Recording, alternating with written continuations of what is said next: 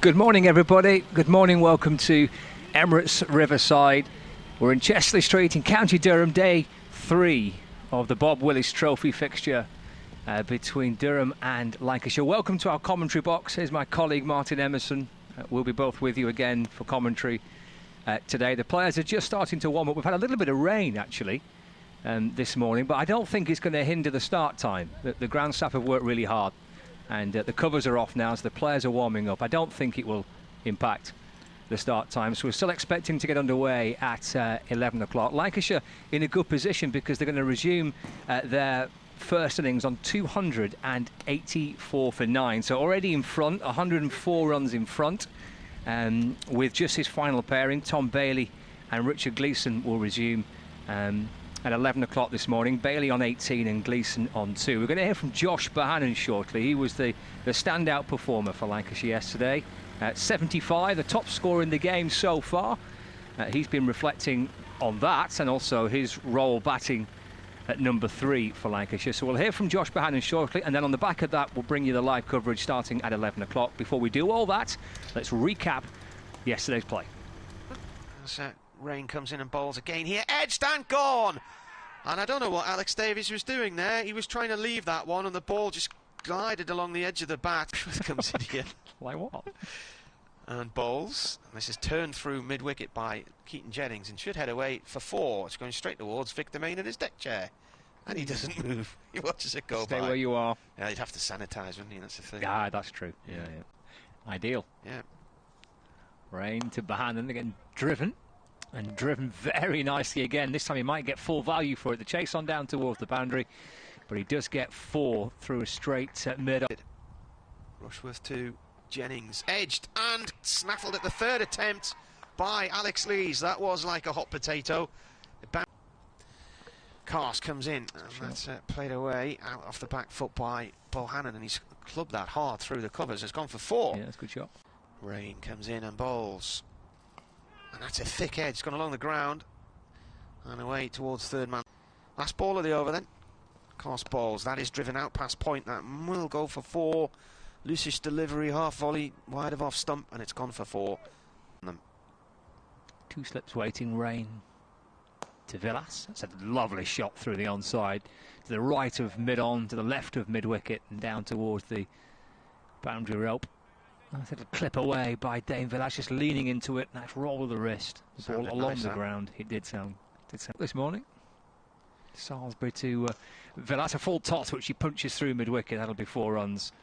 Again, beautifully played by Willis. Rushworth once more to the crease. Willis forward. That's worth a shout. To try and keep Willis in his crease, and that's gone down the leg side and is away for 4. 99 for 2. Hard balls. Edged and gone! The partnership breaker has done it.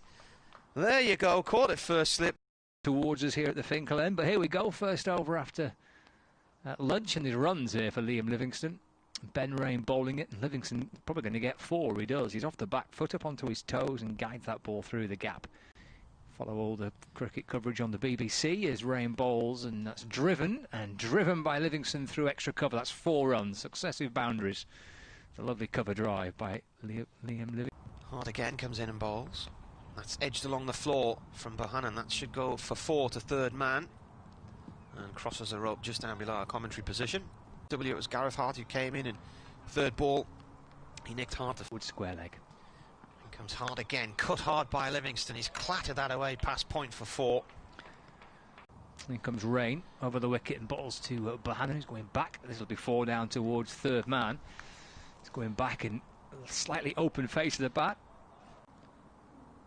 Comes in here and bowls, and that's poor ball, and that's thumped away for 4 by Livingston. Wide of off stump and a hard. Forgot them with me. This is edged and taken. Yes, Livingston's gone. How many balls is that? That's Croft stands with bat raised as like a baseball player, and that's thumped away off Rain through the covers for 4.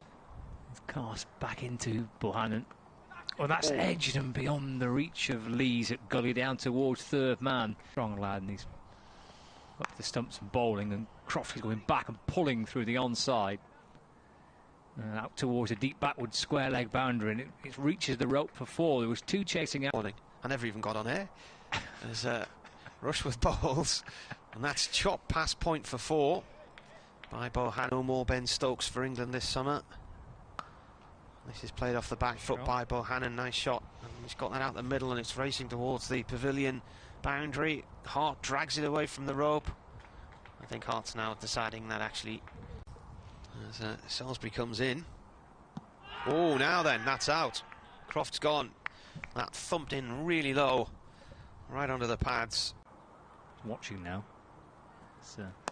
Botherston drives and gets off the mark with this, and played very, very neatly down the ground for 4 runs. Lovely straight drive by George Botherston. Now as Rushworth comes in from the Finkel end and bowls again to Balderson, and he edges and he's gone.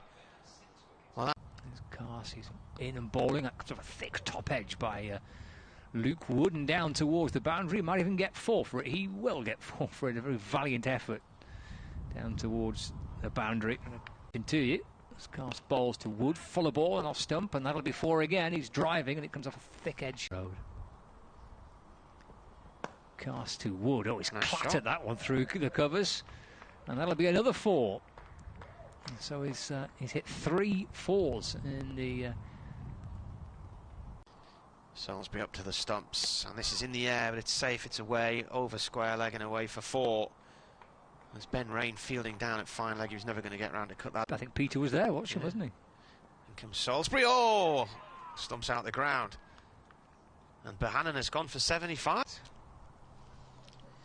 Salisbury bowls to Wood, who drives that one straight back past the bowler for 4. Was over pitched. He saw it coming and slammed it away. See. There's that Rain bowls. Oh, and Hurt plays at that one and has been caught behind. Hart to Bailey. That's played beautifully just in front of square on the offside. Lovely shot by Tom Bailey, down on one knee, driving through the offside for 4 at Somerset. Woody's bowled this time by Salisbury. He's gone for 46. His middle stump uprooted. Josh, that's a cracking day, isn't it, for Lancashire? Yeah, great day. Yeah, on a tough pitch as well. I thought the Durham bowlers bowled really well. And I thought we absorbed pieces of play really well. Spoke in the morning about what the day was going to look like, or a rough idea. We always knew it was going to be tough scoring based on how yesterday went as well. But I thought, you know, as a team as a whole, we put in a real good graft today. Just on the pitch, is it pretty slow? Yeah, it's slow. Yeah, there's a little bit, you know, nip in it and a nibble, so it is tough to score. And obviously with it being low as well, it's not a massively, it's not one of the pitches that you can just go out and blaze it. Yeah. Having lost a couple of relatively early ones this morning, how impressive is it that you've got up to and now 100 plus in front of Durham? Yeah, it's great. I thought we come back really well. It's easy in that situation for a lot of people just to crumble. And you know, Bunny said it yesterday that it generally happens pretty quick here. So we knew that if they do go bang bang, it's just how can we stick in and find a way. Yeah. On a pitch that is quite difficult to score on, 104 in front at this stage, how significant is that, do you feel? To be honest, it's massive. Obviously we would like more, of course. You know, we always strive for more, but I think to get 100 lead, you know, we've still got 20 overs to bat tomorrow, hopefully. Obviously it would be tough in the morning, but we can get another 30 or something like that in the morning. It was in a great position going into tomorrow when we're bowling. Yeah.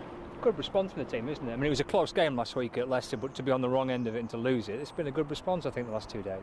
Yeah, I think as a team we've done a lot of things really well. That's what we keep saying. You know, we're doing a lot of things really well. But again, as we always do, everyone's striving to do that little bit more. Talking about partnerships and bowling partnerships and how long can we keep doing the same thing for?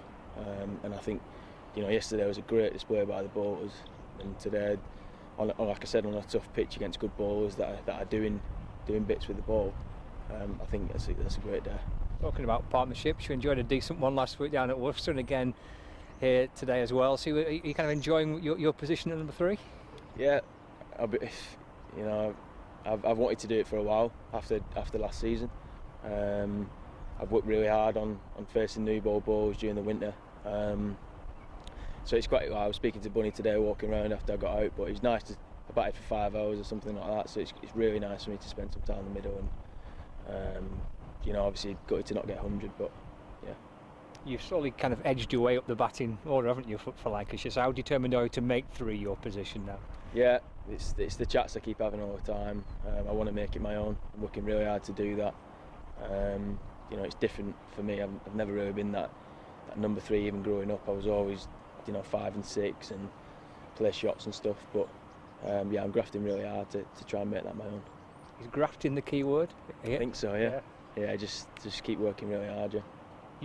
You have to perhaps change the way you play then to adapt to batting at 3? A little bit. I'm still trying to be positive. I think that's the way I always play, but just finding a way of controlling that as well. Not getting ahead of myself in the game as well. And generally it's pretty easy to obviously do it against an older ball, but I'm enjoying the challenge of trying to get through that new ball and trying to score big runs. Are you enjoying the responsibility of batting at 3 as well? Yeah, I have this chat all the time about responsibility. For me, it keeps me focused, makes me feel like I'm part of the unit as well. So it's brilliant, yeah, really enjoying it. In terms of how you have progressed over the course of the last 18 months since your debut down at Surrey, wasn't it? Under the lights with the pink ball and Morning Morkel and all that carry on. I mean, have you been really pleased with how you've progressed? Yeah, it's gone really well so far. There's obviously been tough days in there and where things have not gone as planned, but it's not going to be perfect every time. And you know, providing that I keep doing the things that I'm doing well, if I keep doing them well and keep working hard, hopefully them big scores will come. Yeah. And with the addition of Liam into the team for this game, it is a stronger looking backing lineup, I think, isn't it? You know, he's one of the best around. To have him back in our side is brilliant. He brings a lot of energy inside the dressing room, great banter. But not only that, it's the way he plays. You know, he feels like he's in control the whole time, and you're batting with him. Always feels like he's taking the positive options, and sometimes it can help you just relax a little bit at the other end. Just allows you to just keep playing the way you're playing, and you know, without even realising he'd be 20-30 not out. So obviously he was unlucky today, but yeah, it's great to have him back in the squad here. And a bit of senior experience in Dane and Stephen Croft in the middle order. How good is that? Yeah, brilliant. You know, we're trying to obviously get a young squad in there. Like Balderson's getting a good go. He's doing really well. And there's a lot of young lads in our squad. We are naturally quite a young squad. So I think, you know, mixed with the likes of Bunny and Crofty, Dane, to obviously be given a chance at the top and then be backed up by them. Yeah, it's great. Fantastic. Well done today. Thank you very much.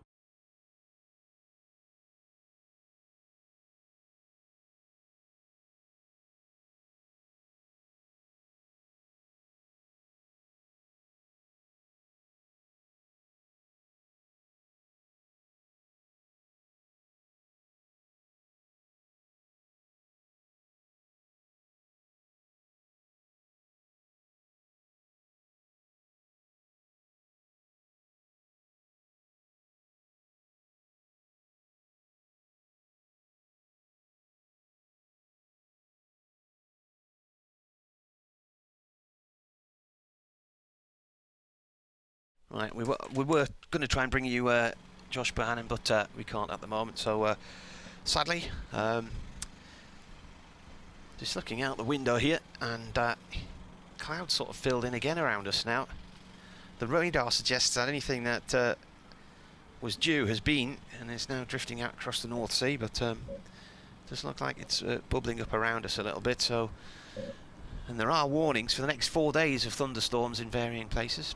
But while I'm hearing reports of 34-degree heat down in the south, nowhere near that here. We're certainly on the northern section of the weather front, and we have the cooler weather here, so it's about 16, 17 degrees at the moment. I think we're going to get highs of around about 19 today, which suits me down to the ground, because anything more than 20 is a waste of time. If you want to get in touch, it's at MultiCricket on Twitter, or you can email wearecricket@yahoo.co.uk. Durham looking for this final wicket as quickly as they can get it today. Bowlers are heading out for a bit of a warm-up. blotters just zinging back and forth around about where the run-ups are, just making sure all the remaining moisture is removed from the field. And we will be with you very shortly with regards to the action. So Durham all out in the first innings for 180. That meant Lancashire had 9 overs to bat out at the end of day 1, which they did. They were at 33 without loss. And then Ben Rain was given the ball yesterday morning, 3rd delivery. He got Alex Davies caught in the slips for 8. And then this run started of wickets on the final over. So Keaton Jennings caught by Alex Lees at 3rd slip, at the 3rd attempt, off the bowling of Chris Rushworth for 18. That was the 2nd wicket to fall, and that was the end of the 15th over. Liam Livingston was out at the end of the 46th for 23, caught by Bettingham in the slips off Ben Rain. Then George Balderson fell at the end of the 70th over, caught by David Bettingham of Chris Rushworth. Then at the end of the 78th over, Josh Bohannon was bowled by Matt Salisbury for 75. At the end of the 82nd over, Liam Hurt was caught behind off the bowling of Ben Rain for 2. And then at the end of the 95th over, Luke Wood was bowled by Matt Salisbury for 46. So a spooky little going on there yesterday. So I think the trick is not to be on strike at the end of the over. Anyway, they've just brought the tractor on now, and they're going to attach a couple of ropes between 2 tractors, and that is what they use to diffuse the surface water. And then hopefully we'll be ready to get underway. Haven't heard the bell yet, so there might be a fractional delay here, but just waiting for the sound of the bell and for the umpires Neil Mallender and Neil Pratt to emerge from the pavilion. So maybe just a few minutes delay then, perhaps. Possibly. Have you got the Josh Bohannon interview? I have, but I need my phone in 3 minutes to... Why? So I can hear the cue from Radio Manchester. Right, I see. So unfortunately... Okay. Right, we'll not listen to it then, shall we? We're going to do without that, I'm afraid.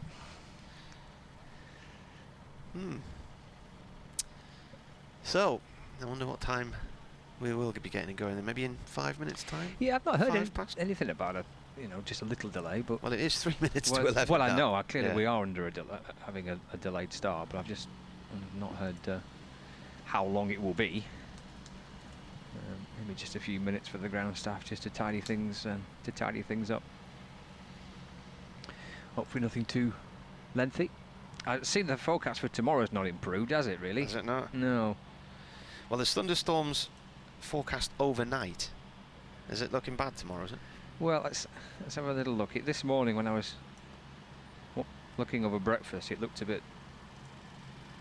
Oh, actually, it's improved. Has it? Yeah, that's good. It's improved. The showers are not expected until kind of back end of the afternoon, early evening. So. Oh, right. Well, there's 2 places that I generally look for the weather forecast. The Met Office has a live radar and tells you what's coming, what's not just what's happened like some do. And there's also Net Weather, and it has a cricket ground section, so all of the different grounds. So it's going to be quite hot in Derby today, for instance. Right. 26 there, and whoa, it's going up. It's going to be 32 there later on. 32 in Derby? Yeah. Goodness. They've never known the like. It's incredible. Let's see how cold it's going to be here. So you've got your shorts on today. Yeah, Martin. 21 degrees this is suggesting as a high today. Yeah. Maybe 22 by, well, between 4 and 7. But they're quite pleasant conditions, I think, these. Just about right, the temperature. There's a little bit of warmth in the air. It's a little bit muggy. Quite a steamy morning with all the heavy rain that fell between sort of 7 and 9. Yeah. It was steamy on the pier this morning, Martin. Was it? Yeah, it was. Yeah. The steamy pier. Not so many fishermen this morning, unfortunately. Very quiet on the pier. 15-minute delay. 15, thank you. Right. Thank you very much. Thank you, Graham. 15-minute delay. Right, so... Anybody catch anything? There may have been only 4 or 5 people fishing this morning. Very quiet. Yeah, very quiet on the pier this morning. Very still water this morning, I thought, compared to yesterday. It's quite choppy yesterday. Very still today. And there's a very fancy boat sailing out of the pier this morning. Yeah, it looked very impressive. Big sail. A massive boat. drifting out for a cruise along the coast, perhaps. Right. Yeah, looked lovely. Oh, it did. I've enjoyed it on the coast. I'm glad I took your recommendation to stay there. It'd been nice having a little walk along the beach in the morning. Yeah, well, I mean, I have suggested this to a number of people over the years, and I've had some wry looks from some people as if you're joking. What are you on about? Nice coastline in Sunderland. And then they come and they see it and they come back again. So quite a number of the commentators in the last 3 or 4 years have come and stayed there. Remember Adrian Harms going out for his morning walks. There was one morning I went down to pick him up. He's staying at the Seaburn Hotel a couple of summers ago, and the sea was like glass. It was absolutely still. Dave Townsend likes to stay on the seafront as well. Like quite a few over the years, so Very nice. Good choice. doing my bit for the northeast tourist industry. You are. You're always beating the drum over the north, and why not? Lovely part of the world. Very nice. Right, well, we've got a 15-minute delay here, so I'm gonna hang on because I've got to do an update for BBC Radio Newcastle in the news at 11, and then the action will be getting underway around about 11:15. And you can listen to us in all the usual ways. I think we're tune in live event number 2 if you need to use that app, as some people are still abroad, on the BBC Cricket website and the sports app, and this fantastic camera feed that we have courtesy of Lancashire. 7 cameras around the ground, so they've linked into the analysts' cameras, which are the fixed cameras at either end. There's also 2 cameras on the roof, and they've got a couple of others spotted around the ground as well. Now, I was wondering how they get the signal from one camera, the cameraman who's on the balcony where the members would normally sit. I'm thinking that's a long cable I have to roll out there, but it's remote control. Oh, fancy. So he has a sender on his camera and they have a receiver next door. Okay, yeah. And there's a camera in here as well. Yes, Trained on us for some strange reason. Yes. Put a nice shirt on today. Just for the cameras.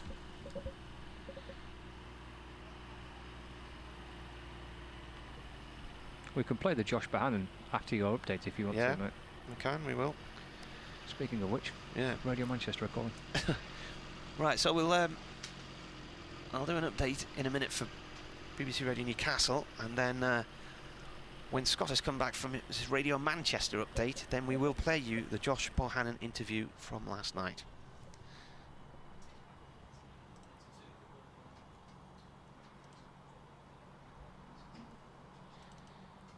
Paul Wilson says, how do? Marty and Scott, greetings from a fairly sunny, at the moment, Costa del Hartlepool. Should be with you from ball 1 today, he says. Have fun.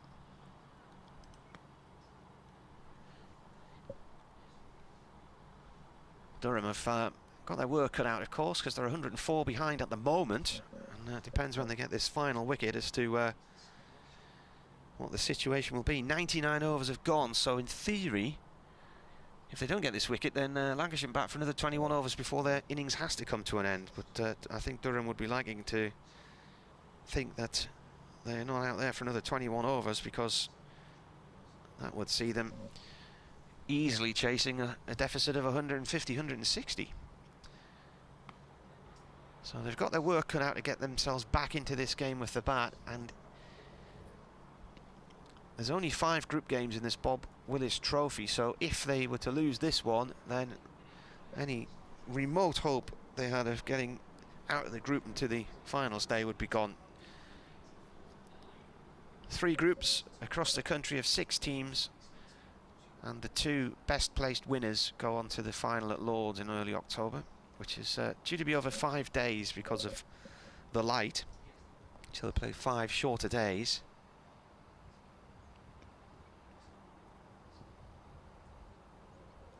But I think everybody will agree from our point of view, and certainly if you're listening to the action or watching online, the fact we've got first-class cricket at all is something to celebrate really this year. They just finished cutting the wicket, and they're just mopping up. It's a bit gloomy actually. I'm wondering if the floodlights might come on here. The blotter's got an orange flashing light on its roof, and that is pretty prominent now.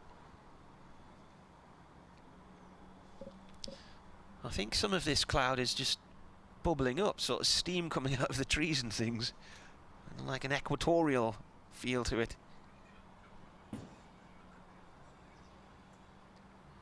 So if you're just joining us, we will be starting at 11:15. So 10 minutes time.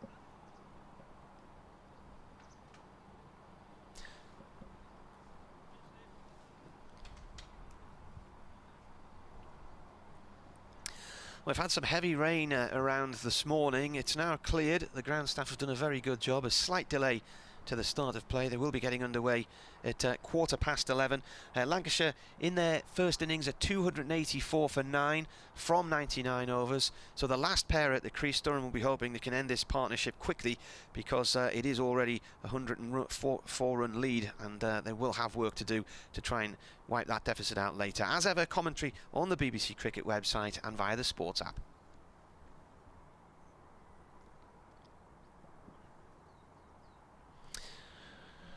Right, there you are. That's the update done. Right, Josh Bohannon. Have you got him turned up?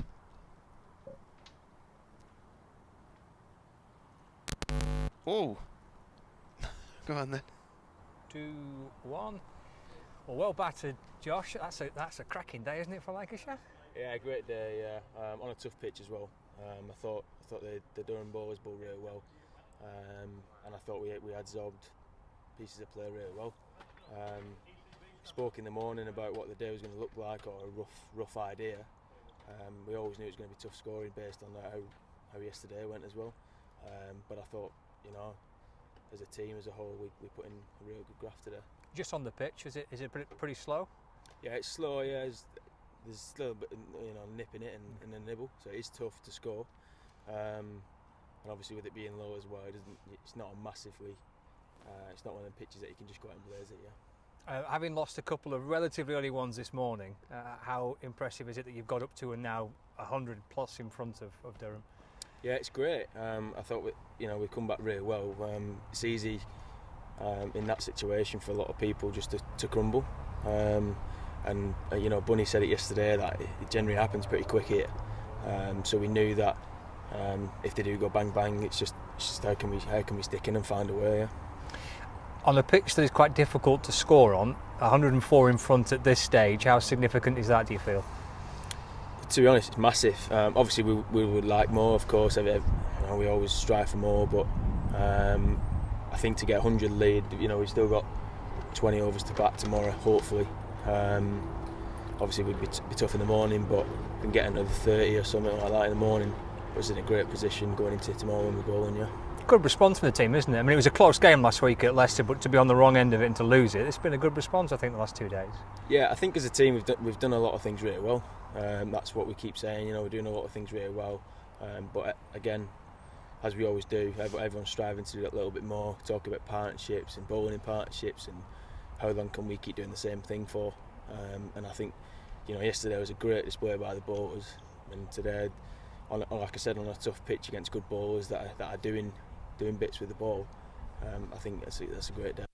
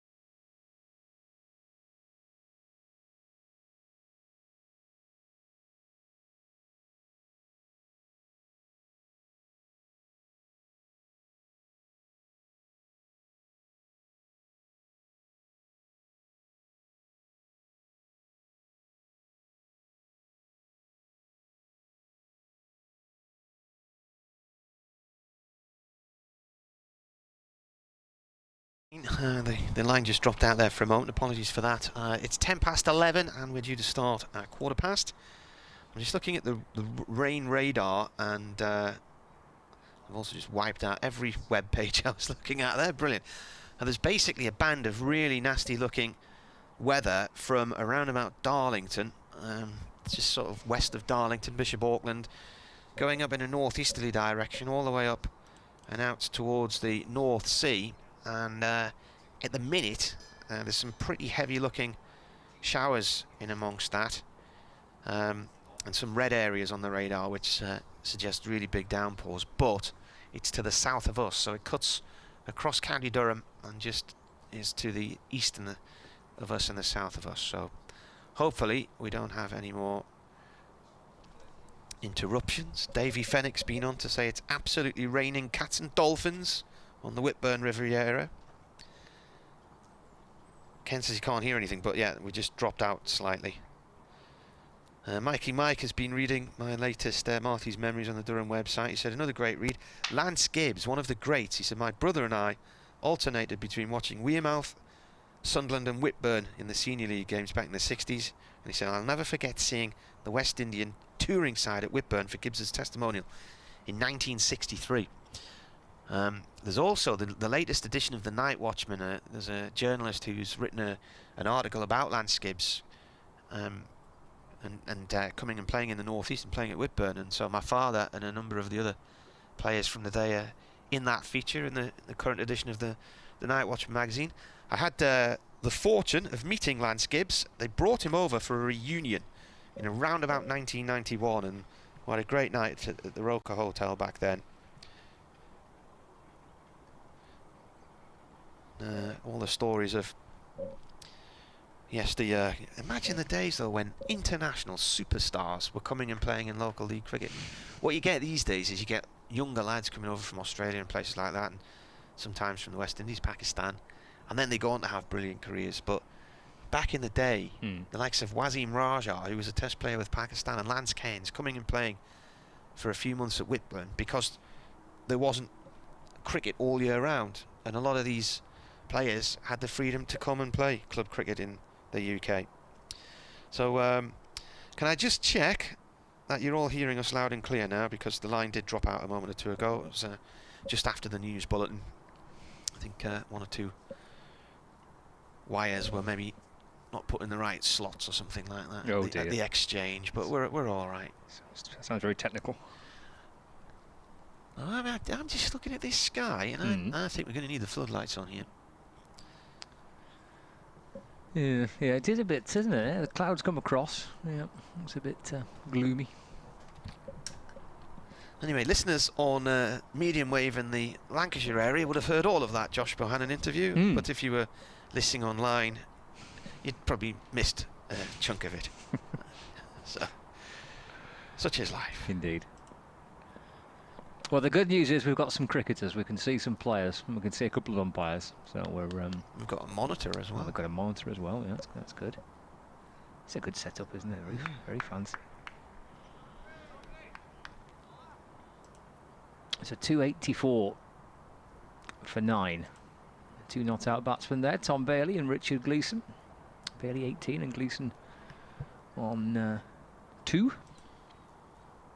And Matt Salisbury will bowl the first over of the morning. As Marty mentioned, it's rather gloomy. The minute the floodlights are not on. A couple of slips are in place. And it will be Gleeson on strike then. Here comes Salisbury over the wicket and bowling to Gleeson. It's chopped away into the offside, but for no run. It sounded a heavy bit of bat, didn't it? Umpires are looking at the lights, yes. And they're signalling now, can you get the lights on, I think, to the scorers. So what you'd expect is, in the films where they have this massive handle they pull down, or in horror films and stuff, they turn all the lights off in a theme park or something. Here it's just a little switch. Just basically turn a little dial one notch and the lights come on. It's not quite as dramatic though, is it? No. Salisbury over the wicket to Gleeson, who's playing a forward defensive. And there's no run. You'd expect like an enormous lever to get the lights on. I always think of the Blackpool illuminations that they have something grand to do it, but it's probably just a button, isn't it? Probably Do you know just a little Sunderland illuminations were actually the thing before Blackpool? Were they? Yeah. Okay. In the 50s, and then Sunderland stopped it and Blackpool took off. When Sunderland started it again, Blackpool came up to Sunderland to have a look to see what Sunderland were doing. Salisbury to Gleeson, forward in defence, and there's no run. And some of the lights, they have had the illuminations in Sunderland back again in recent times, and I think some of the scenes and the lights are actually loaned by Blackpool Council to Sunderland for illuminations in recent years. Did take the kids to Blackpool illuminations a few years ago, and I mean they are spectacular, aren't they? They run for miles along the seafront. Yeah, I've not been for donkeys, like years and years since I've been, but they are impressive. Yeah. Salisbury back into Gleeson. Going to push it to mid-off. It comes off the inside half of the bat and rolls out to mid-wicket. No run. We went to the Tower Circus as well. That was quite good. Okay. There's a really nice sort of restaurant on the seafront, copper designed restaurant. I forget what it's called now. It might be called something like Sea. We went there 2 years in a row, and we had a meal one year, and then the next year we were in there, and everything was different. The bar was up the other end. This was different. They changed everything around. I thought it was new bar. This is why they've done this. Salisbury to Gleeson. Defends. And no run. What had happened was, I think the first year we must have gone was 2014 maybe, and then we went back 2015, and Storm Desmond had been and smashed the seafront, the pits, and this place had been badly damaged and effectively had to rebuild the insides. So, and I know they remember the absolute devastation Storm Desmond caused in the north of England, Cumbria with the floods and the River Tyne and whatnot. Horrendous. Sounds it. Final ball of the first over, and Gleeson allows it to travel past and through to the keeper. So a maiden to begin with for Matt Salisbury. 284 for 9. Julia Wetherell says, hearing you loud and clear. Thank Excellent. you, Julia. Hope Doug as well. Except when you keep cutting out every few minutes. Bright sunshine in Jesmond. Well, see a little bit of blue sky starting to appear now. And Paul Wilson's got us as well. You can hear the dulcet tones loud and clear, he says. The umpires just had a little discussion there. And they're now messaging their scorers, and they must be asking, why haven't the lights come on? Put the lights on. So 50p in the meter. It is gloomy. There's clouds sort of circling around us at the moment, lots of lower greyer cloud. But we are looking through tinted windows, but we do have the windows open. Well, looking through half a tinted window and half an open one, but through the open one it does look a bit gloomy. Ben Rain then got a wicket with his third ball yesterday morning. He is bowling now to Tom Bailey, who's on 18 from the Lumley end, and Bailey flicks that one off his legs, and down to Matt Salisbury at fine leg for 1. This could be one of these devilish last wicket stands, couldn't it? Yeah, What was it, 276 they came together? We've only had a 9 so far. That's not quite as devilish as it seems longer than that they've been out there. They batted a bit, didn't they, last night? Yeah, they hung around a bit last night.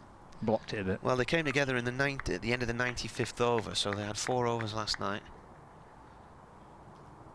Just obviously with it being last night, it's hours ago.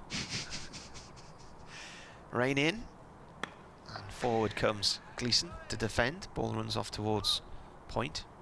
My colleague Dan Jewell has messaged me to say the Blackpool light switch on. They have a big plunger for the celeb to press it, but in reality, some technician actually presses a little switch at the same time. Yeah, it's just so disappointing, isn't it, when that happens?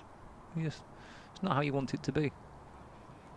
I don't know if they're going ahead this year, the Blackpool eliminations. They were talking about it being cancelled. Well, for obvious reasons. Well, yeah. I mean, the last thing you want to do is attract thousands of families to the seafront at the same time. Indeed. Yeah. So.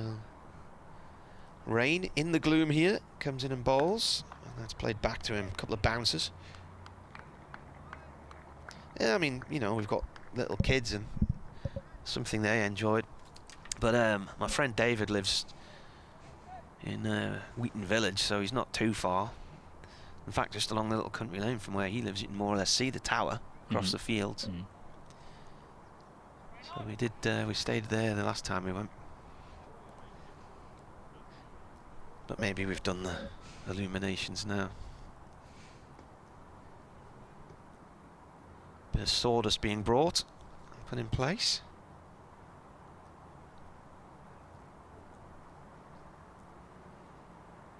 Yes, it could be a little soft underfoot, couldn't it, in places? Well, but it wasn't kind of torrential rain, was it? I don't know what it's like overnight, but this morning it was just a bit of drizzle.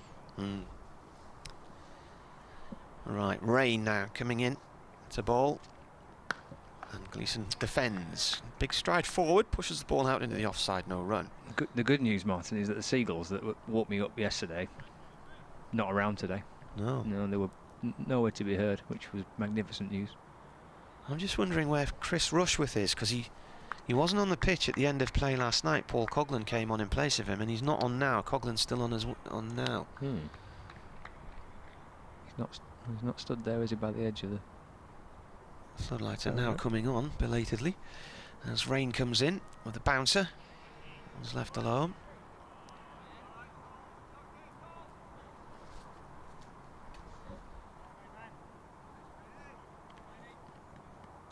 Yes, he didn't take the new ball, did he, last night, Rushworth? He certainly wasn't on towards the end of play last night. No. I'm not so certain he did take the new ball.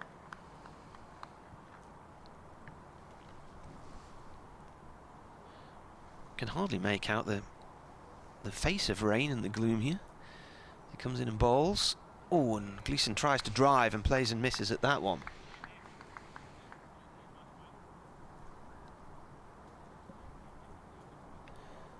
.285 for 9.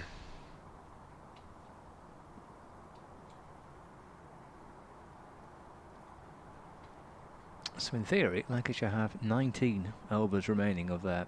Well, I say in theory, they do have 19 overs remaining of their first innings, but whether they will bat those 19 overs is another thing.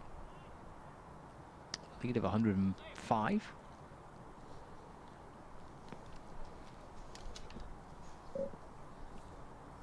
And Tom Bailey's on strike as Salisbury comes in and bowls to Bailey. Tries to swat that away through the onside, but a big swing and a miss from the Lancashire batsman through to the keeper. And clubbed that out towards Lumley Castle, I think. Yeah. Would have taken off, wouldn't it? It would, right, yeah. Right, the lights now coming on here.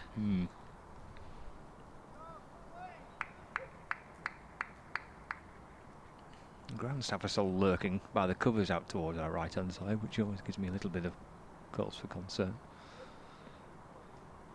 Salisbury over the wicket again to Bailey. It's popped out into the onside, mid-on Gareth Hart fields. And there is no run.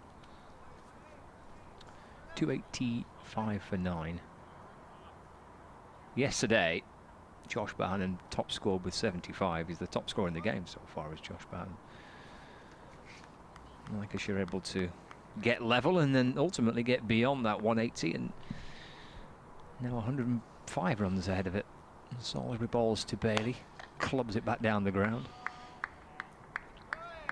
One bounce and stopped by Salisbury off his own bowling, and there's no run. If you have just kind of joined the coverage, you're just picking up the game, maybe busy over the weekend, you've not had a chance to either listen or watch. Durham all out for 180 in their first innings. Alex Lees made 66. 3 wickets for Richard Gleeson. 1 each for Bailey, Wood, Hurt, Balderson and Livingston. Salisbury moves back in and bowls to Bailey, pushes into the offside, there's no run. And then Lancashire had 9 overs to face on the first day. Keaton Jennings and Alex Davis got through those 9 overs. But then Davis fell in the first over of play yesterday. Jennings shortly after. And then that brought Bohannon to the middle. He batted well with his captain. Dane Villas made 32. Livingston chipped in with 23. A very good 46 from Luke Wood. That was good fun to watch yesterday. And that's where we're at the minute. Lancashire 285 for 9. So I'll be back in to Bailey, and he does get a hold of this one, and that is 6. Over the top of mid-on, and it thuds into the advertising board down in front of us. Pick that out. That was a terrific bosh from Tom Bailey. It's a length ball as well, wasn't it, really? He's just gone for the slog there. A cultured hawk. 25 not out. Saw a few sixes at the end of the Yorkshire game last week, and I just decided to smack it around.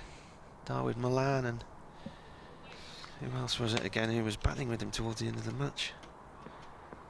Harry Brook. Sedbergh Schools, Harry Brook. Final ball of the over, Salisbury to Bailey, clubbing it back over the bowler's head again. Won't have enough to reach it on this occasion, and a little slip as well from Coghlan as he come down towards the boundary to replace field the your ball. divots. Replace your divots. 2 for Bailey, end of that over. He's coming back for it now.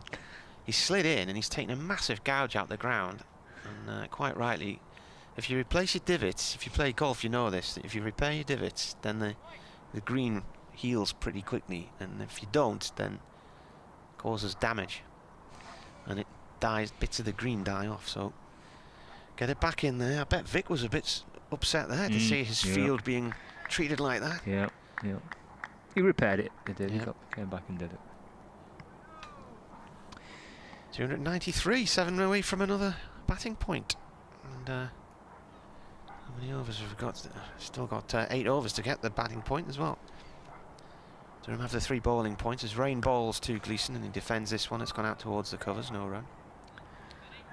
Well, it might be Gleeson defending and Bailey trying to hit it from what we've seen so far. It would be quite a big hit, but I mean, Alex Hales did put one through our window at Trent Bridge on the 4th floor.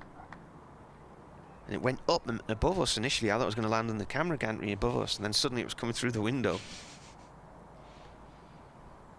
You should have got a picture of that. Yeah, I never thought of it. Rain, right arm over, balls. Gleeson plays it up to mid-off. Thing was, I think when it happened, my phone was on charge in the other room. So I had to take the picture with my iPad. Just as Dave Bracegirdle was about to hurl it back out the window. So we stopped play for a moment or two. But it bounced on the table right next to me. I ducked one way, he ducked the other, and it bounced on the table and then hit the wall behind us and left a dent in the wall. Not as damaging as the day one came through the window at Taunton when Ed Bevan got covered in glass a few years ago. Oh, dearie me. Here comes Rain again. That's turned nicely by Gleeson off the legs down towards fine leg for 1.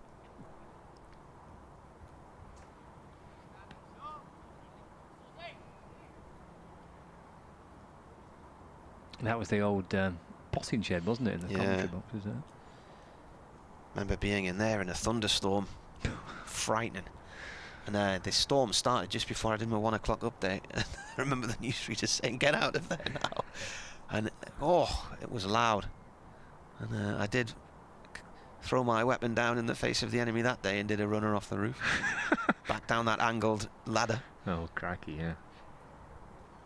Much better facilities now. There's a new stand there. Rain bowls, and that's a cut towards point this time by Bailey, and he gets a single. Yeah, I used to go into the old, the old pavilion at Taunton. There's about 7 pavilions at Taunton, but to go up this flight of stairs to the top of the stairs, and then there was this ladder which was at an angle. You had to climb through this little hole in the roof, a little sort of trapdoor, and out onto the roof. And then there were literally 2 potting sheds on the top of the roof that we commentated from. Rain comes in and bowls. And Gleeson has a waft at one outside the off stump and misses it. I don't even think they had electricity. Well, they must have had electricity for us. I don't think they had a light in there, so if it got really dark and gloomy.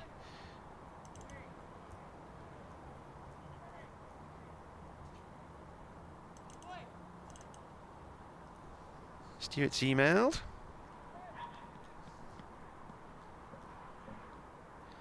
Glad to hear that we're on and over in Sedbergh. It's a very good morning. He said, "I'm surprised to hear you've got the lights on over there, though." In comes the bowler, and that's turned off the legs once more down towards fine leg by Gleeson. 1 run.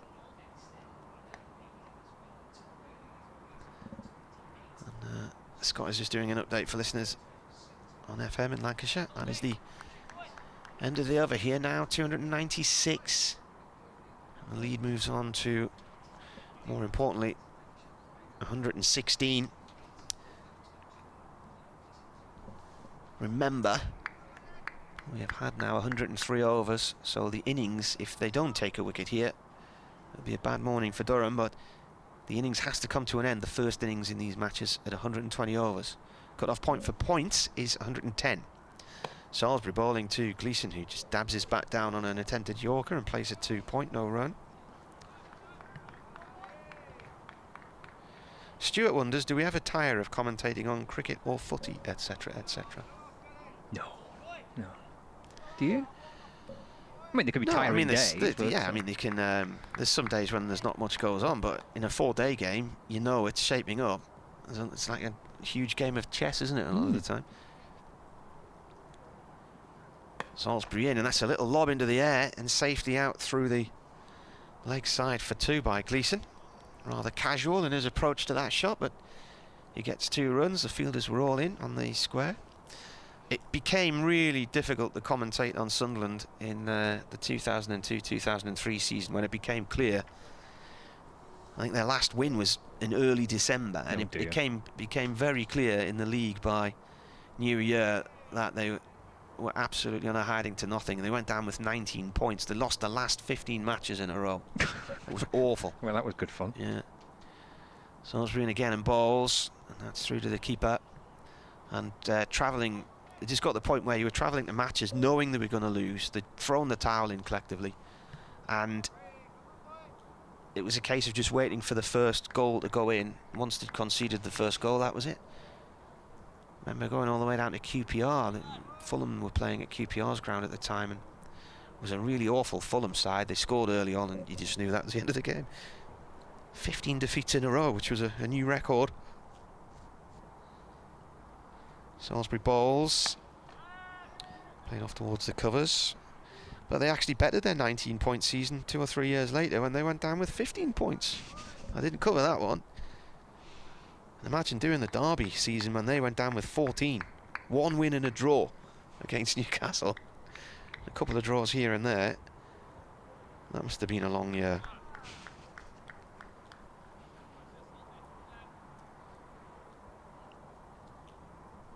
It's not much better, is it? Salisbury up to the stumps and bowls. It's gone through to the keeper. I think the thing that most of us would agree on, and it's not a whinge because we all enjoy doing this job, but the motorway miles in the height of the summer, bombing around all over the place, particularly the T20 games, Friday afternoons trying to contend with the M1, going to Worcester or Leicester or wherever, Northampton. But we're in micro groups this year, so the fixtures are due out on Wednesday, and it will be going back to like the original T20 fixtures where it is the smaller regional groups, so you'll have a North, a Midlands and a South.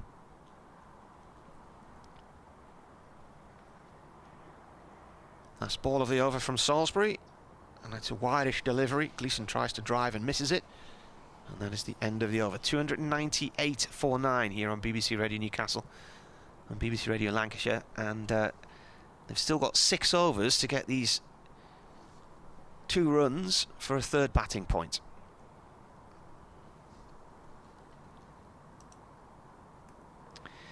Michael says the Blackpool Illuminations are going ahead. Are they? But it's been expanded until January, and it's being streamed. Right. Right. That's what he's heard. Log on to watch some flashing lights. Yeah, I don't quite understand how that will work.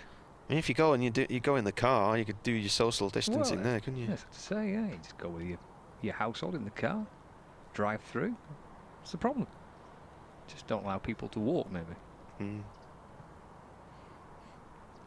I like that pavement on the seafront where they've got the names of all the stars who've appeared in Blackpool. Oh, yeah. All the old posters and things. Yeah.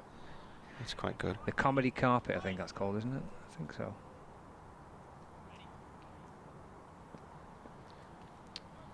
Well, Ben Rain from the Lumley end. 2 slips. Waiting. And Rain bowls to Tom Bailey, who's defending back down the pitch. There was a documentary on BBC4 a few weeks ago during lockdown about all of the comedy talents who played at Blackpool over the years, and the numbers that Little and Large used to get on the Pier Theatre. And one of them was saying that the first day they arrived and they saw this queue around the block and they thought, oh my God, somebody really big must be on in Blackpool tonight, and they realised the queue was for them.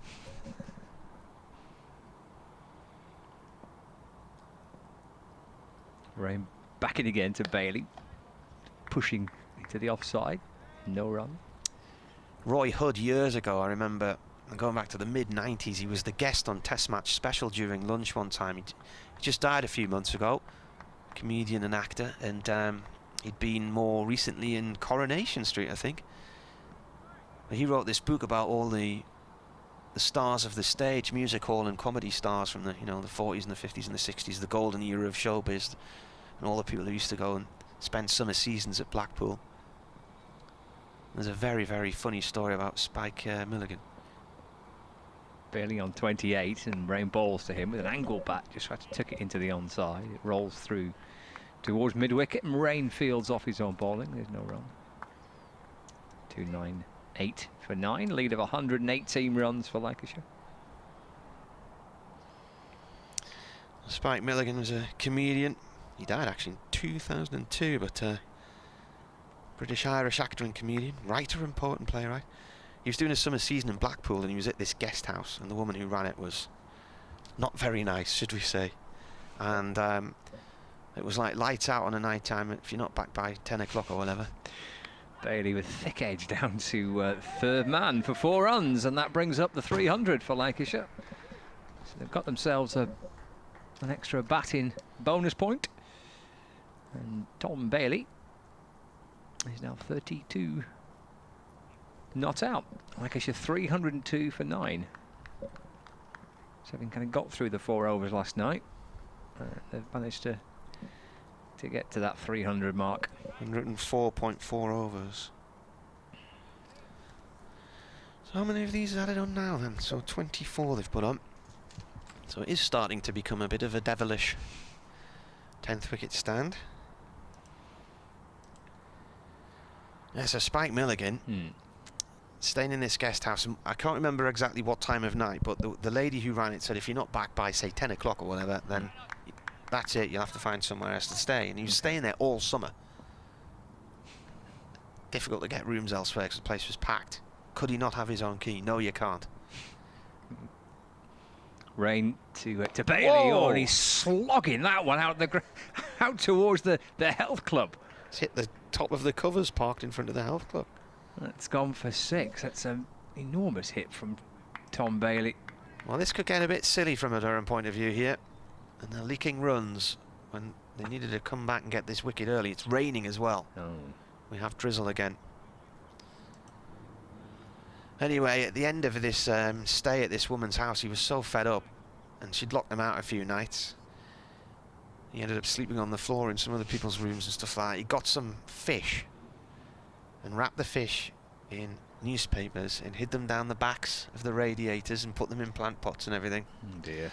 And about 3 months later, he got a letter from the woman saying, "We know what you did. Can you just tell us where it is?" A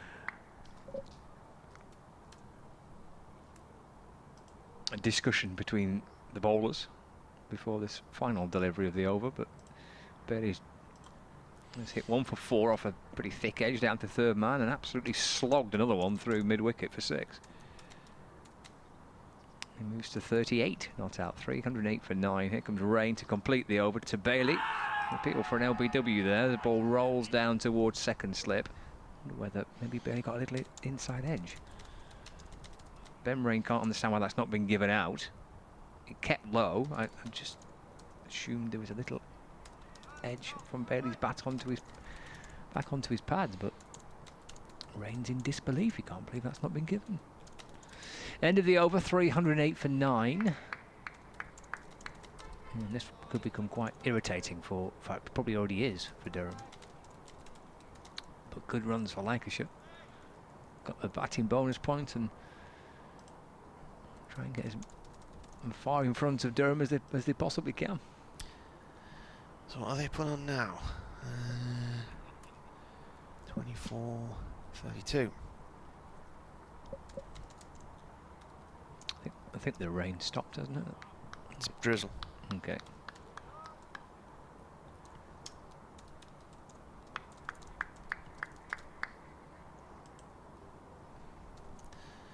And this lead is a hefty 128.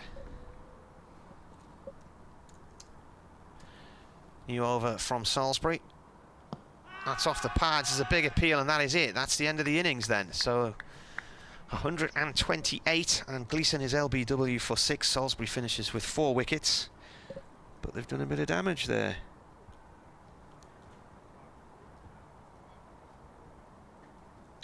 They have, I guess, from Lancashire's point of view, that's okay. They've got to that 300 for an extra bonus point.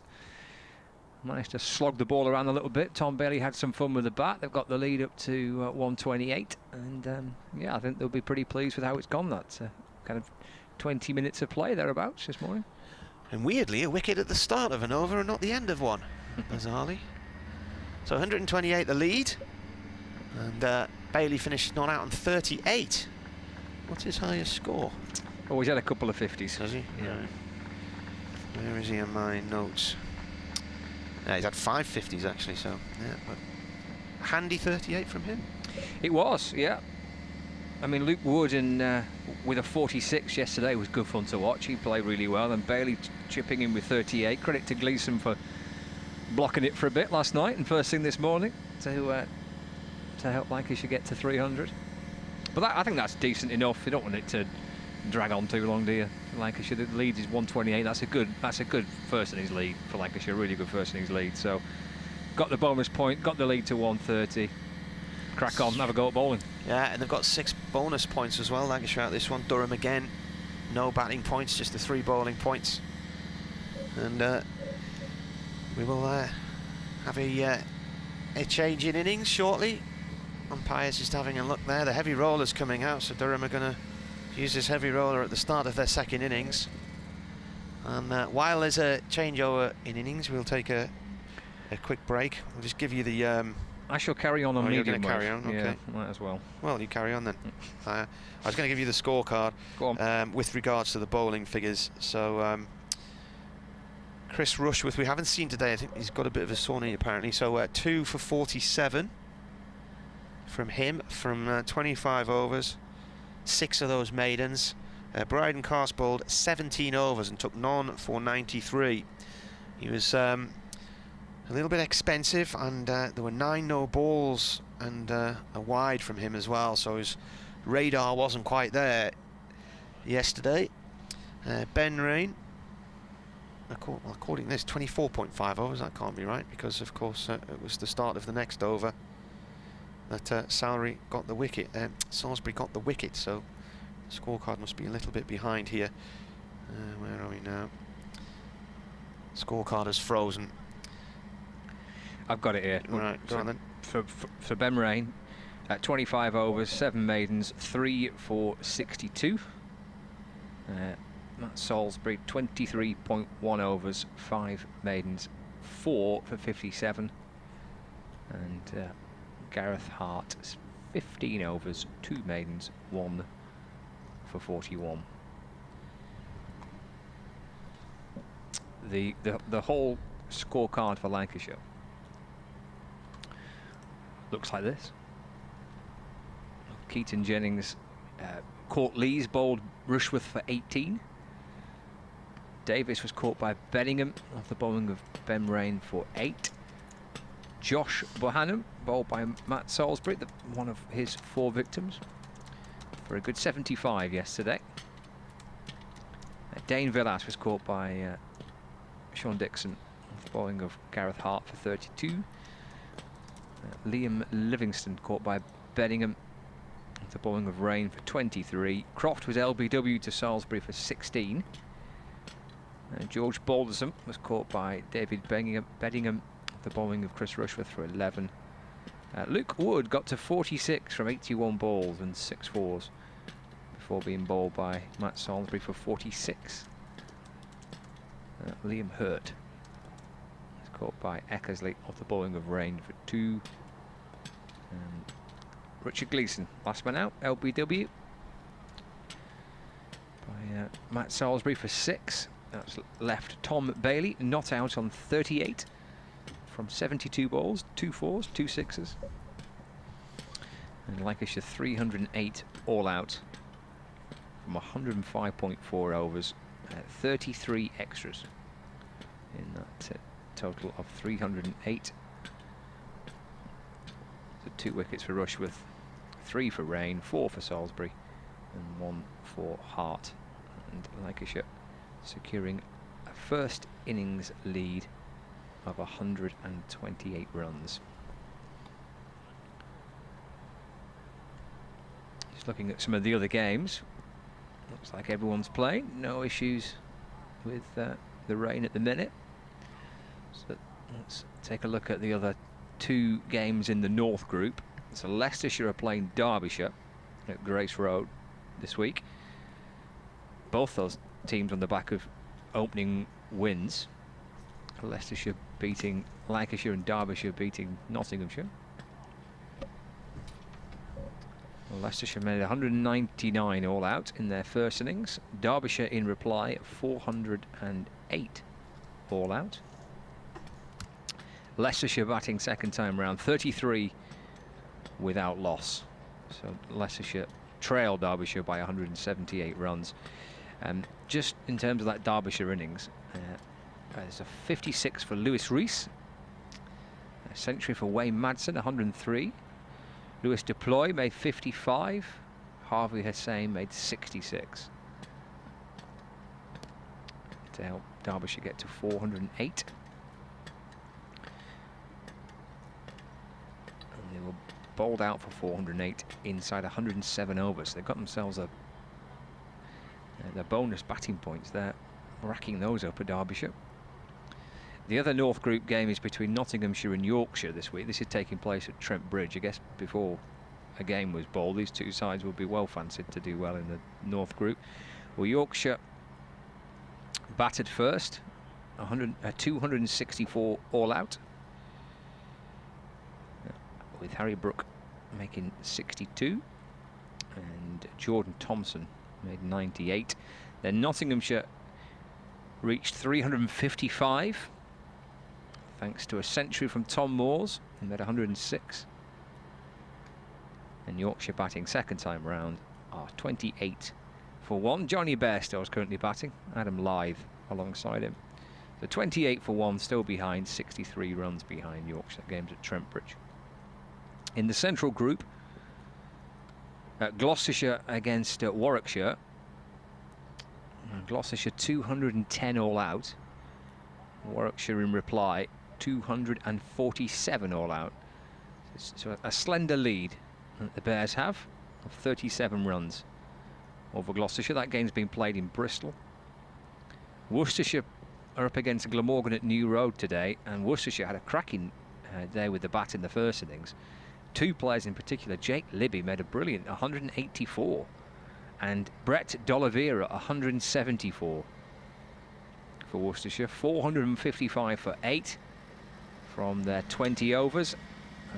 So that's terrific work for Worcestershire there. Again, racking up the batting bonus points. Glamorgan's reply, 203 for 5. So still trailed by 252 runs. You can hear in the background the heavy roller starting to ease its way off the field. Floodlights are still shining. The ground staff disappearing to one side of the ground, and the Lancashire players huddling, gathering in a little huddle at the other edge of the ground. Elsewhere, so we've gone through the Central Group there, because there's one game already finished. Sussex already winning in this round of fixtures. So Somerset, not Sussex. Somerset beat Northamptonshire by 167 runs yesterday. So the South Group, 3 games in the South Group. Essex against Surrey. Essex 262 all out. Surrey in reply 187 all out. As the Lancashire players gather around their captain, Dame Villas. issuing some instructions to his players. So Essex 262 all out, Surrey 187 all out. Essex are batting second time round, 57 for 1, so lead Surrey by 132 runs. So good position for the county champions, Essex. Simon Harmer got 6 wickets for Essex yesterday. Kent are playing Sussex, and Kent have got 2 batsmen who were batting and batting and batting, because they've got Jordan Cox and Jack Leaning, and Cox is 186 not out, Leaning 151 not out, and Kent are 399 for 1. Leads Sussex by 67 runs, and the final game is between the Bob Willis Trophy to bring you is between Middlesex and Hampshire. Middlesex 252 all out. Hampshire 296 for 9 from their... Actually, they must have declared. They did. They declared on 296 for 9. Not quite sure why. Unless someone 120 retired. overs? No, it was 111 overs. I think someone must have retired her. It would make no sense otherwise, would it, to declare 4 short of a batting bonus point. Middlesex are 3 without loss in their second innings. So 41 runs behind. You're right up to date. Back to the live action here at Riverside. Floodlights still shining. Players are out in the middle. Alex Lees and Sean Dixon to open the batting for Durham. Tom Bailey will open the bowling from the Finkel end. Drizzle stopped for the time being as Bailey comes into bowl here to Lees. He's got 66 in the first innings and 106 in the second innings against Yorkshire last week.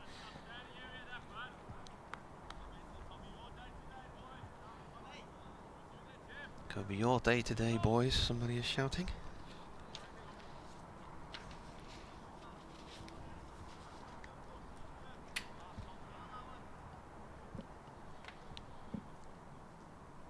They're got quite a lot of work in front of them here as Bailey bowls again. Lees forward and defends. Well, Lees batted well, didn't he, in the first innings? I think he kind of assessed the situation pretty quickly. He made 66, but you look at the time he spent in the middle, 263 minutes. He faced 205 balls for his 66 runs. He lost quick wickets, Dixon and Steel, Bettingham all going pretty quickly at the other end. And then that partnership between Lees and Hart, kind of in the final half an hour before lunch on the first day, and it's continued just after lunch. It was a good partnership, that. Bailey, right arm over. That goes just past the edge of the bat and through to the keeper.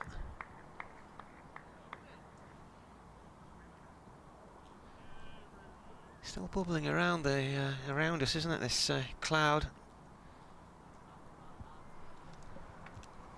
Technically, the radar was suggesting we'd had it now, and the rain had passed us by, but it just seems to be circulating round.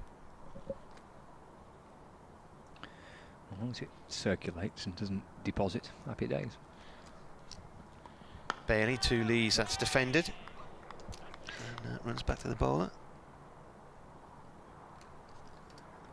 It's just the type of conditions that Lancashire will be quite happy with, because they've got the floodlights on and a bit of cloud cover, and they've come out and got to 300 and get Durham back in, batting under the lights. Bowler's nice and rested. Durham have basically got to bat well into tomorrow, haven't they? Yeah. Bailey comes in and bowls from the Finkel end, and Lees defends. It runs up to mid-off. No run there. Hurd collects it. Wasn't there some... Was there some thing about not throwing the ball back to the keeper? Isn't it meant to go back to the bowler's end each time or something? I don't know. You mean like kind of the COVID protocols of it? Yeah, I don't know what the protocols are for the kind of on-field. Apart from you can't obviously shake hands and this, that and the other. You've got to sanitise your hands and clean the ball, and you can't put spit on the ball. Yeah. I don't know what else there is. In comes Bailey. Good leave from Lees. I thought that was going to take the off stump out of the ground there. Even when the floodlight's on, it does remain quite gloomy here, and the cloud around us is low and grey. Hand sanitizers coming out, is it? What's that? Drinks?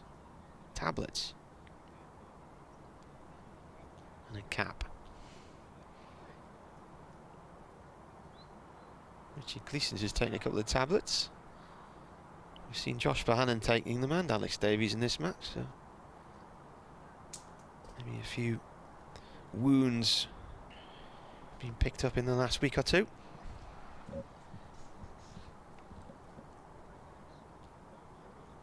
Will it be Hurt or Wood from the Lumley end? It was Wood in the first innings, so I suspect it will be Wood in this innings. It is. Liam Hurt handing Luke Wood the ball. It was a good opening spell by Bailey and by Wood on the first day. The opening spell from Bailey and Wood. Bailey bowled 7 overs, 4 maidens, 1 for 4. And Wood 7 overs, 2 maidens, 1 for 19. But I thought on debut, and bearing in well how well but Bailey was bowling at the other end, I thought Wood was terrific. Here he comes, left arm over the wicket. Oh. That's pushed wide of Sean Dixon. Well wide. Not signalled a wide, but as Martin said, it was pretty wide. Taken by Davis. It's gone in across first slip to gather that. 4 slips are there for Lancashire. Keaton Jennings, Liam Livingston, Stephen Croft, and Dane Villas. Actually, what I thought was 4 slips is 3 slips in the gully. Villas was just stood chatting to Stephen Croft, so 3 slips in the gully. Wood to Dixon, who's beaten as this is angled across Sean Dixon. Left arm seam option, left arm over the wicket. Bowling to the right hander, just slanting the ball across Dixon. Bringing him forward and past the edge of the bat through to the keeper. So that's what's behind the batsman. There's 3 slips in the gully. There's a point.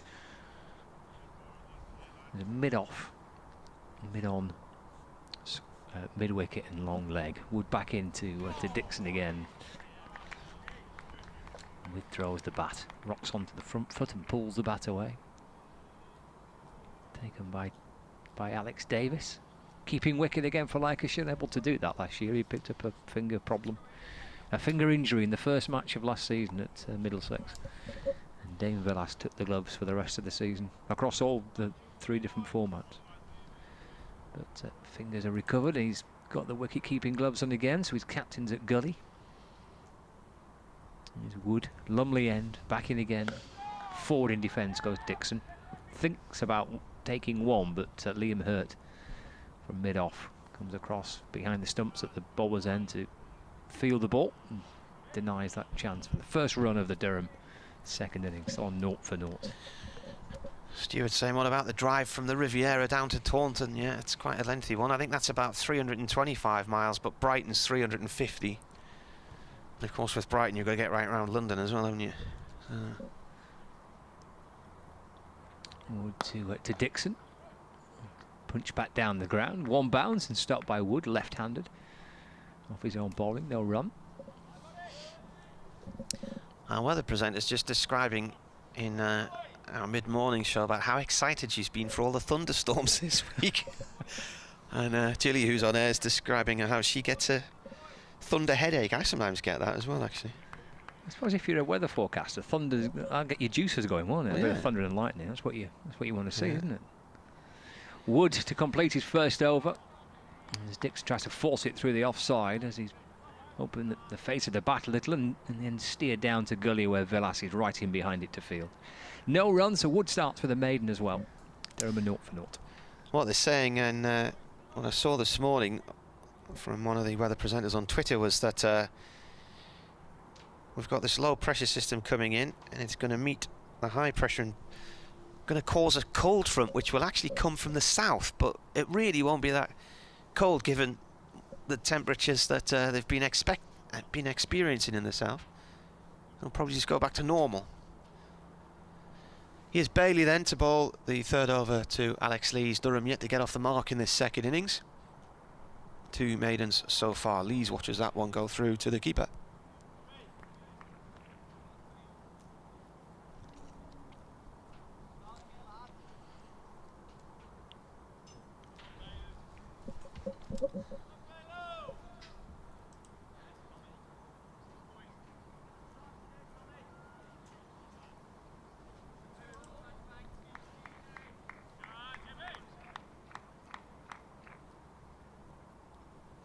Bailey, right arm over from the Finkel end.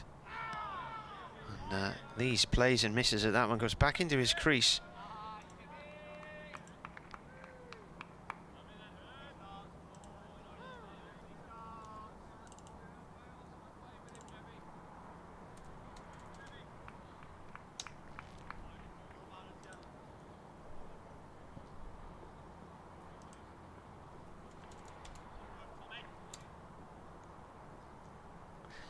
Bailey once more comes in and bowls.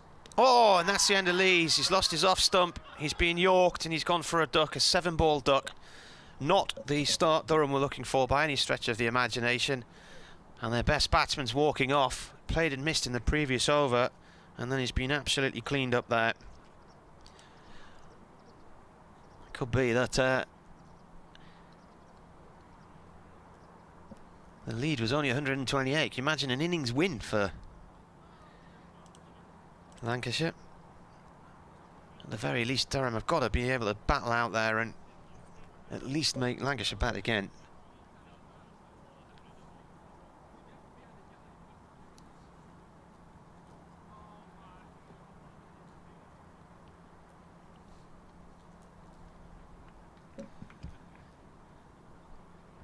So 7 balls.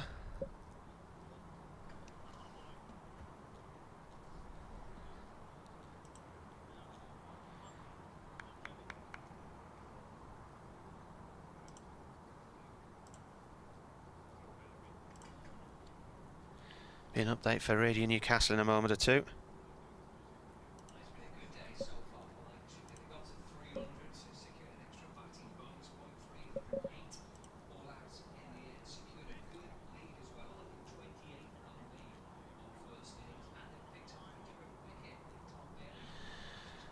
Well, Cameron Steele has come in, who is certainly short on confidence and time in the middle.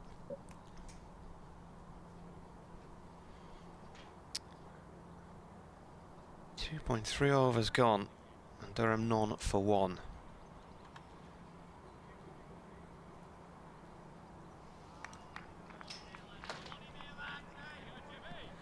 Well, Cameron Steele in the first innings couldn't get bat on ball, and then when he did, he was out. As Bailey comes into ball to him, he leaves that one alone. He made 1 and he went LBW to Luke Wood.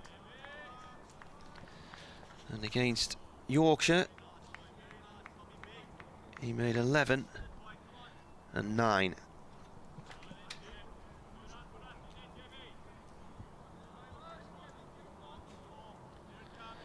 Update now for Radio Newcastle.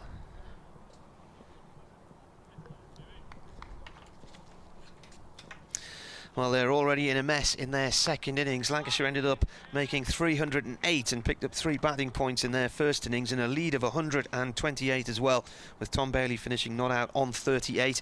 And then halfway through the third over of the Durham innings, Alex Lees has been cleaned up for a duck, bowled by Tom Bailey. He lost his off stump, so Durham still 128 behind and already a wicket down in their second innings. Commentary here on the BBC website via the Sports app.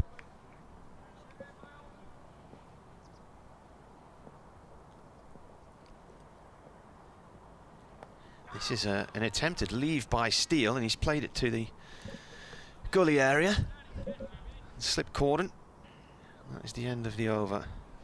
Yeah, wicket maiden for Tom Bailey. Bowled ever so well in the first innings. 7 overs, 4 maidens, 1 for 4 was his opening spell. Signed off with 15 overs, 8 maidens, 1 for 14. Tom Bailey. He's Lancashire's leading wicket taker the season they got relegated. In fact, I think he may have been the country's leading wicket taker. I think he got 64. Even though Lancashire were relegated that season, I'm pretty certain he was the top wicket taker in Division 1. May not have been in Division 2. But last year, Bailey with 37 wickets, an average of 21. Here comes Luke Wood from the Lumley end balls, and Dixon flirting with that, really, teasing the bowler. Looked like he was shaping to play it, and at the last minute pulled the bat away. through to Davis. Big blow for Durham to lose Alex Lees, a 66 in the first innings and a century last week against Yorkshire in his second innings, so in good form. And the way he played in particular in the first innings was just what is required now. That type of innings for Durham. Really patient, and he left well, defended well, but he's gone early on. Wood to Dixon, just pressing the ball into the offside. And Josh Bohannon there at point, fielding, no run. Rob Jones is on at Gully. Maybe the captain's gone off because he was fielding at Gully. But Dane Willis, I can't see him, so Willis must have left the field for some reason. 3 slips, Gully, point, mid-off, mid-on, square leg and long leg. Wood comes over the wicket to Dixon. Here's the first runs for Durham in their second innings. Driving the ball through the offside, Bohannon scampering after that towards deep extra cover. Dixon comes back for 2, so the innings is up and running. 2 for 1. Faced 9 balls, Alex Lees.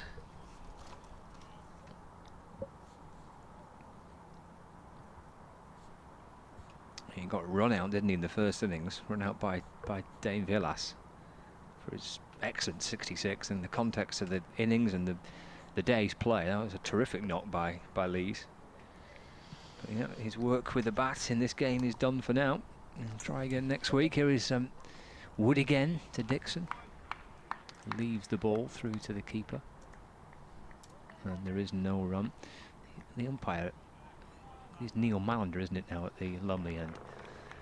He's waving his right arm about. I don't think he did signal a no ball there. He didn't. But he's kind of wafting his right arm about. It's confusing me when he does that. Wondering if this match could be over today.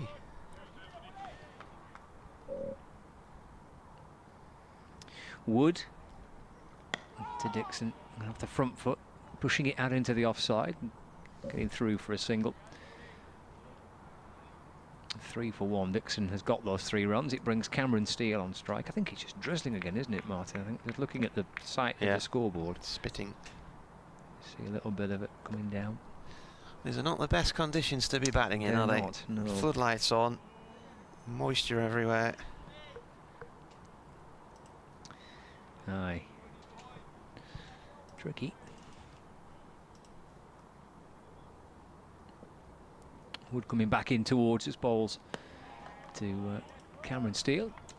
Gets right in behind it. Everything defensively in behind the ball to ease it back along the ground toward Luke Wood, who fields off his own ball. And the umpires might have a little chat here, I think. Neil Mallender is looking skywards. You can see little patches of blue sky above us, but it is also raining as well. It's, as Martin said, it's kind of drizzling. But, they're going to carry on, I think. Or are they? No, they're not. They're going off. Yeah, they're going off. The umpire's calling on the grandstand, so you can hear the engine firing up on the little tractor down below us. I don't think we're going to be off for long. I mean, it's filling in again around us now. The radar that I looked at earlier suggested this big band of rain from the south around Bishop Auckland spreading up northeasterly, but across to the east of us. But it's obviously just bubbling up and filling in again, and it seems to be circulating round, so it's drifting back across from the east every now and then. And in theory, this, we shouldn't be getting any rain now, according to the sites I've looked at. But we are. I mean, the Chester Street, less than a 5% chance of rain, it's saying at the minute. So that's completely wrong because it's raining. So, and I was saying yesterday, 3 different weather models couldn't work out where the thunderstorms are going to erupt this week. 3 different computer systems all struggling to predict exactly where it's going to be. Well, if the computer doesn't know, then what chance have we got? It's not showing any rain on this radar at all at the moment. Little bits of pockets of rain supposedly to the north of Newcastle, but nothing here.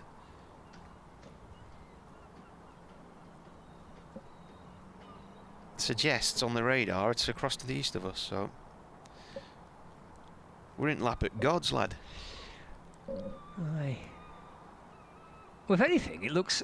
I mean, it is still raining, but actually it looks brighter now than what it was when we first came out. But still little pockets of blue sky above us, but rain is tumbling, I'm afraid. So we'll take a little break, I think. We'll hopefully not be too long before we're back. Just watching the umpires who are making their way up towards the steps and into the pavilion. So just to briefly recap what we've seen so far today, Lancashire reaching 308 before eventually being bowled out. Tom Bailey had a bit of fun with the bat. He made 38. And so Lancashire got themselves a third batting bonus point. They got themselves to a lead of 128 runs. And they've picked up 1 wicket so far. Alex Lee's bowled by Tom Bailey without scoring. Looks like it's getting heavier now. So they're back in the dressing room, Durham, and they're 125 behind with a wicket down. And I think this rain is in for some time. Looking to the east where it's drifting in from, there's quite a high cloud base. Lots of grey, murky sky there. This could, this radar is suggesting any rain we've got to the east of us or to the north of us. The app says less than a 5% chance of rain now. Something's not quite right in this system, is there? So we'll join you again as soon as we have any updates.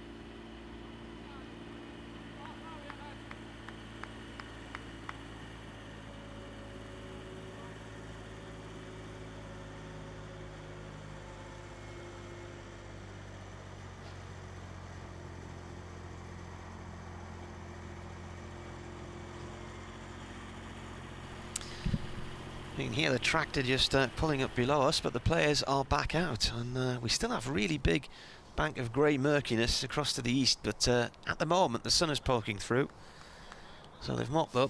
They went off about 20 minutes ago, was it? What time did they go off? Did you write it down? I didn't write it down. Neither did I. No, but I suspect probably about 20 minutes. Feels about 20 minutes, isn't it? Alan Salisbury's email to say that in one of the reports today they have Matt as a spin bowler, which of course he isn't.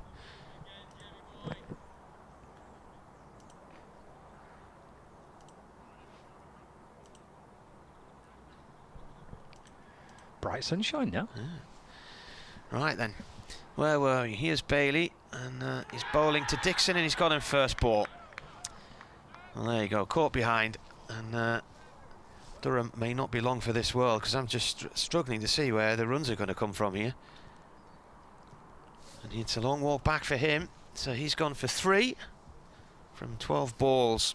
What a first ball up by Tom Bailey, though. Goodness me.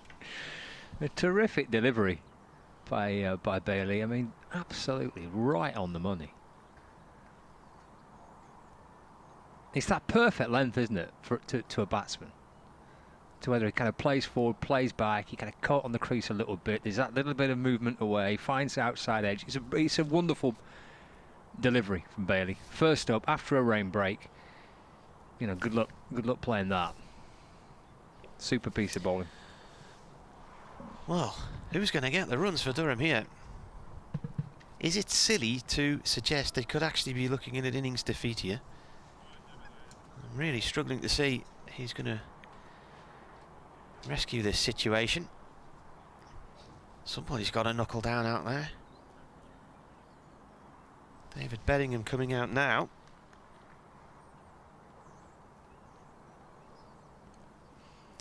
Find myself again stating the obvious, partnerships are needed. Durham off 3 for 2.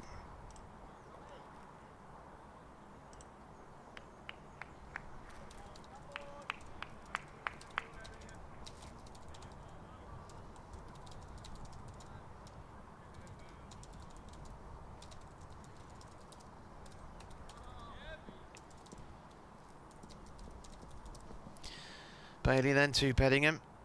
Oh, and that one swings an awful long way back in seeming conditions. We have now. Have Durham got the stomach for the fight here? I'd like to see that one again, because that came a long way back in.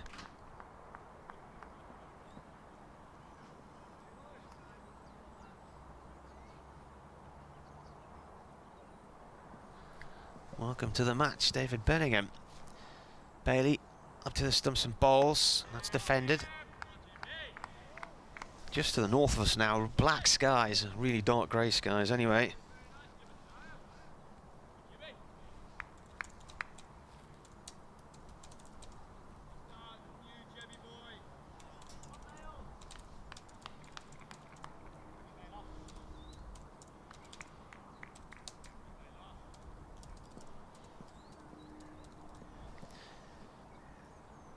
Bailey in again, bowls. Bettingham plays this off towards mid-wicket.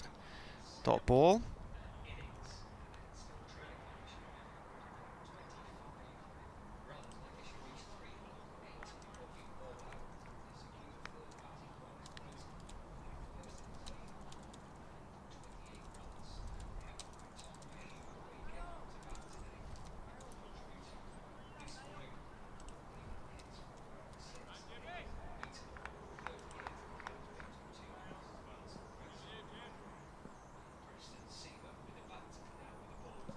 Bailey in again from the Finkel end, and Bettingham gets to that one late and plays it off towards square leg and gets off the mark with a single.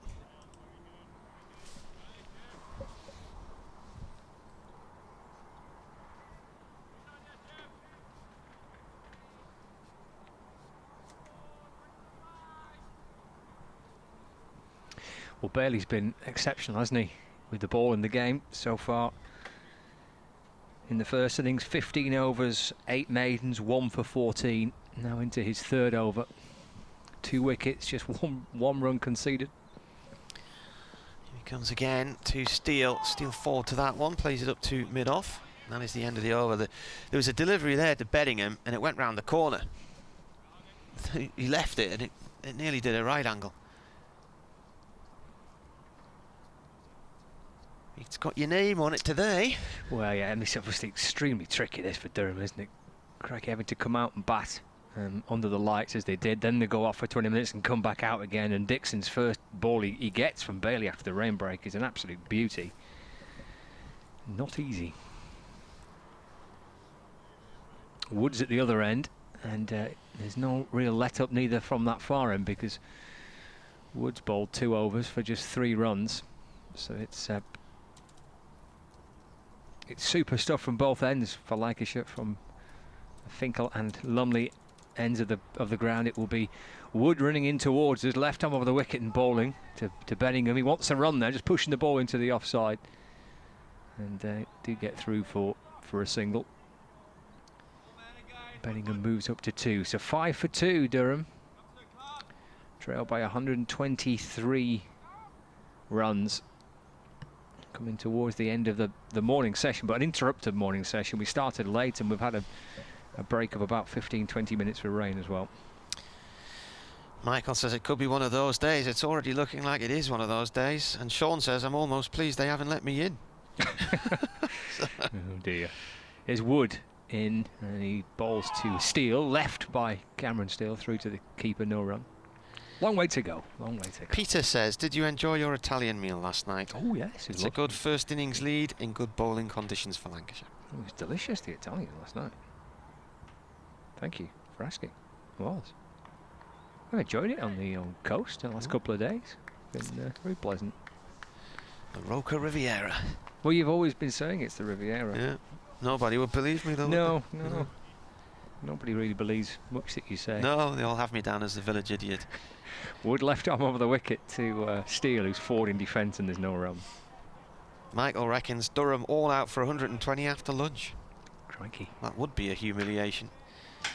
There was a day in Leicester a couple of years ago where they were bowled out twice in the space of about an hour and a half for their 2 lowest scores in county championship cricket. I think it was 66 and 68 or something like that.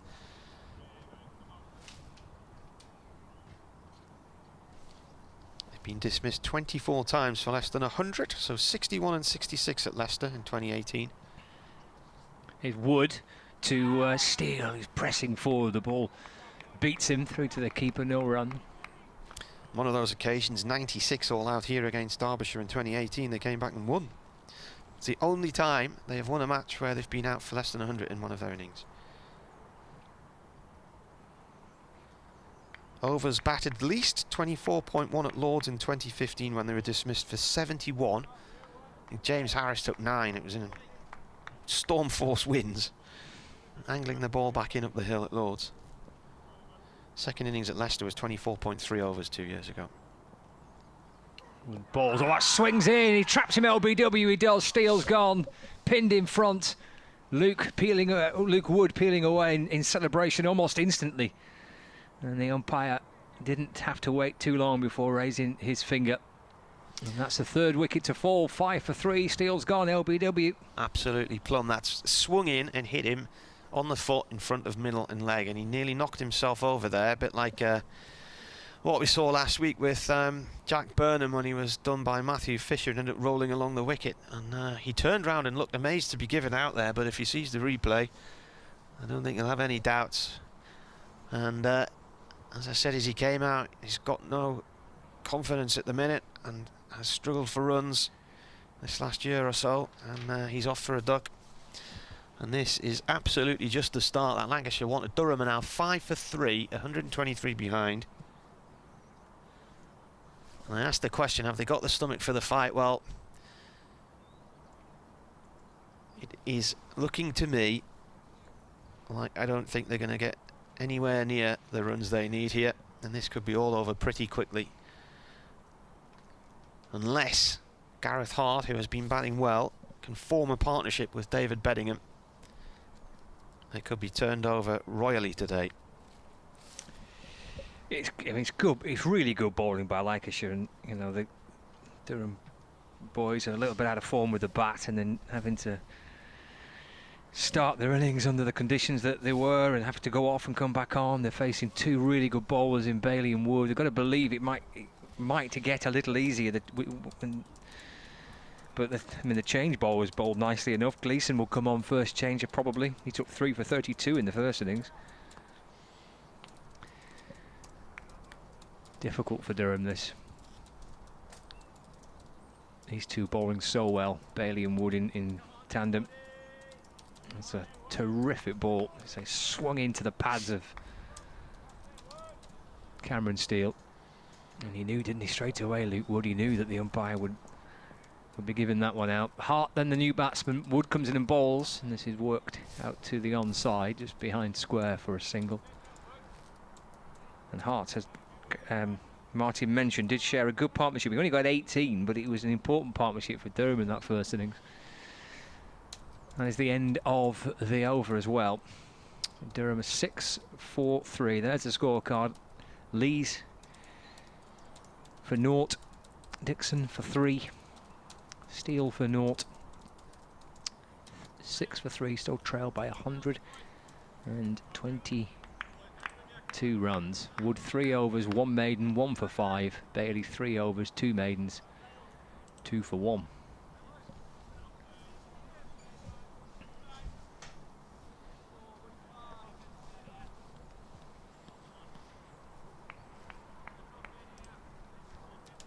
Be Bailey from the finger end, 3 slips, gully, point, mid-off, mid-on, mid-wicket, long leg. So Gareth Hart, 2 decent performances with the bat last week in a low-scoring match against Yorkshire. So Bailey comes in and bowls. That one's left alone. And he built a decent partnership with Alex Lees the other day. They put 52 on the board before he was run out by Balderson for 18. In the match against Yorkshire, he finished Durham's second innings not out in 29. That was a game which featured 4 ducks in a row for Durham and a 2 for Burnham. And in the first innings, he was not out 33. Bailey bowls. That's gone through to the keeper. There was a yelp there.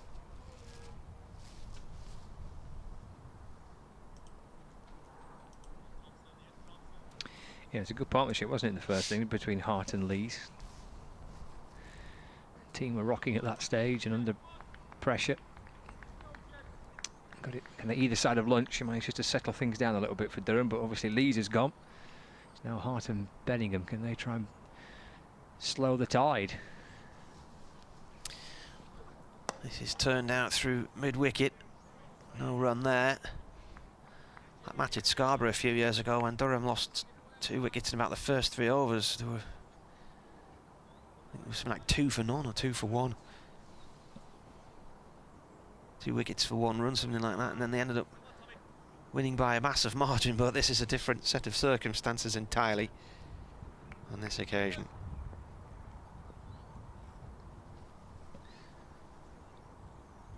Comes the bowler. That's played by Hart off towards point. Just looking at the Cameron Steele dismissal again here. Wood, the left armour.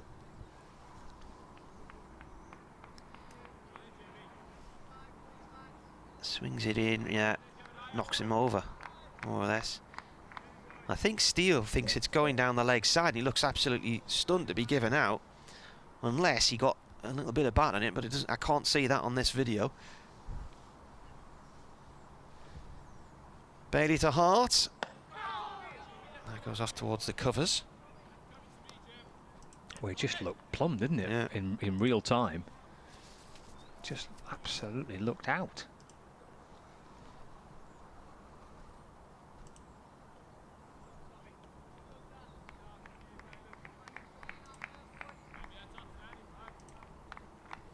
Sounds like I can hear lots of starlings in the trees.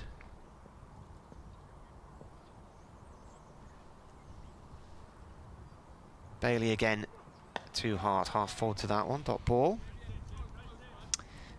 End of the over a maiden for Tom Bailey, his third. So 4 overs, 3 maidens, 2 for 1, 6 for 3. Durham still 122 behind. There the bowling figures. Wood 3 overs, 1 maiden, 1 for 5, and Bailey 2 wickets. Just that 1 run conceded. 7 overs into the Durham second innings.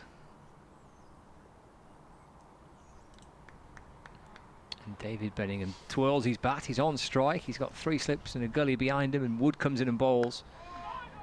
Just presses that ball out into the offside. Bohannon comes up from point to field, and there's no run. Remains on 2. Floodlights are off. It's nice and bright now. They've switched the floodlights off. Players came back out after the rain break to glorious sunshine. It does look a lot brighter now, which is good to see. I hope for the predictions that we had, the forecast, which was for pretty good weather today, will ultimately prove to be accurate.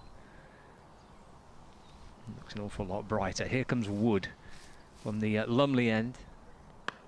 It's pushed out into the offside again by Bettingham, just up onto his toes, easing the ball to the right of the left of mid-off rather, and there's no run. Lee's got a 9-ball duck. Steel got a 9-ball duck, and Dixon for 3 faced 12 balls. They were 5 for 3 after 5.5 overs. It's the sort of start Pakistan had the other day, wasn't it? For England's first innings. England came back to win.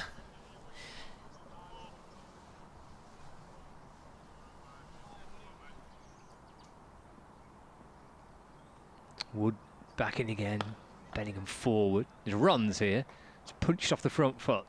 Not quite reached the boundary long off, but might come back for 3. He does. Liam Hurt chasing after that from mid-off. He went to his right-hand side. And Bettingham moves up to 5. And Durham move on to 9 for 3. So 119 runs behind. Gets Gareth Hart on strike. Really need a partnership to develop here. Going to be thinking these two will be batting after lunch. Still 72 overs today to go. Wood back in, balls down the leg side. Good stop by Davis to his left-hand side. Got both gloves on that, low down to his left. And Jennings comes from first slip to pick up the loose ball that Davis pushed, kind of goalkeeper style, to one side. No run. Yes, a lot of cricket today for Durham to try and dig themselves out of this hole. 119 runs behind at 9 for 3. Wood to Hart. Just eases that safely into the offside for no run. Problem they've got here is they've clearly got players who have got no form at all with a bat. Struggled last year, struggled at the start of this, in this extremely weird year that we're in, and very little preparation time to get the season going. You're not going to have time to find form in 5 games, are you, really? If you're going to start off struggling, then before you know it, you're nearly through there's 3 matches left after this. Wood to complete this latest over, bowls to Hart, who defends back down to the Lancashire bowler. That does complete the end of the 8th over of the Durham second innings. 9 for 3, trailed by 119 runs. Yes, it's pretty relentless, isn't it, with kind of back-to-back games through August. I should say it's pretty difficult. Not really got much time to kind of work on your game. You got a day or 2 off, and then you're travelling to the next venue. And if you do lose your first 2, then I think you're probably unlikely to be reaching the final of the competition. Cameron Steele, he's had 1 and none in this match and 11 and 9 last week.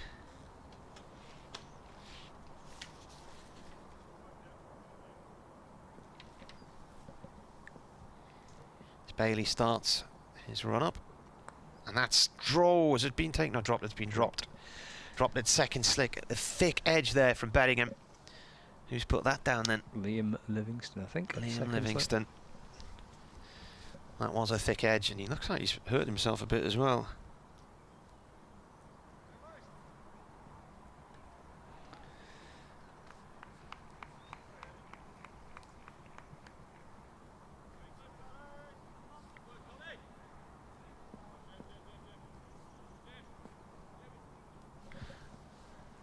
Just running in there, and I don't think Livingston as well.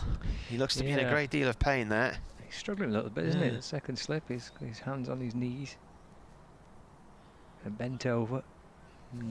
Well, thumbs up now from Keaton Jennings to the bowler. He was on 5 when he was dropped there. Will it make a great deal of difference? We shall see as Bailey comes in again. Oh, and that's through to the keeper, and Beddingham's wandering around his crease, and the keeper has a throw at the stumps. He misses the target though.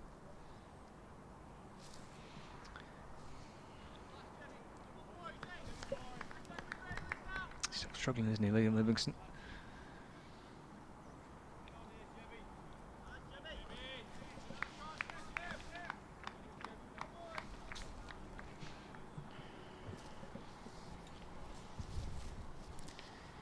Bailey again, 3 slips in place. Bettingham forward to that one, defends on the off stump. Every ball's an examination, isn't it, from Bailey, the batsman. He's been in such good form the last couple of years, Tom Bailey. He's been bowling superbly for Lancashire. I mentioned the season that they were relegated 2018 from Division 1. He finished as the leading wicket taker in the division that season. He's been in good form now, really good bowling form for a couple of years.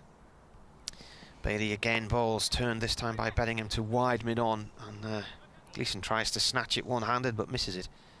Ball comes to rest just off the square. It's a single. So Steel has had, in 4 innings, 21 runs. Dixon in 4 innings, 30.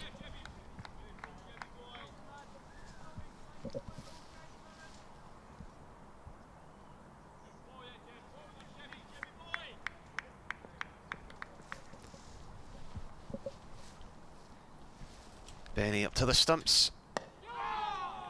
A little yelp from behind the stumps there from the wicket-keeper in the slip cordon.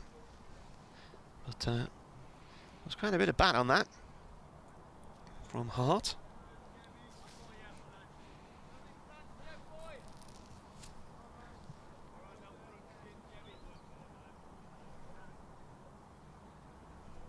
Yeah, it was a fairly straight delivery towards off stump, and Hart just played it away safely.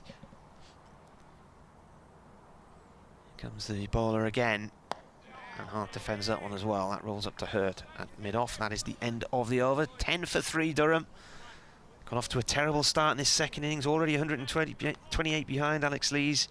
Bowled by Tom Bailey, lost his off stump in gloomy conditions, ball swinging around. He went for none, 9 balls he faced.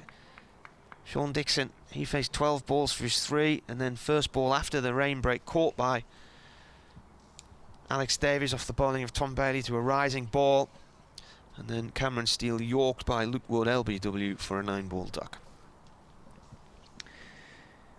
Yeah, Wood 4 overs, 1 for 8. Bailey now 5 overs, 3 maidens, 2 for 2. Wood to start his 5th over of the morning, running in towards us in the sunshine from the Lumley end, bowling to Bettingham, who's defending into the offside. There's no bit of news actually from Lancashire this morning, which you may have seen, or if not, I shall inform you that Brooke Guest, the wicket-keeper batsman, has joined Derbyshire on loan for the rest of the 2020 campaign, and he'll sign a 2-year permanent deal after that. So this is Lancashire's wicket-keeper Brooke Guest, who will join Derbyshire on loan for the rest of the 2020 campaign before moving on a permanent deal at the end of the season. Shot. Yeah, that's a glorious shot. That'll probably be 4. Hurt, he's chasing after it, but I think he'll just escort the ball to the boundary there. It's at mid-off. Lovely punch down the ground by Bettingham. Takes him into double figures. He moves to 10. Durham 14 for 3.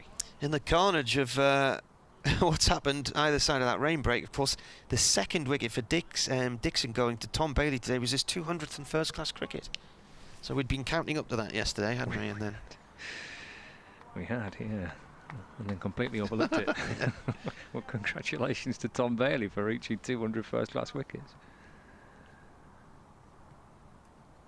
Wood to Bettingham, forward and defending into the offside, no run. I think all but one of them for Lancashire.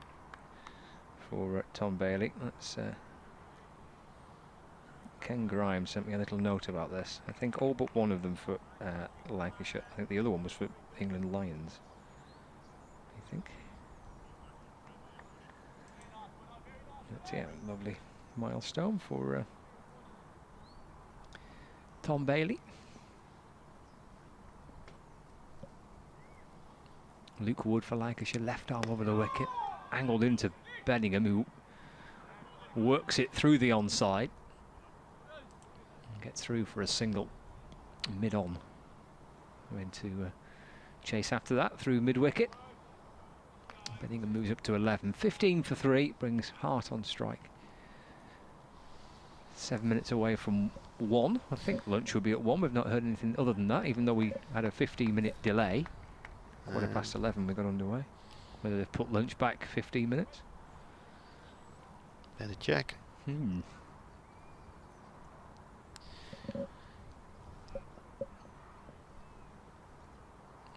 Wood, sun shining. Balls to Hart, full ball just outside off stump. It's pushed along the ground by Hart. Good stop by Bohannon at point. And there is no run. The ground now absolutely bathed in sunshine.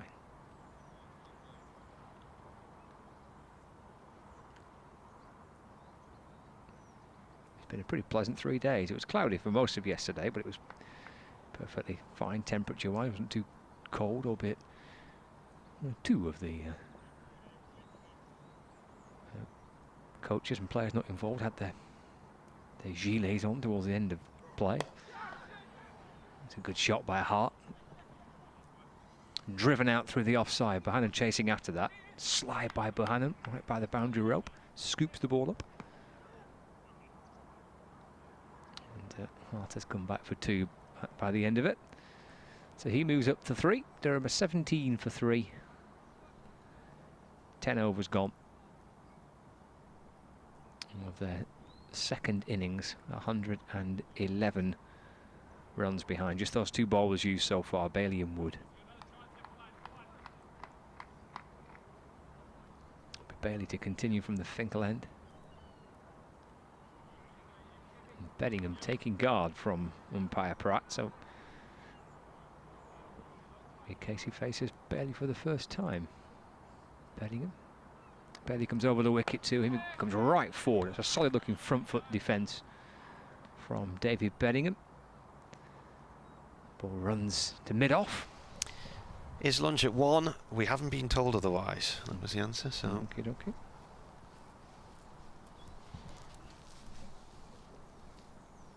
If that's the case, then there's 5 minutes left for Bettingham and Hart to try and get Durham to lunch. Just 3 down at 17 for 3. Bailey for Lancashire trotting in, bowling. Clipped out to the onside by Bettingham. Gleeson's at mid-on to field, no run. There's sunshine at the minute. The floodlights were turned off as they came back out. There's a bit of blue sky on show. We weren't meant to have any rain when it rained. You can't get, when it says on the app less than 5% chance of rain, that's as low as it goes. It's a bit of drizzle, wasn't it? Absolutely chucking it down. Bailey over the wicket to Bettingham. That's off the back foot. Played nicely out through point for 2. Moves to 13, not out. Derek Allen and the family, they've driven up to Dunbar to start their sponsored walk. Footprints for Others is the title of it, if you want to look it up. Hashtag on Twitter or Facebook, and we'll have you on the radio after lunch, he says. Well, I wouldn't wait too long. Well, good luck with the walk. Yeah, it's a long way. From Dunbar all the way down to Sunderland. That's going to take 2 weeks, isn't it? I would have thought. So how many miles would that be? Bailey to Bettingham. His runs just off the back foot, clipped behind square on the leg side for a single. He's up to 14. The score moves on to 20 for 3, and 108 runs now behind. Is that a couple of 100 miles? Don't think it's that far. Okay. I either saw 150 yesterday or 180. 180 sounds a bit too far. Okay. Because Dunbar's south of Edinburgh. Bailey to Hart, who's defending, that leans forward, bat in front of his pad, pushes the ball along the ground. Gleeson's at mid onto field, no run. Equally, I mean, if you're following a coastal path which will twist and turn in all kinds of directions, that could make it a lot longer. Yeah. I think if I cycle to South Shields straight along the main road, it's about 7 or 8 miles. If you go along the cliff tops, it's about 10. From our house to the ferry. Final ball of Bailey's 6 over. And Hart nicely in defensively, pushing the ball up to mid-off. Completes Bailey's 6. So if lunch is at 1, which, as Martin said, we've not been told otherwise, then this will be the final over prior to it. Durham at 20 for 3. It is 180 miles. He says they've done 2 so far and have another 178 to go. That is a long walk. It is. He's doing it with his daughter, so good luck to them. They're raising money for varying charities. Bright sunshine now. You wouldn't think this was the same day.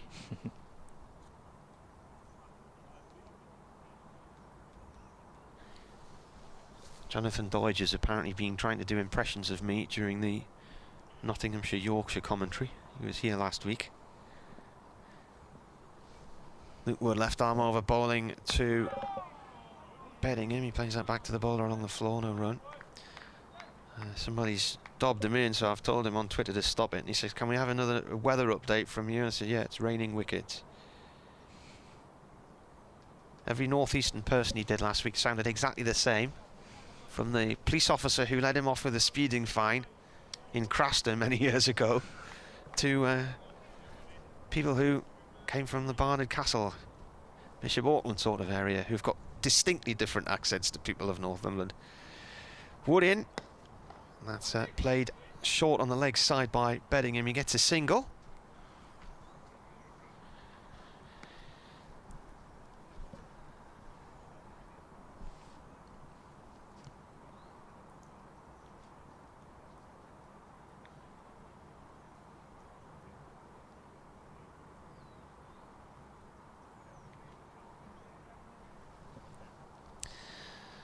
.00 news is just beginning on Radio Newcastle. It's now a 15-minute show. Things have changed in the last week or so. Wood from the Lumley end. It's a shortish ball which gets up on Hart, and he has to fend it away one-handed. Down into the ground. Michael reckons he's seen nearly every one of Tom Bailey's 200 first-class wickets. That's some effort. Must have all been on video.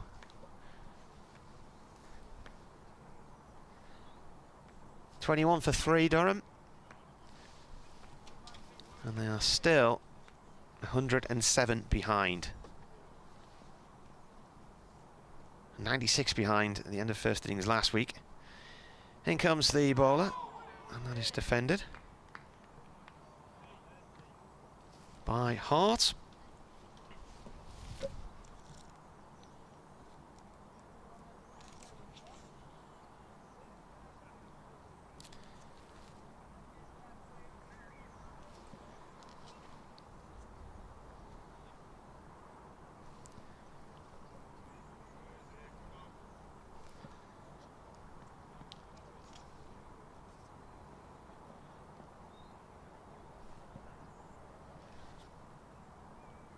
Wood to Hart. Hart edges and he's gone for 15. And a big laugh there as Croft takes that catch. That'll be lunch. That will be lunch, and I really don't think, I just can't see where it's going to come from, that there'll be much resistance after lunch the way things have been going. The sun's now shining. All the key batsmen other than Bettingham, have departed. It's going to need somebody like Ned Eckersley or Ben Rain to come out here later on and put a partnership together, which Durham just clearly do not appear to be able to do at the moment. And to see Hart departing after he's batted so well in recent matches as well, this could easily be over this afternoon. So I wouldn't go too far if I was you, because Durham are in a mess here at 21 for 4 and still 107 behind. Couldn't have been a worse start for them in this second innings. Well bowled Lancashire though, they are completely on top in this game, and they will be more than happy with the situation they are in. Will there be some weird twist in this game? Well, it's not looking like it at the minute. It's looking like another Leicestershire right now. We'll see you in 40 minutes.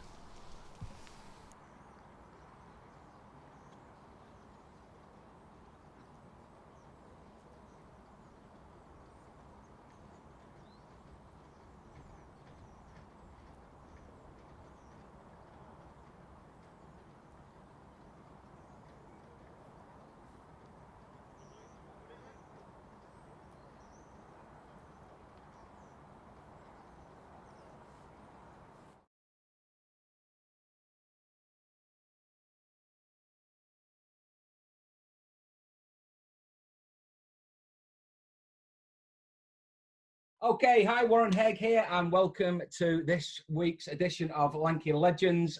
Delighted to welcome former teammate of mine, former England captain, iconic Lancashire opening batsman, a massive part of our success in the late 80s and all the way through the 90s. Now Sky TV, now the Times chief cricket correspondent. Delighted to welcome a great pal of ours, Mike Atherton. Athers, how are you doing, pal? Chucky, great to see you again. Fantastic to be here. Yeah, it's always good to chat, mate. And like you say, just before we do start, you know, the days that we spent together in that Lancashire dressing room and growing up before we actually made our debuts, we've had some fun along the times. Hopefully, over the next half an hour or so, we'll touch on that. Yeah, they were great days. I think if I, could be transported back to play again, and somebody said to me, which team would you go and play for? I'd choose the Lancashire teams, 2 Lancashire teams really. I suppose we crossed over both. We had that early team with Foxy and Walt, Mendo, Simo, Yoza, and then the later team when we were more senior players. But I think for me, they were the happiest days of my career, really, for all kinds of reasons. One, you mentioned the fact that we'd come through the ranks. I think 6 or 7 of us signed from the Lancashire Federation team, which was the under-19 team. We all signed together, so we were playing with mates that we'd known for a long time. We had a lot of success, and we had a lot of fun along the way. So fabulous days. I recall them with such fondness. I know we might touch on it, but I sent you the other day, as you well know, I sent you some footage of your capping ceremony in 1989. We all gathered around, Cyril Washbrook, the president, giving caps to you, Waz, John Stanworth, Digger Martin, who looked unbelievable with a big bouffant hairdo. They were fantastic days. Oh, they're brilliant. And some of the haircuts on show on that footage. If we get a chance to show that footage, it'll be hilarious, because Walt looked like... We've got the current director of cricket, of course, in a pair of check strides and with a big mullet on and a moustache. He looked like Rupert Baird, didn't he, in them check pants? It was great. And Digger looked like something out of Top of the Pops in the 70s with that. He looked like Howard Young with that big... Well, Digger was my kind of roommate at the time. He was renting this. I had a flat in Didsbury, as you'll remember. And yeah. Digger was renting the second room in that flat. Obviously played with him all the way through under-19s as well. Oh, we had some great fun, and we did, and we will touch on that, like you said. But 10 weeks into lockdown now, into isolation? Doesn't seem like it at the moment. But how have you been coping? How have you been coping with being cooped up? Well, like everybody, just finding ways to pass time. In a funny way, I've been as busy or busier than normal, because there's been no live sport, but the newspaper, which I write for, you mentioned, I write for the Times, that still comes out. There's always plenty to talk about, and on Sky we've been doing watch-alongs and podcasts and vodcasts of the type that you're doing and we're doing right now. Yeah. So I've been really busy, which has been good. I mean, I'm the type of person who likes to stay busy and likes to feel, relatively useful. So finding ways to fill the time through writing and doing the stuff on Sky has been fantastic. But missing the cricket, obviously, we all are. It seems such an odd summer without any live cricket. I've got a young lad who's 18, my eldest son, or my son. He's on the academy at Middlesex in the final year of the academy. So he was looking to push for a pro contract, but you'll have plenty in that position at Old Trafford. And so they're really missing it. So I feel for them. I feel for the lads who are in the final year of their pro contracts. You've probably got a few at Old Trafford. I know there's about 135 across the country, I think, in their final years. So it's going to be very tough for them to push for another pro contract. So lots of areas of the game who are really suffering and struggling. Big time. And we've had lots of lads from our era and from our team on this Legend series. And I have to say, others, there's only me and you looking our age. We look pretty good. We've got our own haircuts, and we've, a couple of them now got their. I saw Yozza on the other day, and I thought Yoz was looking incredibly well. I don't know how old he is now. He must be 70 odd or something. 90, early 70s. 93. I mean, I thought he looked incredibly well. He was our first captain, of course. Always, impeccably dressed. Yeah. A real, dapper guy. I thought we were so lucky to have him as our first captain, but it was great to see him on the show the other day.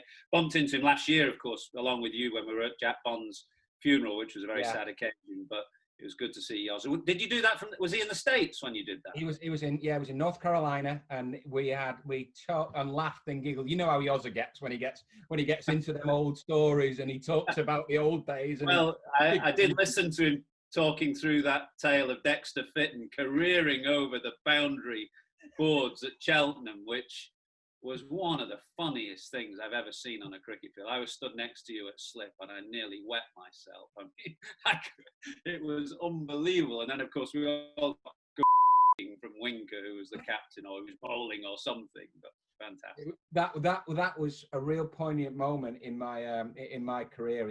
He's looking at you. I mean, I had the big gloves, so I could put the glove over my face and I could laugh. But you were beside yourself as Dexter disappeared over the Britannic insurance sign with his legs up in the air and his Reeboks hanging out, and you were uncontrollable. And you got the because you got the brunt of his mouth. And in fact, I remember that game well, because that was the game where I got called up for England for the first time. It was at Cheltenham. Was it? And I got hit on the head before lunch by Courtney Walsh. Yeah. I had a resounding headache for the rest of the game and got called up for the first test then. It was just after the Rebels, the Rebel tour was announced to South Africa. I remember that game for all kinds of reasons. I do remember now that. I didn't realise it was the same game, because I remember when you did get called up, I thought, wow, Adams going to have to open the batting now in a test match. That's, suddenly stuff's got real. He's, I didn't know very long. I just got a naught in my first innings for England. I've got a question for you. I wrote out our two teams that we kind of crossed over. Yeah. And so the first one in the late 80s, early 90s, Fowler, Mendes, Atherton, Fairbrother, Watkinson, Hegg, Simmons, Hughes, Allott, De Freitas, Akram. Second team, Gallion, Atherton, Crawley, Fairbrother, Lloyd, Watkinson, Hegg, Austin, Chappell, Yates, Martin. In a match-up between them, which one wins? Which one was Akram in again? First one. He gives us the edge in the first one, do you think? Yeah, I think he gives us 3 extra players in that first one. But that second team for me was a real dynamic and rounded team that knew in both eras. Everyone knew their role in the team, so we were comfortable with each other. Yeah. But that's a really hard question. I'm probably going to have to go with that. Akram, De Freitas, Allott. Yeah. Probably just trumps Martin, Chappell, Austin. Yes, it does. and Akram probably being the pivotal man. Yeah, well, what a great overseas player he was. You've had him on, haven't you? We've had Waz on from the depths of Lahore. Yeah, he's spoken. He's still got a bee in his bonnet that Harvey got a man of the match in Leicester. Well, I saw the club tweeted out that action the other day of Waz, reversing it and knocking over Leicester. I hadn't remembered that Harv got the man of the match, actually. Yeah, Harv got man of the match for a dogged 61 over Waz's 5 for Spitz. Well, he was a fantastic overseas. I mean, when you think of the overseas players that Lancashire have had down the years, starting with Clive, I was writing about the West Indies arriving today. Yeah. And how many of those West Indians had long careers in county cricket. 4 of them played more than 200 championship matches. So Clive was at Old Trafford between 68 and 86, I think, and played more than 200 games. Yeah. We had Farouk for a long time, Waz for a long time, Morley for a few years. We had fantastic overseas players, really, so lucky. We were so lucky, and that's why I think they were integrated into the family of the club now. And you look back so fondly because they were there for every game, and they became part of our part of the furniture. And Clive still lives in the county. Farouk still lives in the county. I was thinking about the start of my career at Old Trafford. Obviously, I started at the same time as you, and I think the luckiest thing I had, actually. Do you remember that group of fast bowlers that Pete Lever put together? I do. Pete was the coach, as you'll remember. Jack Bond was the manager who signed us, and Pete Lever was the coach. And it very, very quickly turned over. They lost their jobs at the end of that time. But yeah. Pete put together a group of fast bowlers, and these names will mean nothing to your viewers, I don't think, apart from Pete Martin, who was one of them. There was Dan Rayton, Fran Daly, the Royton Rocket, Alan Turner. That's right. Pete Lever got these lads running in off about 17 yards and bowling ferociously quick. And I think it was the best kind of training for 2 years I had just prior to getting into the first class game, because by the time I got into the first class game, I didn't face anything again that was as quick as those lads off 17 yards. So it was fantastic grounding that Pete Lever gave us. And then on Saturday morning, we used to go up to his house in north of Rochdale. Oh, yeah. And he set cross-country route of about 5 miles or so. So it was a combination of realising what you needed to do in terms of physical fitness to become a first-class player. And then for me as a batter, facing the kind of stuff that I would eventually then face in first-class cricket and international cricket was fantastic. Did you face those lads or not? I can't really remember. Well, you know how much of a gibbering wreck I was when I went out to bat. That was the start of it after that. I remember thinking, I've got other... Well, I remember the winter. There was a winter and Foxy and Harv turned up one day with all these young lads and Pete Lever, getting them to bowl off 17 yards. And they faced about 3 balls and then just walked out. They said, we're not having any of this. No. It's unbelievably quick stuff. Well, I don't know if you remember Steve Titchard, obviously our teammate for a long time at Lancashire. He got donged on the head every week in that indoor school, every week without fail. Incredible. Big upright stance and big, beautiful front dogger. Boing, he gets smacked on the head, and that's the Titchard as nails. But it shaped us. It shaped us as players. And oh God, I can't imagine it now. But as you know, sorry, go on. No, go on. You finish because well, I was just saying that in that time, every county had an overseas fast bowler. So Daniel at Middlesex, Marshall at Hampshire, Tony Merrick at Warwickshire, Tony Gray at Surrey, and Pete Lever's training ground for young batsmen like me was so valuable, really. Yeah, it did. It shaped our careers, like we said. And let's talk about your careers and where you started, because a lot of people remember you as the England opening batsman, England captain. But we all start somewhere, and that's the beauty about our game, that we all start off on the same level playing field. And you started your career at Woodhouse's Cricket Club in the Lancashire and Cheshire League. What memories have you got of that? Oh, fantastic memories. You're right, Woodhouse's Lancashire and Cheshire League. I think it's now called, is it the Lancashire County League? It's not the Lancashire and Cheshire League. It's the Greater Manchester Cricket League now, around that area. So lots of clubs. You were at Stand, Unsworth. My very first game for Woodhouses I was 14. I actually took my dad's place in the team, so that's how I got into cricket.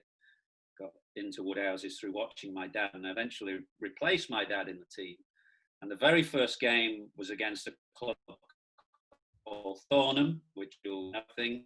Yeah. And their overseas player was a guy called Roy Gilchrist, who was a great West Indian fast bowler, but he must have been 50. I mean, he must have been 50 that day. No helmets, of course, got hit in the mouth with a bouncer from Roy Gilchrist, my first club match against Thornham. But I played for Woodhouses all the way through until I made my debut for Lancashire. Yeah. And then we had this bizarre rule in the Lancashire and Cheshire League, which you'll remember, that once you became a cap player for Lancashire, you could no longer then play for your club. So I wanted to play the odd days on Saturday when we didn't have a game, but the league rules forbid you to play.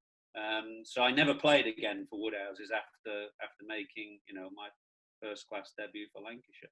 It's true. Yeah, it is true. And you grew up that your mum and dad were an integral part of Woodhouses, and always around. And if I can remember rightly, Woodhouses, it was next to a pig farm.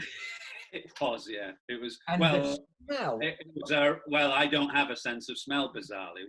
You don't, do you? I don't think, but I was well placed for it because, as you say, there was a farmer called Len, and he had a pig farm right on the side of Square Leg, really, as you were batting at the pavilion end. And at tea time, he'd feed the pigs, and there'd be an almighty noise, unbelievable noise as these pigs were feeding. And secondly, an almighty stink, which having no sense of smell, I didn't realise. But one of our earliest pros at Woodhouses was Farouk. Farouk came and proed for Woodhouses for 2 years at the end of his Lancashire career. Right, so I vividly remember at the end of each of those years, we gave Farouk a benefit game at Woodhouses, which was no doubt part of his kind of fee as the pro.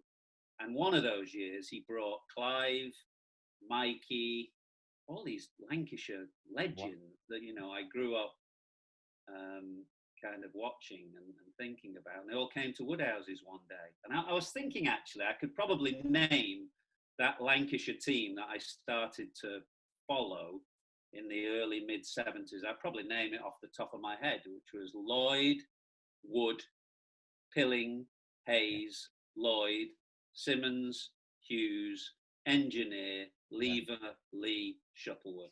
That's a good memory, mate. That's pretty good. I used to kind of, in my scorebook, I'd play that game, how's that? And that was my Lancashire team. And quite a few of those guys came to Woodhouses for Farouk's benefit day, so I got to meet all those heroes and legends very early on. Yeah, sadly it doesn't happen that much anymore with benefit games. But we did have some fantastic days there, and like I say, you weren't just an opening batsman in those days. But bowling was a massive part of your game. And people don't realise you got a shed load of wickets, first class wickets, bowling leg spin. But one of my early my early memories of you bowling leg spin is I couldn't read you, and I don't know if you remember this. I couldn't read you. You gave you a signal. There was a signal. Can you remember what the signal was? I reckon the signal was either I rubbed my hand or I shone it on the back of my trouser. That was the googly. So the back of the pants was the googly, and the front was the normal leg spinner. Because I was absolutely hopeless. I was this raggy-hard ranger from Stand Cricket Club who'd never come across a leg spinner before, and I was down the offside, and it was the googly shooting down the leg side. So I said, "We're gonna have to." So that was and we had that. We had that right the way to first class. We used that in first class cricket. Back googly, front. I bowled quite a lot, as you said. I bowled a lot when I was a junior player, and then even until I had a back operation, which was about 1991. I bowled quite a lot in those first 2 or 3 years for lengths. I think I got, 40 odd wickets one year, 1989 or something, and really enjoyed it. But after the back operation, I couldn't bowl. Gone. No, which was a real shame. Because, like you said, it was a really good string to your bow of being able to throw it to others and come and get some someone get some wickets. But yeah, people don't realise as well that you did struggle with your back quite early on in your career, and it did hamper you. And some of the days you turned up to OT or you turned up to play for Lancashire, and probably there's no doubt England in a lot of pain. Well, I think the difference now is that I wouldn't have been able to get the kind of level of painkillers that I used to get to play. You know, you're right. I had this, back problem throughout my career, and I had an operation in 1990 or 91 thereabouts. But basically, I played on painkillers every day of my first-class career. So Voltarol was the anti-inflammatory of choice. I'd take 200 milligrams of Voltarol a day, and I did that for 13 years. But you just used to be, as you would remember, you just used to be able to get strips from the physio. There was we didn't really worry about it. You just get thrown strips and strips of anti-inflammatories. And without those anti-inflammatories, I wouldn't have been able to have a career. I wouldn't have been able to play. But I've often wondered about today's environment, because I don't think the players now, because of potential for lawsuits or whatever, there are limitations on the level of anti-inflammatories you can be given. I know at England level, they have a traffic light system now for players. Amber, you've got to be careful. As soon as a player's on a red light, no more anti-inflammatories. Take a few weeks off and get yourself right. I wouldn't have been able to play without anti-inflammatories, so I suspect I would have had a much more limited career. There's no doubt about it, mate. We could have picked you up and rattled you, and you could have heard the pills inside you. You took that many, but you made your Lancashire debut very, very early on, 1987. I think you were still at Cambridge. Is that right? At Downham at Cambridge. So tell us a bit about your debut for Lancashire, because you must have realised a dream. Yeah, so I played. You're right. I was at Cambridge. I'd signed in 1987 by Jack Bond, but I'd signed to play half years. So I'd be at Cambridge between April and June.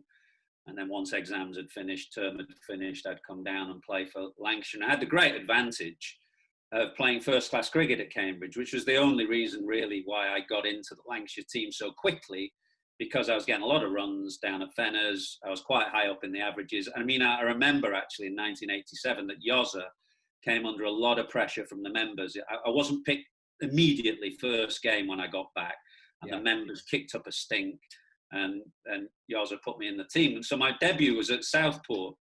I didn't have a car. My mum drove me to Southport. I don't know whether you remember the game, but the pitch was like a beach. It was an absolute beach. We beat Warwickshire in 2 days. Foll got, I reckon Ian Foley got 12 wickets in the match. Jack Simmons got 8 in the match. We beat Warwickshire in 2 days. They had a fast bowler called Tony Merrick, who used to hit us on the head for fun. Yeah, that's right.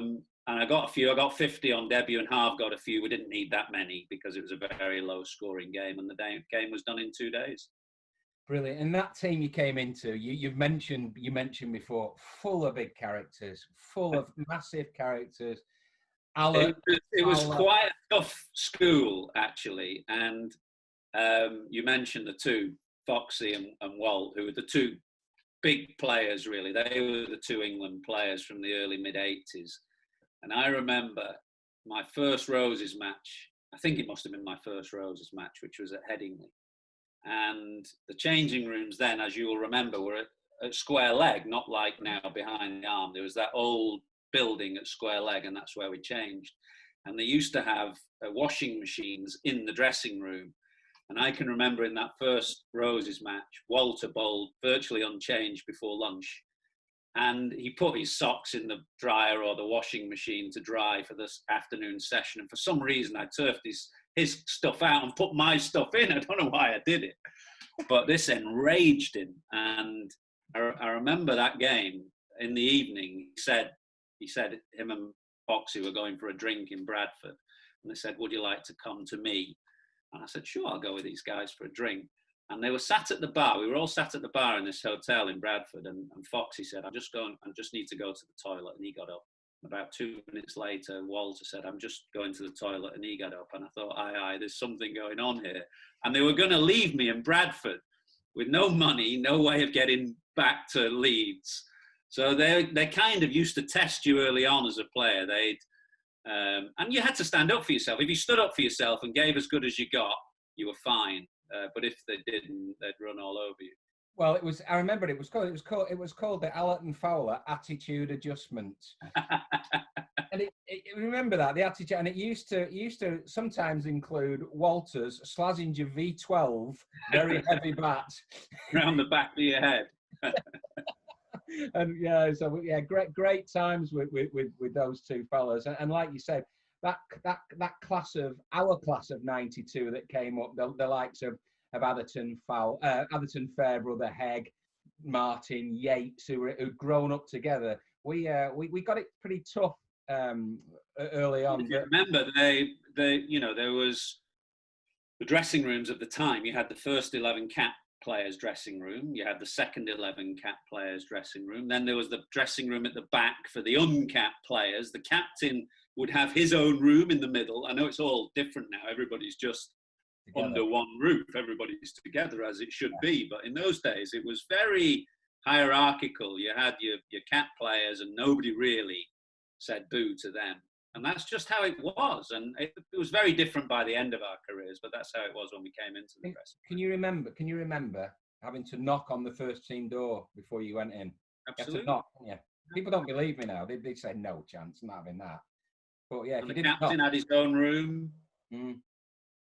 Yeah, totally different game. But let's move on, Ath. And you know, you had a great start to your career. You know, you were always known affectionately as Feck.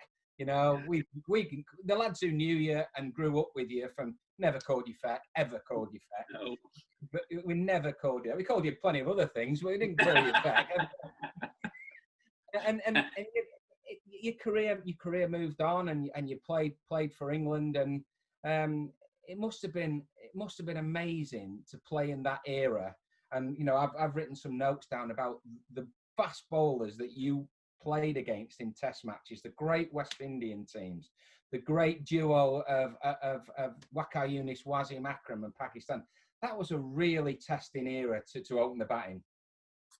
It was. I mean, I'm never somebody who likes to say, you know, it was better in my day or back in my day, because I genuinely believe, in fact, you're talking about fast bowlers, there are some fantastic fast bowlers around today, but that particular era had a lot of great fast bowlers for sure. So you mentioned the West Indies side. I think the first West Indies team that I played against in '91, the attack was Ambrose, Walsh, Patterson, Marshall. Fantastic attack. Wasim and Waqar that you mentioned, Donald and Pollock for South Africa. South Africa had just come back into international cricket in '92. Australia, of course, would have had Merv, Billy McDermott, Glenn McGrath, Jason Gillespie. India, Srinath Prasad, who were a pair of decent bowlers as well. So every team had a good new ball attack for sure. It was an unusual period in that we hardly played on the subcontinent at all. We used to play Australia, South Africa, West Indies in 5-match series a lot in my time. In 100 and whatever games I played, 110, 15 test matches, I played one test match on the subcontinent in India. Really? Three in Pakistan, maybe 3 in Sri Lanka. But England teams just didn't go to India in those days. It's not like now where India is the destination of choice for all kinds of reasons.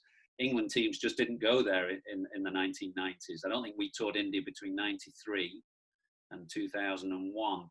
So a lot of them were 5-test series against West Indies, Australia, South Africa, who happened to have the fast bowlers. So I played against those fast bowlers a lot, and lots of rivalries developed.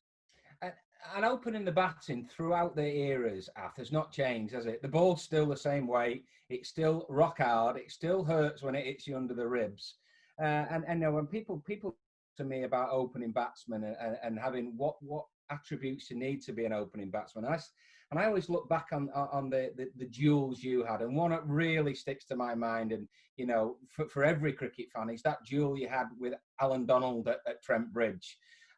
Serious pace like fire, and you'll remember AD from, in fact, the earlier days.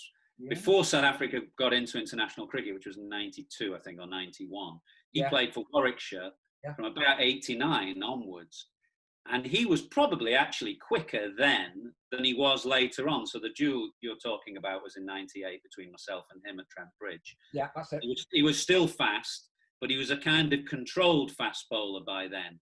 In those early days at Warwickshire, I don't know whether you remember a game where he put Speaky and Waz in hospital with stitches under their jaw, and he was a bit wild, but he was unbelievably fast then, and he was much more controlled and a better bowler by 98, but not perhaps he was maybe at half a yard slower.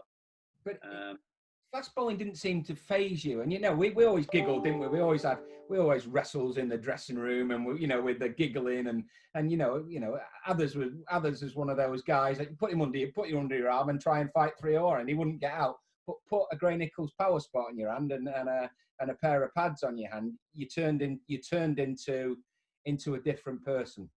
Well, I enjoyed the contest. I think for me the game was about being in a contest with a guy at the other end, and I enjoyed that competition. I enjoyed those rivalries, and I was lucky. I was never scared of fast bowling. I don't think anybody in their right minds would say they enjoy facing somebody like Marshall or Donald at that kind of speed, but I was never scared of it. I think you're always slightly uncomfortable and slightly concerned you might get hurt or whatever, but I was never scared of fast bowling, and I enjoyed the contest. They were the moments that you kind of feel alive on the cricket field. They're the moments that you played for, really. So yeah, I look forward to those contests for sure. When you finished off, did you miss that? Did you miss that when you called it a day on your career? Did you miss playing cricket? I was ready to stop because of what we touched on before, which was the injuries. Really, the back issue, the amount of anti-inflammatories I had to take. I had the surgeon in Manchester, who's a very nice guy called Brad Williamson, who used to pop cortisones in every 6 months from the Bupa Hospital in Cheadle or somewhere. And the last time he did it, which was that last year that I played, 2001, he just said, "I can't give you any more." He said, your back is going to be in such a horrendous state. If I keep giving you these cortisones, it's going to do you no good. So I knew from about midsummer in 2001, when I had that last cortisone into the disc space, I knew that was it. And they used to last about 6 months. For all those reasons, I was ready to stop. I'd had enough, really.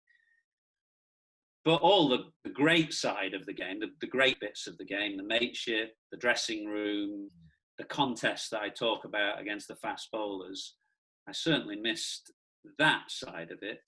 But, the getting up every day, not being able to move, stiff, sore, too many anti-inflammatories, I didn't miss all that. So I was kind of ready to stop. I'd had my fill of that. Very, very similar to me. It was my decision again to call it a day at cricket, and I look back and I enjoyed my last year so much, of enjoying everything that we'd done, the players I've played against, the great grounds I've played against, and the memories that I had.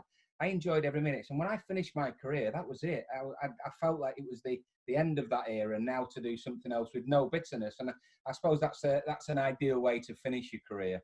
I think if you've had a longish career, B, if it's been successful, C, if you feel you've achieved everything you wanted to achieve, then it makes it much easier to move on.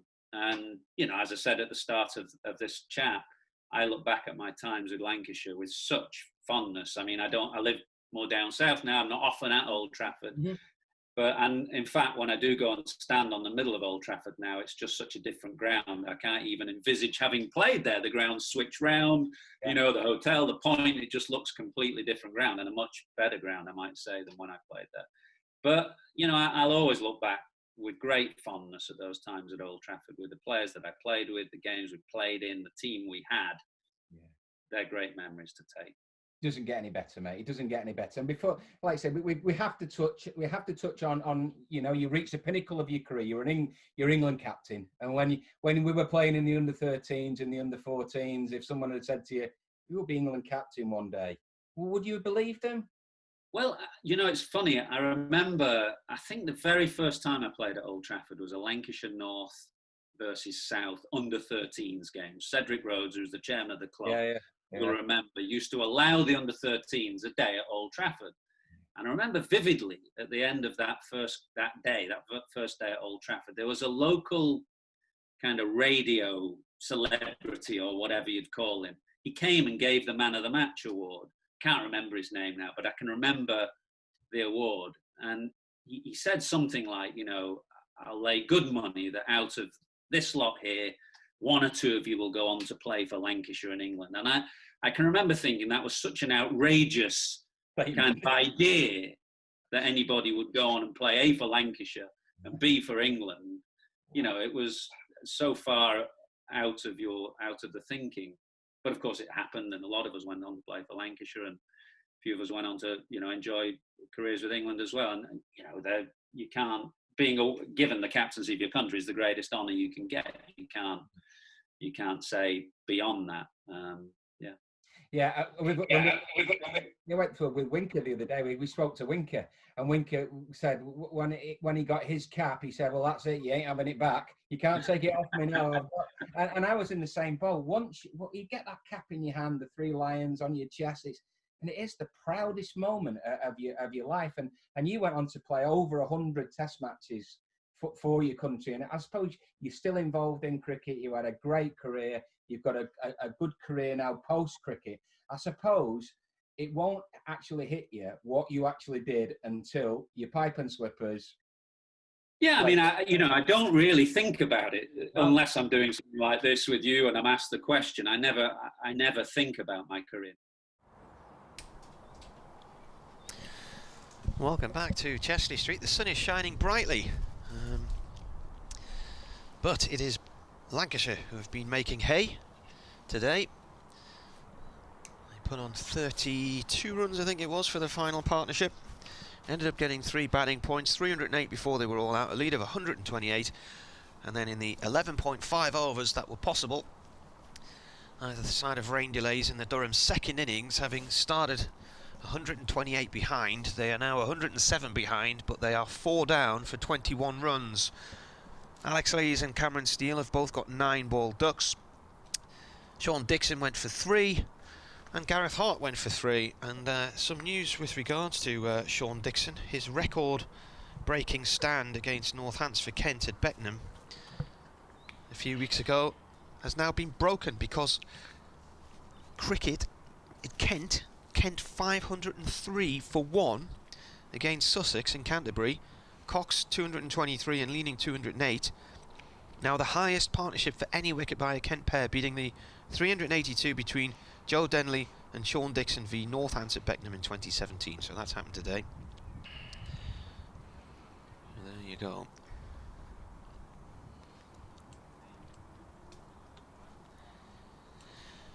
So we're just question now, can Durham find the wherewithal to fight back into this game?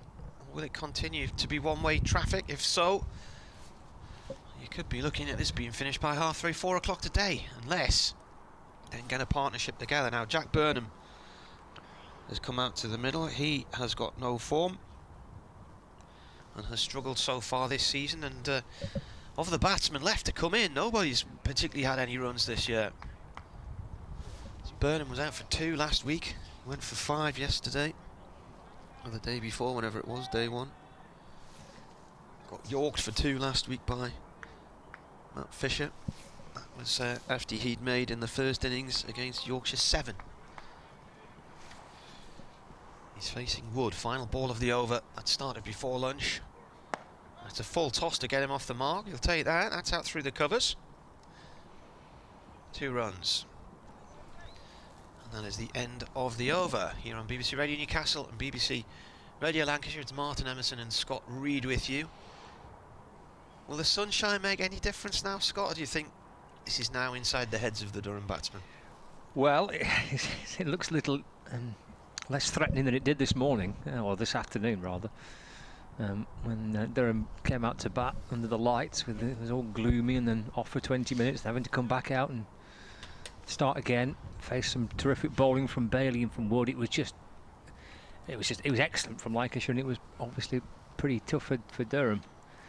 But I think the lunch came at a good time. I think had it been another hour of play, I think I'd be surprised to see Durham kind of 6 or 7 down at the way that the field to that morning session. So a break for lunch might have done Durham a world of good.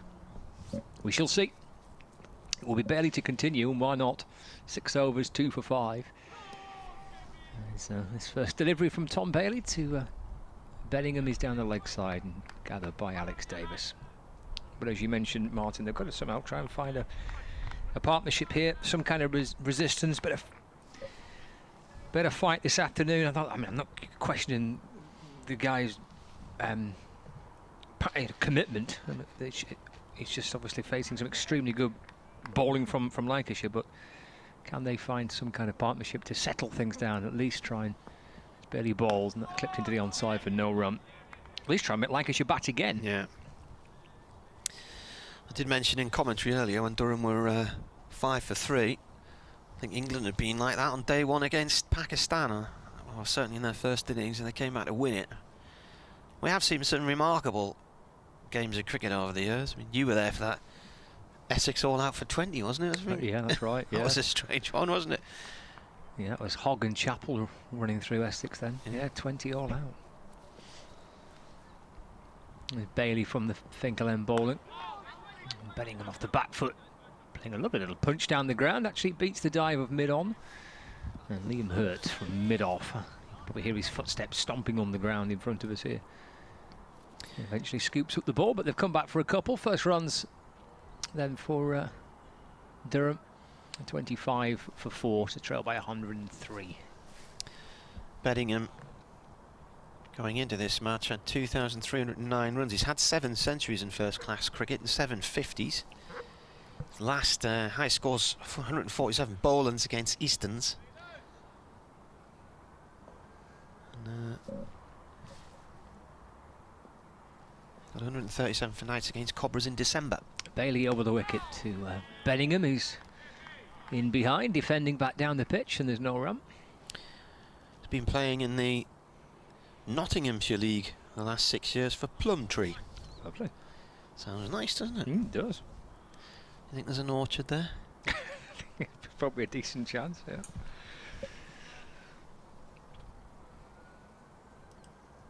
It's been a theme of the commentary, hasn't it? Orchards and allotments and people growing their own fruit and veg. There is Bailey into Bettingham, who's forward, defending again off the front foot, easing the ball up to mid-off, and there's no run. Looks like a nice clubhouse at Plumtree. Very nice. Long wooden building. Lovely. Or is it brick? It's difficult to tell from the images. Yeah, brick. It's quite traditional looking. I wonder why they are on the map then, because I haven't heard of Plumtree. Final ball of Bailey's first over of the afternoon session. Flicked off the pads by David Bettingham down to long leg for a single, and he's kept the strike as well. That's the end of the over. 26 for 4, trail by 102. They're out the south end of Nottingham, just off the A46. Not far from well, Gotham's on the map, Gotham City. Gotham? Yeah. That's the road you take. They're on the road. If you were going south out of Nottingham, you take that road down towards Melton Mowbray for a pork pie. Ooh, lovely.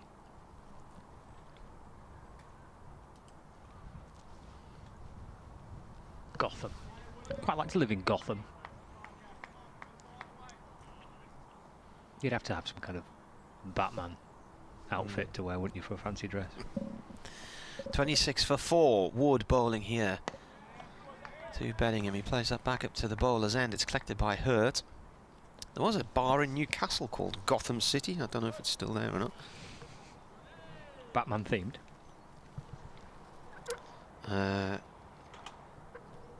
It's got to be Batman themed, doesn't it? Can't have a bar called Gotham City and not have kind of Batman memorabilia in there.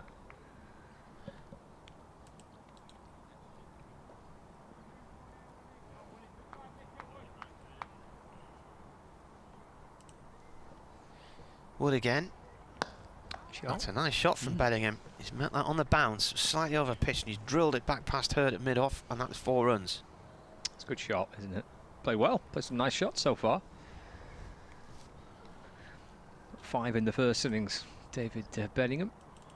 He got runs last week, didn't he? Against Yorkshire? Or not, Martin? Pardon? He got runs last week, didn't he? In the second innings, was it 73? Okay. 73, and then he went LBW to a ball that looked like it was going down the leg side off Patterson. Right. Thought he got a bit of a run deal with that decision. Wood, left arm over, Bettingham plays the ball back up towards Hurt again. Neil Mallender was like this ministry of silly walks there, but in reverse, as he was trying to get away from the ball.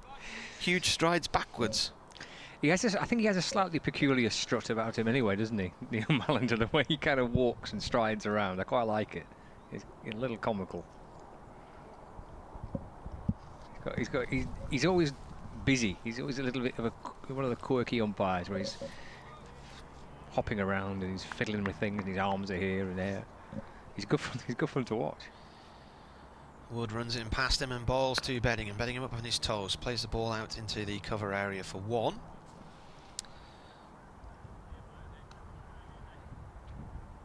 Well, it might be a case of coming out and try and being positive today, well, after lunch, Durham, because they weren't really, obviously, not really going anywhere this morning.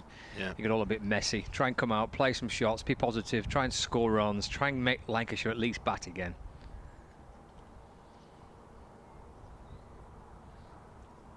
One good partnership, isn't it? One good partnership gets them level, gets rid of that deficit of 97. Wood bowling to Burnham. Burnham forward to that one. It goes off towards the covers. No run. I always thought Neil Mallender played for Notts, but I'm looking through his stat here. He's at Northants for 6 years, and then Somerset. And Otago in New Zealand. Oh, nice. 2 test matches. Highest score 4 against Pakistan at the Oval in 1992. Well batted. I thought he was at Notts. He was on the ICC Elite panel in 2004. Wood to Burnham. It's a shortish one, and Burnham pulls his bat out the road and the ball shapes up and goes underneath his armpit.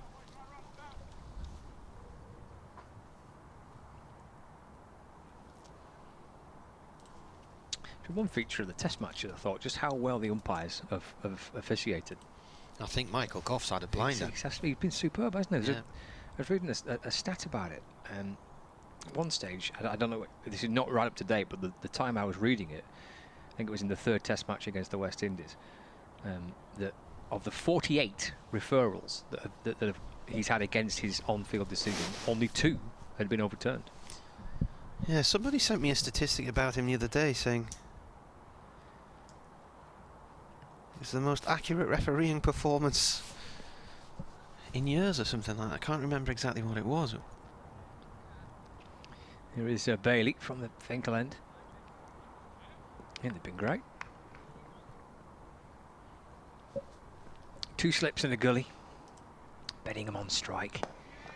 And he's clipped into the onside by Bettingham as Bailey just drifted onto the pads of the batsman. Worked out to mid-wicket where Liam Hurt's doing a few stretches, so perhaps he'll come on. He was first change for Lancashire in the first innings, Liam Hurt. Stretching the back of his hamstrings and rubbing the back of his left knee now. In fact, he's down on one knee, Liam Hurt. 2 slips in a gully. And Bailey is into his 8th over. Back in and bowling once more. And that's come off an inside edge down to long leg. Hence the oohs, the ahs from Lancashire keeper and the slips. A little thin inside edge ball disappears down towards Luke Wood. And Bettingham gets 1 run, moves to 24, 32 for 4.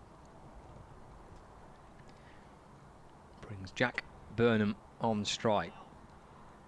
An LBW victim to Richard Gleeson in the first innings for 5. Jack Burnham. A little wander down the pitch and scrapes his bat along the surface and now settles into his crease and waits for Bailey, who's over the wicket to him. Big appeal, big appeal. Bailey's convinced. And a sustained appeal from behind. Must have been some bat in that.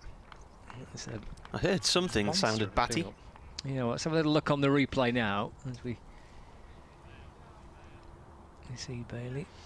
Looks like he might have jammed the ball into his bat with a paddle. It was a monster appeal, wasn't it? I'm looking again. It looks like it's drifting down the leg side. May have just done a little bit too much, perhaps. Either way, Neil Pratt says no. He did. Didn't even flinch. Bailey back in. And his run through square leg for Burnham. He wants to come back for a second. Throw comes in. And they do make it for 2. Pretty comfortably in the end. So Burnham doubles his total. He moves up to 4. Durham at 32 for 4. He's down into double digits now. The deficit started at 128. The difference between the two teams on first innings. It's now 94. But they've lost 4 wickets. 34 for 4.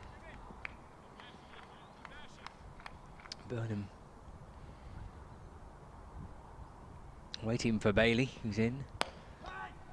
It's worked up to mid-on. A little clip of the flick of the wrist. The ball runs along the ground. Gathered by Richard Gleeson, who gives it a polish. He'll be having a ball soon. Richard Gleeson, he bowled 14 overs in his first game of the season. His first match since, he reckoned, February time. He was playing with the England Lions, having been with the Melbourne Renegades in the Big Bash. Bailey to Burnham, moves forward in defending. And there is no run. That completes Tom Bailey's 8th over. 2 for 11. We've had 15 overs of the Durham second innings. Just the 2 bowlers used so far. 34 for 4. Trailed by 94. You know, when you think that somebody's sent you a tweet and it was just yesterday morning, hundreds and hundreds of tweets later, it's still not there. It just shows how busy the Twitter feed is. Still only going through day 1 of this match now. I'm trying to find this stat on the Michael Goff and the record. I'll keep looking. There's Wood here, 34 for 4, coming into ball now to Bettingham. That's played 2 point, no run there.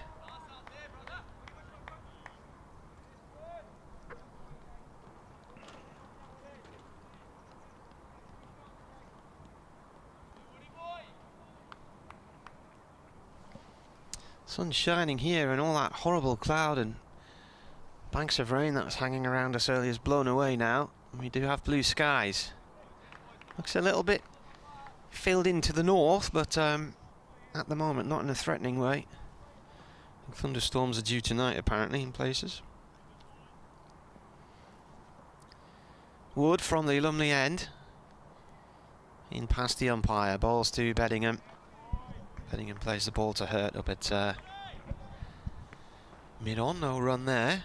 Goes for a little wander towards square leg.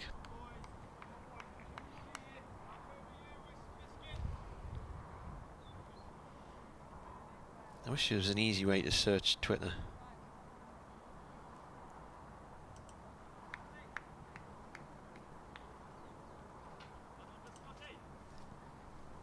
I said he's been exceptional in this test summer so far. Michael Goff with his decision making as Wood bowls again, and Bettingham drives that up towards mid-off. It's cut off there by Richard Gleeson, no run.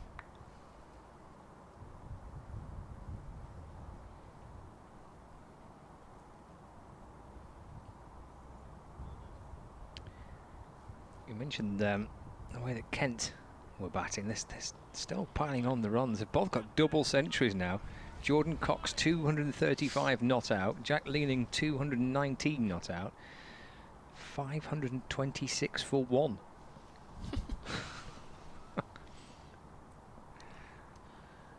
Here's the bowler again. That's turned off towards square leg. And the thing to remember about this Durham innings is they actually used the heavy roller before the start of this second innings, and they were 21 for 4 at lunch. That's meant to flatten things down.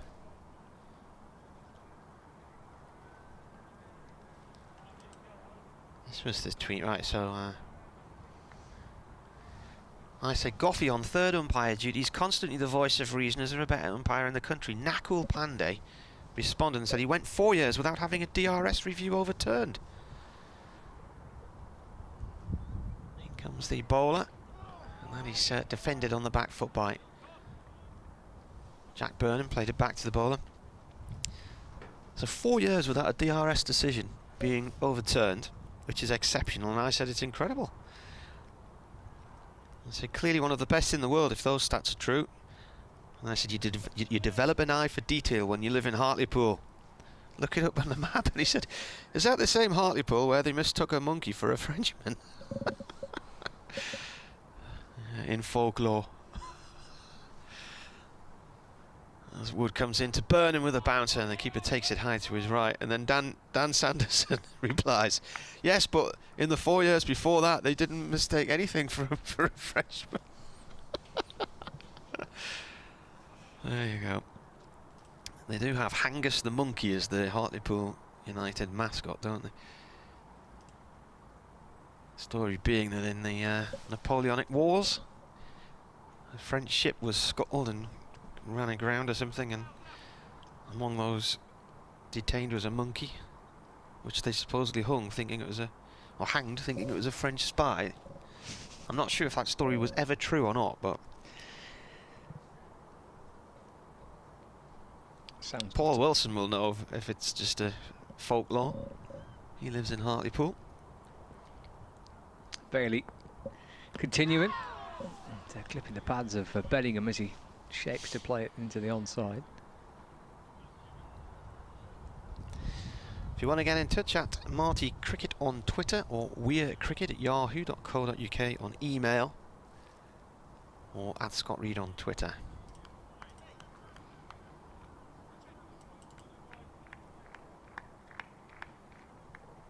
Take a look at some of the other games that are unfolding. Kent piling on the runs, as we mentioned, against Sussex in the South Group, as Bailey comes over the wicket and bowls. We'll get a big appeal for LBW, and this time he's gone. Bettingham trapped LBW for 25. Durham have lost their 5th wicket, and Bailey has picked up his 3rd of the innings. 3 for 11 now, Tom Bailey. Durham 35 for 5, and still trailing by 93 runs. 40 balls, and what's the score? 35 for 5. Yep. So they added 10. Partnerships of non 3, 2, 16 and 10.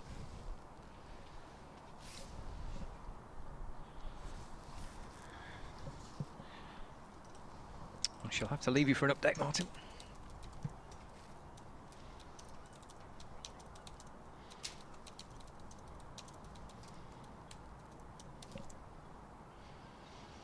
Three for 11 in 8.2 overs.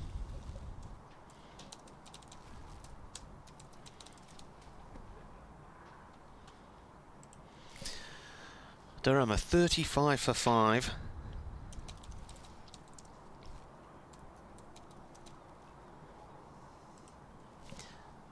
And are still 93 behind.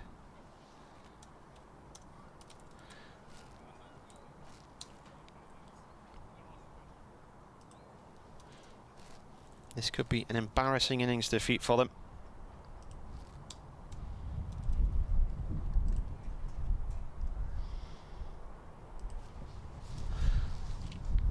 .2 overs, that's all we've had so far. This could yet break the record for Durham's shortest innings in lengths of overs.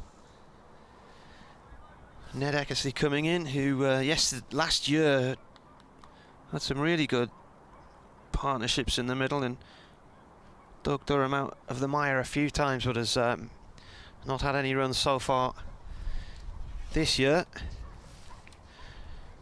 First innings he got 8. Last week against Yorkshire he got a duck in the second innings, a second baller. And the innings before that he made just 6.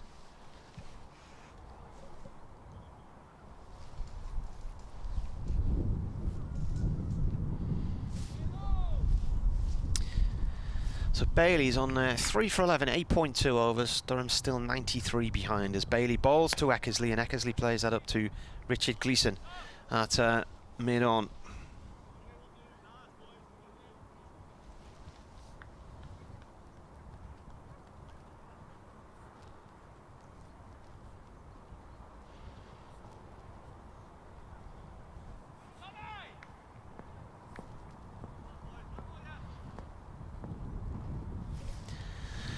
And let's not forget as well other statistics which come into play here. Durham's lowest scores, 61 and 66 at Leicester on the same afternoon 2 years ago. In storm force conditions with Mohammed Abbas bombing down the hill, wind assisted. They were like rabbits in the headlights that day. I think they batted in the morning, managed to make it into early afternoon, and then we're all out in their first innings, and we're batting again and all out in their second innings for about in an hour or something like that. Such was the nature of it. I ended up on 5 Live's drive time show that evening talking about what had happened. Bailey comes in here and bowls. And this is played off towards mid-wicket, no run there.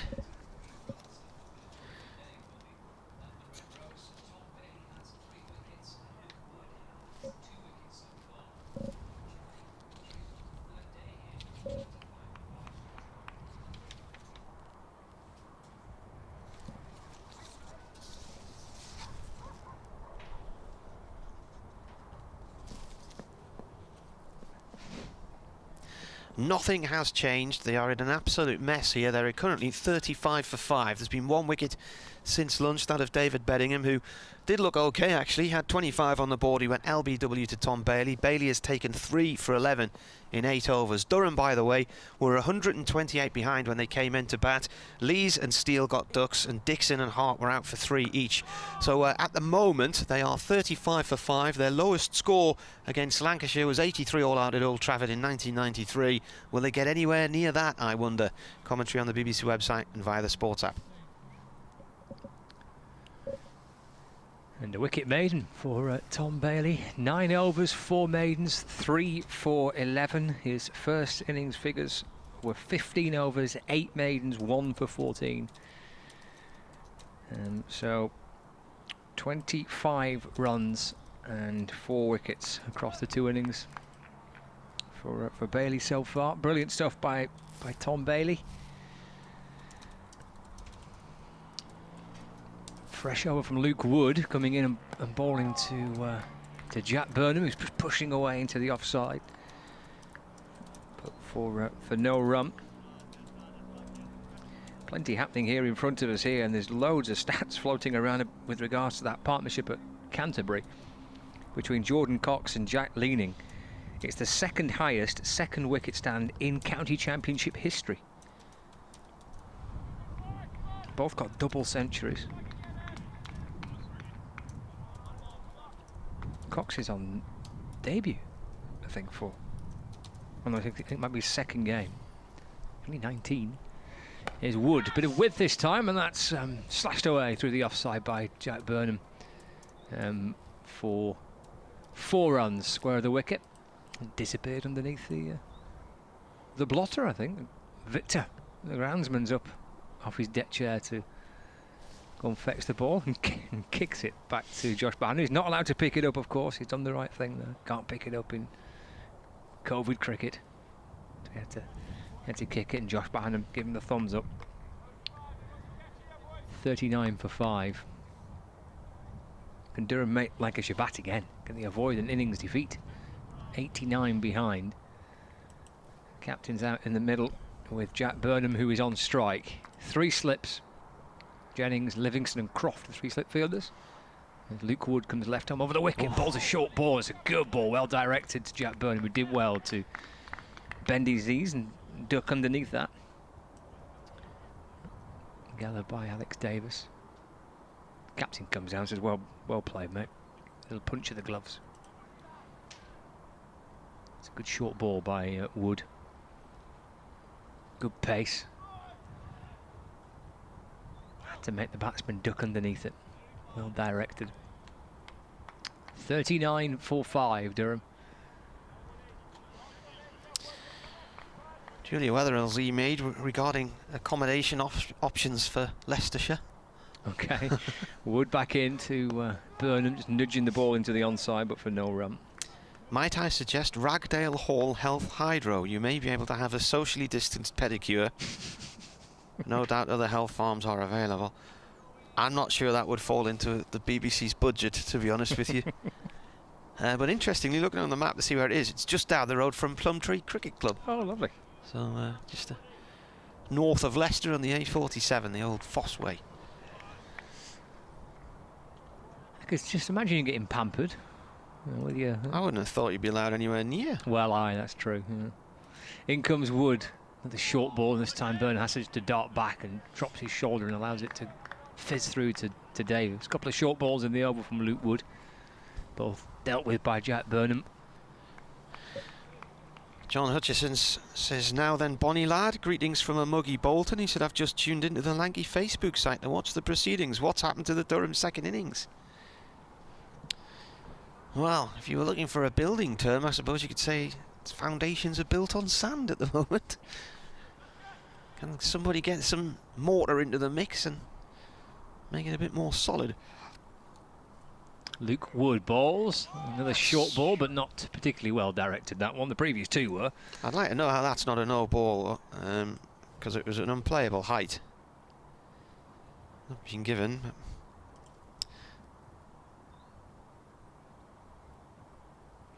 end of the over, 39 for 5. And it's the end of Bailey's spell, so he's bowled 9 overs, 4 maidens, 3 for 11 from the Finkel end. Tom Bailey, but out of the attack, and Liam Hurt replacing him.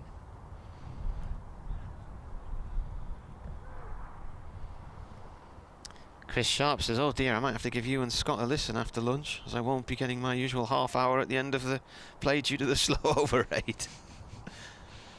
Over 8's -1. Oh dear, says Ken. Michael sent us a joke. I'm not reading that out on there, Michael. Thanks anyway, though. So Liam Hurt into the attack. And in sporting terms, if you were an American, you might be describing Durham's predicament at the moment as the Hurt locker. As Hurt comes in and bowls, that's gone down the leg side and it's gone off for 4. Oh, does it buys? Leg buys.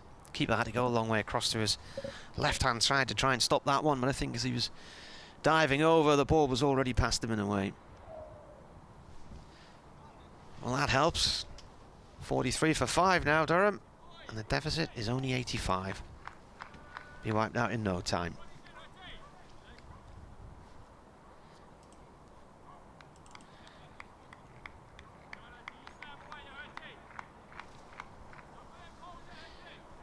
Paul has emailed about the monkey in Hartlepool.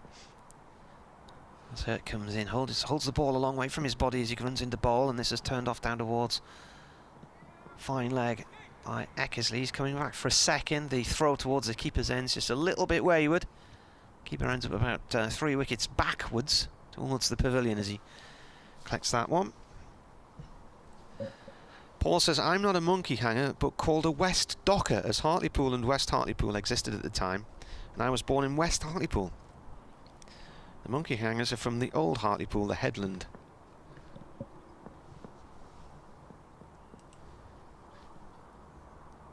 Once more comes in and bowls, and that's left alone outside the off stump. So this is on the historic UK website. The hanging of the Hartlepool monkey. Legend has it that during the Napoleonic Wars of the early 19th century, a shipwrecked monkey was hanged by the people of Hartlepool, believing him to be a French spy. To this day, people from Hartlepool are affectionately known as monkey hangers. a French ship was spotted floundering and sinking off the Hartlepool coast, suspicious of enemy ships and nervous of possible invasion. The good folk of Hartlepool rushed down to the beach, where among the wreckage of the ship they found the only survivor, the monkey, which was apparently dressed in a miniature military-style uniform, so it says.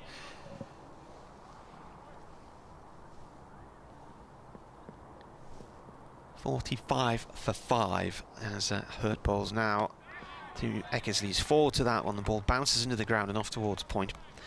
It goes on to say Hartlepool is a long way from France, and most of the populace had never met or even seen a Frenchman. Some satirical cartoons of the time pictured the French monkey with tails and claws, or pictured the French as monkey-like creatures with tails and claws, so perhaps the locals could be forgiven for deciding the monkey in its uniform must be a spy and a Frenchman.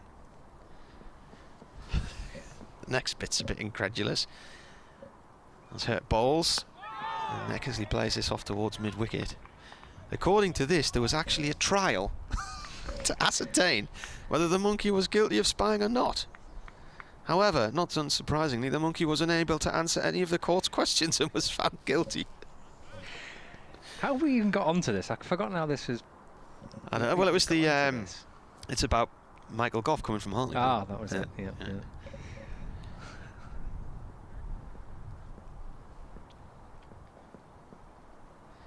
In comes Hurt to Eckersley, and Eckersley flicks that wide of mid-on, and it's being chased by Tom Bailey down towards the boundary on our right-hand side, and he'll get 3.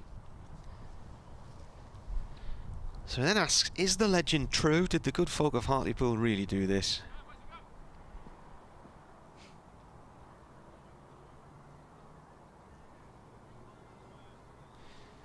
Suggestions that maybe it was a small boy, because boys back in those days were employed on warships to prime the cannons with gunpowder.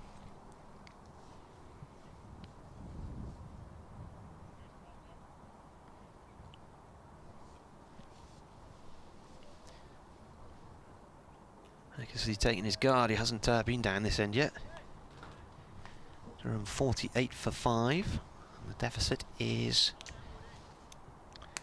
80. Oh, but it's quite small in the bottom right corner of the scoreboard on the ground. But, clear if you're watching the live stream. Here is Wood into Eckersley, just pressed into the offside. No run. So it says here, Hartlepool's United's mascot is Hangus the Monkey. The local rugby union team, Hartlepool Rovers, are known as the Monkey Hangers. And the successful mayoral candidate in the 2002 local election, Stuart Drummond, campaigned dressed in the costume of Hangus the Monkey. Oh, give over. I remember that, yeah. That's true. Yeah, I remember that. Yeah.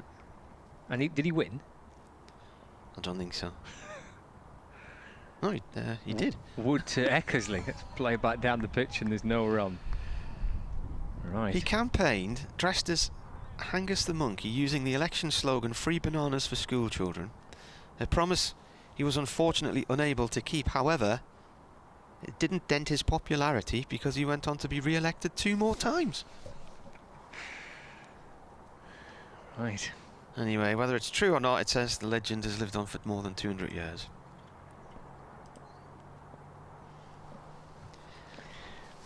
Meanwhile, 48 for 5, Durham. Luke Wood bowls to Ned Eckersley. Past the off stump, through to the keeper. There's no run. At the beginning of last season, day 2 or 3 at Derby, so early April, I think it was a listener called John Logan emailed to say, did we have our Carlin peas? And I had no idea what, and he said it was Carlin Sunday, and I was like, never heard of Carlin Sunday, what is this? Anyway, the fact that I hadn't heard of it and suggested, tongue-in-cheek, was it something to do with the Carlin Brewery just down the road in Burton, which of course it wasn't. Wood to Eckersley, short again, and he ducks underneath this one. Anyway, somehow Mike Amos, who used to write a sports column and did so for 55 years in the Northern Echo, heard about this tale, and I ended up in one of his final features last year about how could a a North East radio presenter not know the story of the Carlin Peas and Carlin Sunday? Now, the story goes that a ship was wrecked on the Black Midden Rocks in the mouth of the River Tyne a few hundred years ago, and it contained lots of Carlin peas, and the people who lived along the banks of the Tyne were so hungry and poor. Luke Wood balls to Eckersley wide and gathered by the keeper, no run. Were over the moon that they had food, a plentiful supply of food. So supposedly Carlin Sunday celebrates this shipwreck. When I looked a little bit further into it, it seemed to have more religious connotations, and then I started to find that this shipwreck not only had happened on the mouth of the River Tyne, but it happened in virtually every port from Whitby right the way up to the north of Scotland. And was it really a true story or not? So the Whitby Gazette claimed it had happened there. Other papers in Scotland claimed it had happened there. Final ball for Wood. Little fall this time to Eckersley onto the front foot, defending out into the offside. No run. End of the over. 48 for 5, trailed by 80. So I think a bit like the monkey story, Carlin P thing might be a bit more of a parable and an urban myth. Has been remodelled down the years.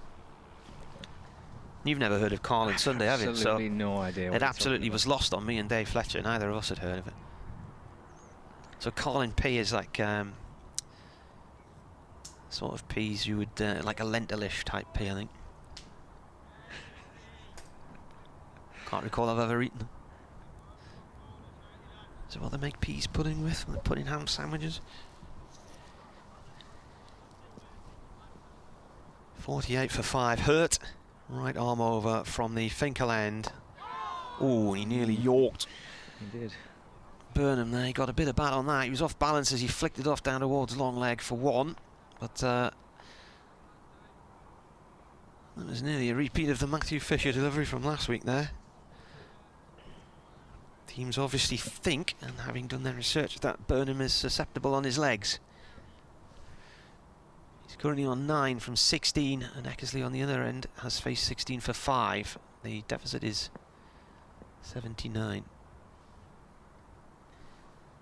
Hurt once more, comes in and bowls.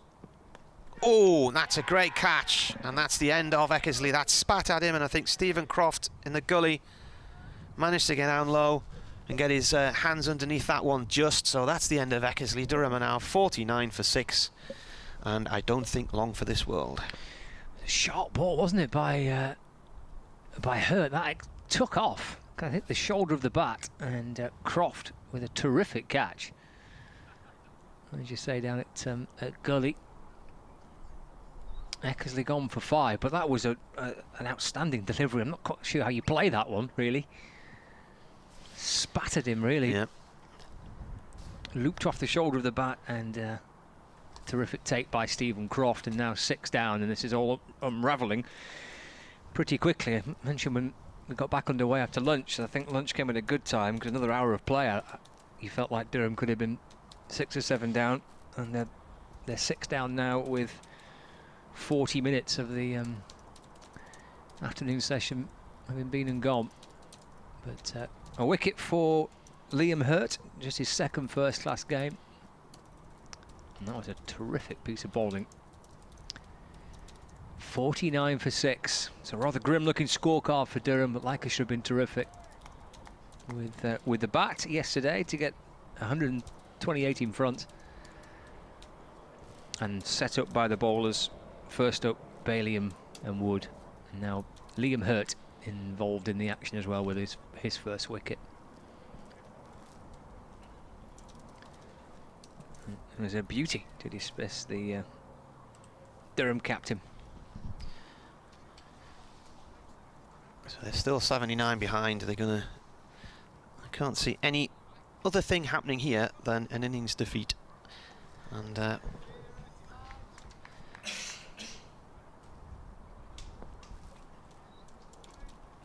quite an embarrassing one from a Durham point of view as well.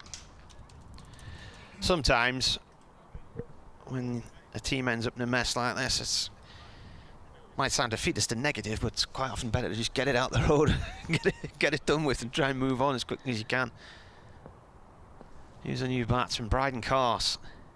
Hurt balls to him, and there's a massive appeal, and he's caught Now, they were appealing originally for LBW. The ball looped off towards the slip cordon. Hurt is on a hat-trick. I haven't even written Bryden in my notebook yet. So, is this going to be given? Because it was a long wait before the umpire Neil Pratt gave it, and he only gave it when the ball landed in the hands of Gully. One of the slips coming round, so they've got on the scoreboard LBW hurt, but I think this might be caught. Anyway, Carsko's first ball, and Hurt is on a hat-trick. He is. It was a terrific delivery, whether it's LBW or caught. It is a fantastic piece of bowling by Hurt. You know, new batsman, and that's what you face. That is terrific by Hurt. Now then, the last hat-trick against Durham. 3 hat-tricks against them. Danny Law took one for Essex in Chesley Street in 1998. And the other 2 hat-tricks came in the same game in 1994 when Vince Wells and Alamgir Sheriar did it for Leicestershire at the racecourse. And as far as Lancashire are concerned, James Faulkner. 2018, Graham Clark's brother Jordan took a hat-trick against Yorkshire at Old Trafford as he dismissed Joe Root, Kane Williamson and Johnny Bairstow. And James Faulkner took a hat-trick at home against Leicestershire in 2015 as he saw off Durham's Ben Rain, Jigger Naik and Charlie Shrek. So here's the hat-trick ball. It is Ben Rain. Oh, so Ben Rain could be in another Lancashire hat-trick. You better take over here. What does he bowl? First up to Ben Rain. The first delivery there to Cars was fantastic. Full. Quick. Did well to keep that out. 4 slips are waiting for this. There's a point. Mid-off, mid-on, square leg. Long leg. And Ben Rain understandably taking his time, making Liam Hurt think about what he's going to bowl. Here he comes, hat-trick ball then for Liam Hurt. In and bowling, and Rain is riding behind to defend it back down the pitch. And there's no run. 49 for 7. Looks a little grim for Durham, but it looks terrific for Lancashire. It's an excellent way for them to have responded to defeat last week. Across the 3 days so far. 2 balls left of the over. I'll carry on. You can pick up at the other end. 49 for 7. There's Liam Hurt. 2 in 2. Balls to Rain. It's left alone, taken by skipping Alex Davis in front of first slip. And there is no run. Now, are we sticking with the LBW there? No, they're now saying he was caught, aren't they? Caught fielder 6. Who will that be then? 1, 2, 3, 4, 5. Croft again.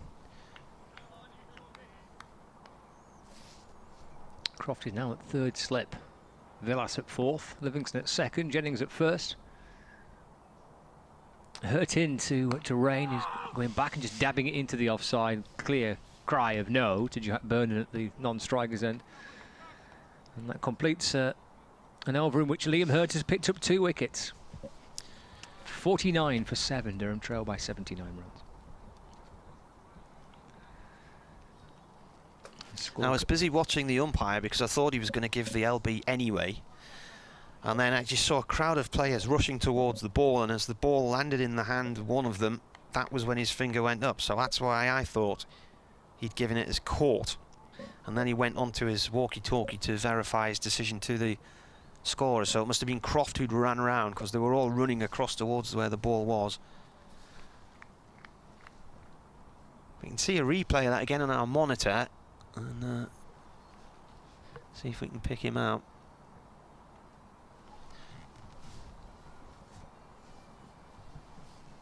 Just waiting for the next over to start, and it's Gleeson into the attack. Right arm over from the Lumley end. Burnham defends that one. So Luke Wood's opening spell of 10 overs either side of lunch 10 overs, 2 maidens, 2 for 28. Bailey's spell again either side of lunch. 9 overs, 4 maidens, 3 for 11. And then Liam Hurts bowled 2 overs, 2 for 6. And as Martin mentioned, Richard Gleeson replacing Luke Wood from the Lumley end. 3 wickets for him in the first innings. Gleeson in. That's left alone by Burnham outside the off stump. Yeah, they've got Courtcroft bowled Hurt for both of those dismissals in that previous over. Bailey earlier 3 for 11 in 9 overs, 4 maidens.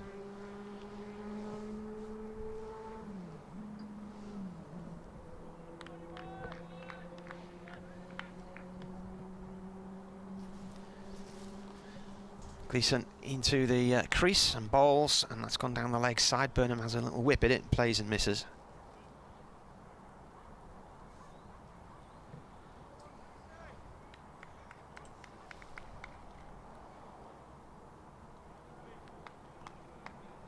You can't actually see Croft in the picture there. He eventually appears and chucks the ball into the floor. Carse was looking to turn the ball in the leg side, and he's now looks rather stiff-legged, as if he's hurt his foot. He looks like he's played the ball into his pad, and then it's looped across towards point, and that's where Croft's taken it. Gleeson in. That's a cracking cut from Burnham. He's got on top of that one and hammered it away over the ropes for 4 through mid-wicket.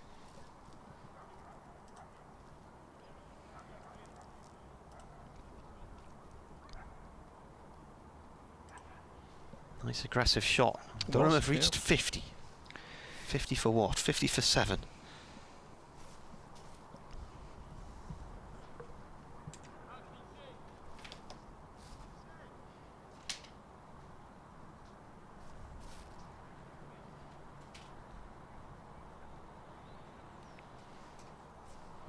Gleeson to Burnham, who pulls that through the leg side. No run there.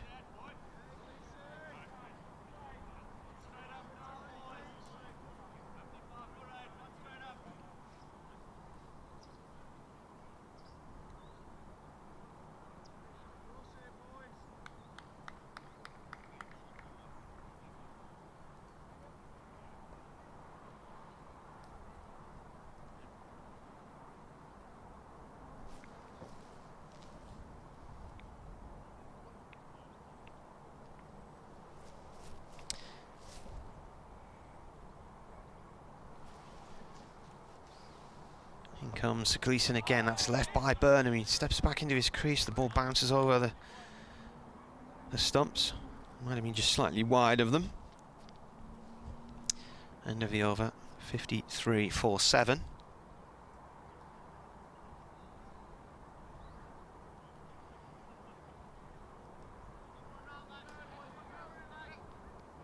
Yeah, it was wide of them. Well, from a saving face point of view, if Durham can get to 62, they've avoided their lowest score. If they can get to 67, they've avoided their second lowest score. Hurt bowling now to Rain. Rain plays and misses at that one. Just past the off stump.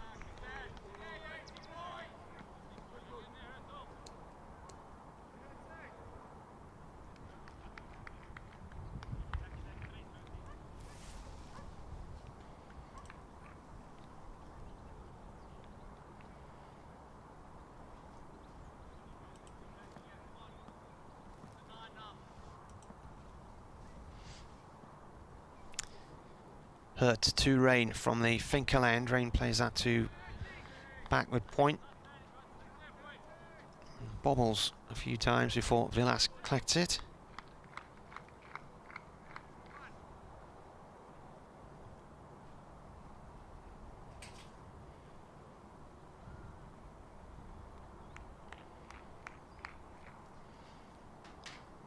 Derek's just tweeted a picture of the walk, listening to us on a new speaker they've bought, accompanying him through the Scottish countryside along the coast.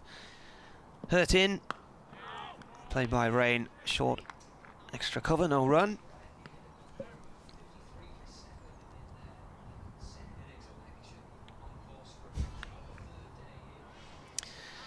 Chris Sharp says, just switched over to you from Sports Extra, where Kevin Howells is talking about your match in the past tense.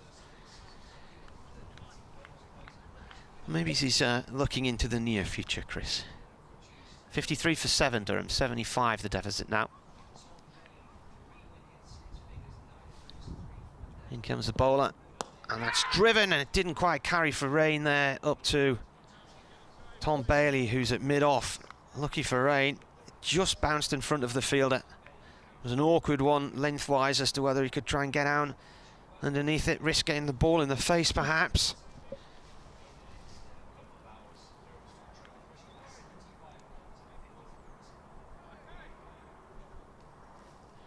There were the usual discussions at lunchtime as to how far this game might progress today, i.e. which part of the afternoon might it make it to. We are currently at 2:32 on day 3 here. Hurt bowls, that one's left alone by rain. Beyond the off stump and through to the keeper. We're cricket@yahoo.co.uk. You want to email at Marty Cricket on Twitter or Scott Reed on Twitter.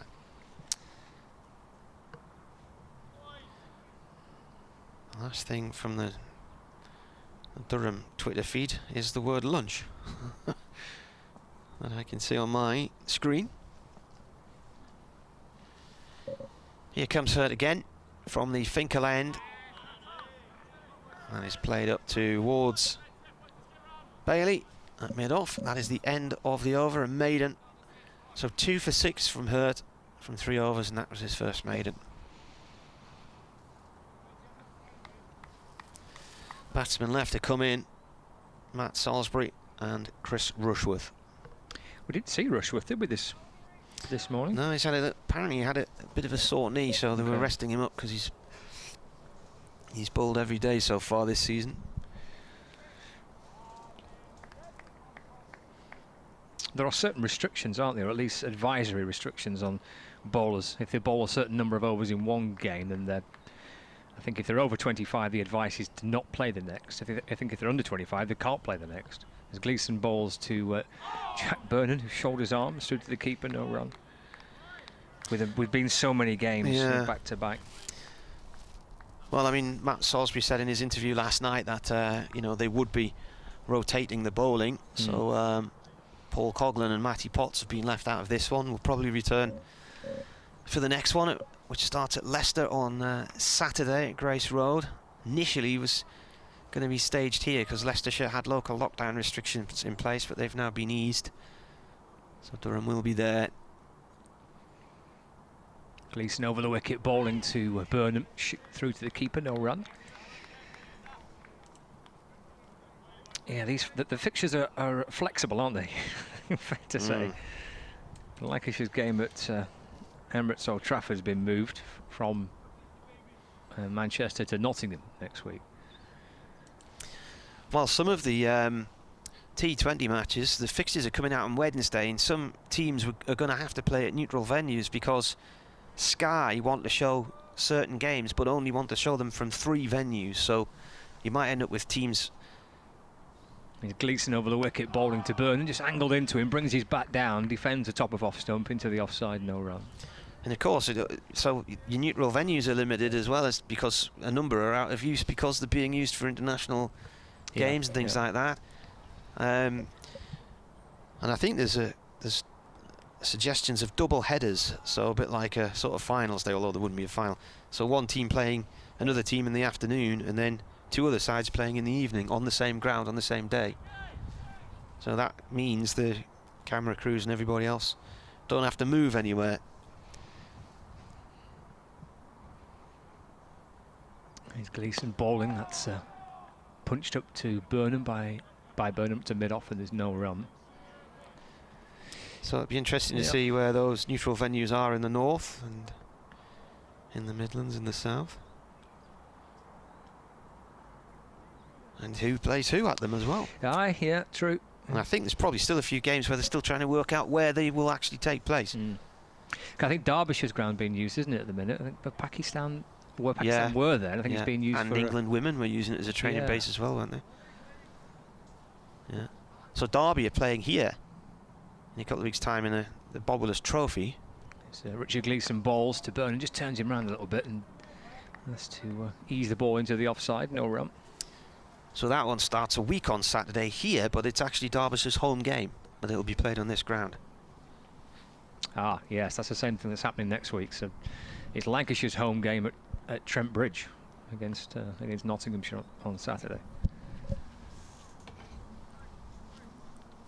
Yes, you've got to adjust, haven't you? Got to be a little bit flexible, trying to find venues and dates to try and play the cricket. And there's a lot of cricket. The Bob Willis Trophy and then the 10 T20 group games.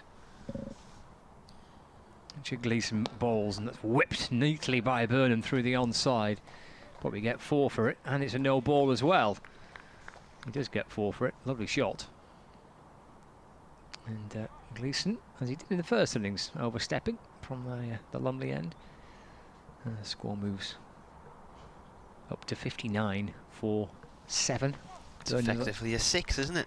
Aye, true, yeah. 4 and then the 2 runs for the no ball. Burnham 17 not out. You know, need good bowling stocks, won't you? I think if you're a bowler, you're probably going to get a fair chance to playing some cricket because of the number of games to be played. Kent against Sussex, they made 530 for 1, all kinds of records broken there. They still going? Sussex now 13 for 1 in reply. Oh, right. They pulled out. Gleeson to Burnham, a short ball which he ducks underneath. That is the end of the over. That extra delivery for the no ball. It's 59 for 7, trailed by 69. Durham need 3 more runs to avoid their lowest score in a first-class game. Let's have a look at round the grounds then. Glamorgan are playing Worcestershire in Worcester and are 305 for 6 after 102 overs. Still 150 behind. Yorkshire batting for the second time at Nottingham are 134 for 1 and lead by 43 runs.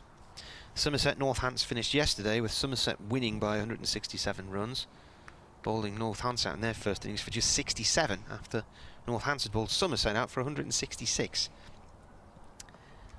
Hurts to start a new over, bowling Terrain here from the Finkel end. That is a dot ball that just runs back up towards the stumps at the bowler's end. Middlesex 124 for 2 at Radlett in their second innings against Hampshire. They now lead by 80. Radlett is a town to the north of London. It's sort of near St Albans and Watford. We stayed there in a pub for the weekend when Sunderland got to the League Cup final against Man City in 2014. But it is on the main line into London, so it's a big commuter belt town, or village actually. And so Hurd balls, squirts to Croft at gully along the floor off Rain's edge, no run. Derbyshire made 408 against Leicestershire in Leicester, and Leicestershire in their second innings now, having been dismissed for 199 in the first, are 118 for 4, so they trail by 91. Mentioned the Sussex score. Gloucestershire in their second innings 83 for 3 against Warwickshire in Bristol and have a lead of 46. Hurt to Rain. That's a leave outside the off stump. Stayed low as it went through to the keeper. Essex 155 for 4 in their second innings at Chelmsford against Surrey are 230 ahead because they bowled Surrey out for just 187. And here Durham are 59 for 7. They were 128 behind when they came out to bat. Before the wickets started to tumble today, I was trying to look through my scorecards from last year. There's a bowler bowls, that's defended. Just to see how many times Durham were behind. I think something like the first 5-6 matches they were behind in more than half of them. Certainly there were first innings deficits in 3 out of 5. Might have been 4 out of 6, but just as I was looking it up, Lees went and then all hell broke loose. There was a little mini rain break as well, which we almost forget now. Now then, Hurt is going to come round the wicket to have a go at the left-handed Rain here. Rain yet again off the mark, having faced 13 balls. Make it 14. Plays that to Bailey. Mid-off. I'm sure I read somewhere, he's thrown the ball to the keeper. I'm sure I read somewhere that any fielder who gets the ball has to return it the shortest possible route to the bowler. So it cuts out so many people handling it. Okay, right. And then they have the hand sanitizer break every 6 overs, don't they? Yeah, yeah. That's definitely a thing. Yeah. Hurt round the wicket bowls. It's a bouncer, which Rain leaves alone. And that has gone down the leg side, and the keeper takes it, and that is the end of the over.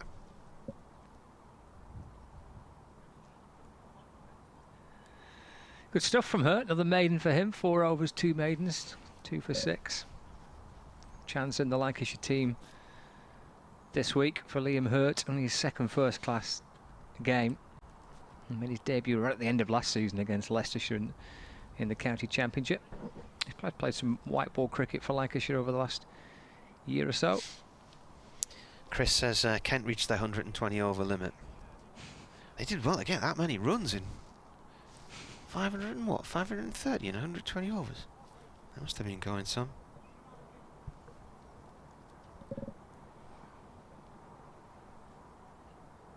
Gleeson in and balls to Burnham. It's a nice shot, which he strikes pretty firmly to the left of mid-off for a single. Moves to 18, 60 for 7. Did they really? Crikey, they did. Yeah, they've gone some there, haven't they? Cox at 238 not out, leaning 220 not out, 530 for 1 inside 120 overs.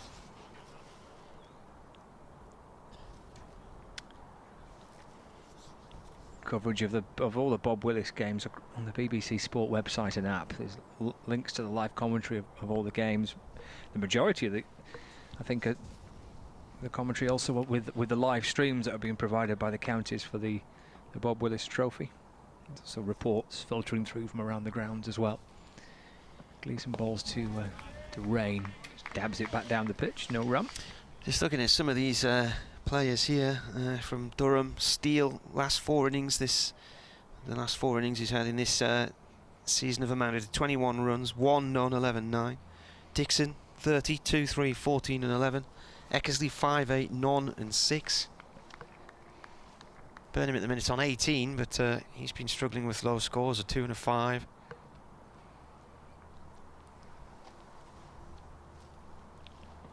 Gleeson to Rain, played a little uppishly into the onside, just clipped out towards mid-wicket where Bohannon fields. No run. Yeah, and Gareth's claiming Durham are not equipped to be with the big boys. I think that's a bit of an over assumption, really. There's going to be some freakish things happening this summer in such a strange world that we're in. 5 rounds of first-class matches. You're going to get some really low scores and some strange events happening. Gleeson to Hurt. He runs down to fine leg here. Just glanced off his pads. A momentous moment in the innings because Durham have avoided their lowest score in first-class cricket. 64 for 7 with that 4 to move past that mark. I agree with Martin with regards to the kind of weird scores, and you know, think of the gap between playing last season and this season. It's a long time for the majority of players not to play competitive cricket. Yes, kind of nets and inter-squad games and the old friendly to warm up for some counties, but most players were furloughed for months on end. It'll take some time to get back into the rhythm of things. It's left alone by Rain. This next delivery from Gleeson, which is angled across him through to Davis, and there's no run. And then if you do start balling, you find yourself out of form and struggling for form because there's no break. So it's kind of compounded. You're going from one game to the next, trying to bat your way or bowl your way into rhythm, into form. Tricky. Mm.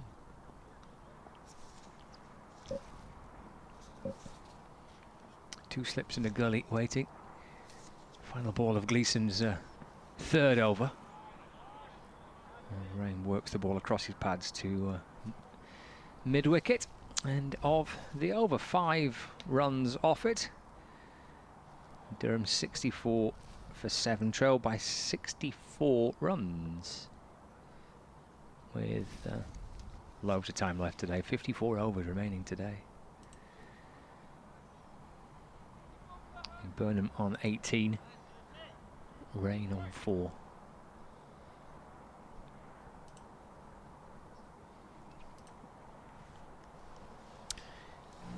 Lydia Jane says, it's Marty cricket I feel sorry for. You don't need to feel sorry for me. We're watching live cricket here. As Hurt comes in and bowls, and that's played up to mid-off, no run. Something we thought we'd never see throughout much of this year. Whatever the outcome of the game, it's still an absolute privilege to be able to bring you the action. And in more ways than before now, with all these live streams that we're hooked up to as well.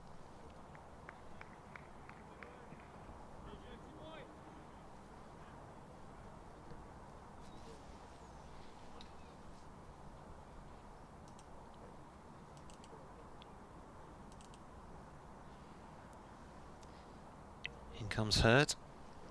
And bowls. And it was a shortish looking ball, and Burnham reacted there as if he was going to clobber that one into next week, and then didn't actually play any shot whatsoever. So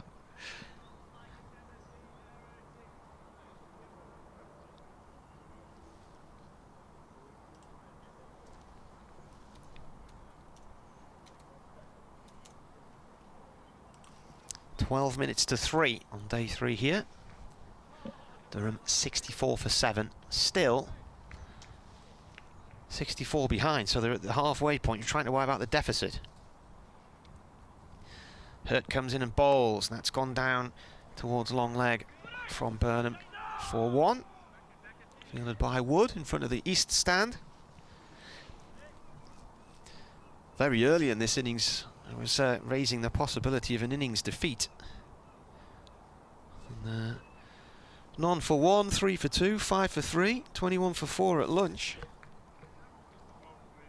Still got an awful long way to go to try and get rid of this deficit.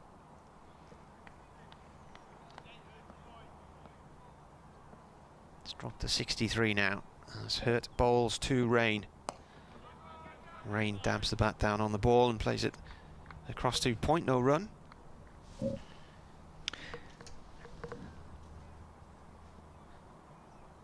See a few people on exercise machines in the gym today.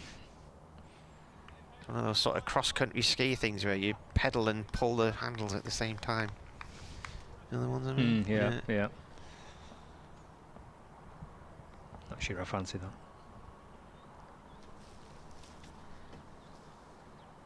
Hurt to Rain. Rain goes for a quick single. He's playing the ball slightly wide of mid-on. 1 run. I was quite content with my morning walk along the pier. That was my exercise for the day. You buy any haddock? Not many people fishing today. No. Quiet on the pier. Lydia's now cheering the fact Durham have avoided their lowest score in first-class cricket. Meanwhile, the ball is rolling on the floor here because it was missed by Hurt as it was being thrown back to him by Gleeson. He's picked it up and starts his run-up adjacent to a pile of sawdust. Comes in and bowls, and that's short and pulled away pretty easily there by Jack Burnham for 4 through deep mid-wicket. Sitting up nicely for him there. Players have been telling us about the lack of pace in this pitch, and that seemed to sit up and hold up there. But I mean, the bowling either side of the rain delay this morning and just before lunch didn't appear slow, did it? Some exceptional bowling from Bailey and backed up by Wood. Durham are now 70 for 7, so they've avoided their 2 lowest scores on that infamous day in Leicester. Sounds like a pretty tough day for the Durham boys a couple of years ago. You see it in the teams, it happens once, doesn't it? But it happened twice in the game. Gleeson to Rain, defends into the offside, no run. Happened here in 2015 when Chris Rushworth ran through Northants twice in one afternoon. No sign of what to come. One of the Northants batsmen ended up with 2 ducks in an hour. It was absolute bedlam. I think he took 15 wickets in the day, something like that. Broke the club record for figures in a match. Didn't see him bowl, did we, last night, and first thing today, so I hope he's okay. Rain getting forward and pushing up to mid-on, and there is no run. 70 for 7, Rain on 5. And Gleeson into his 4th over. Mopping his brow, quite a humid afternoon. Quite still, actually, looking at the flags on the top of Lumley Castle. And the roof of the pavilion to our left, looking rather limp. Little breeze. Trees are quite still in the distance. And Richard Gleeson running in towards us from the Lumley end. Balled. It's pushed full, but wide of off stump and through to Alex Davis. And there's no run. Victor, the groundsman's back in his deck chair. All by himself, though. There's 3 empty white seats next to him. Had a bit of company there yesterday. Had his mates sat with him. But he's settled into his deck chair. There he is. Looking quite chilled out. Gleeson to Rain. It's punched up to mid-off. And pick up and throw by Luke Wood towards the bowler's end. Looked a little erratic from here, but it's got through for a single. Rain moves to 6. The score moves on to 71 for 7. Durham still 57 runs behind.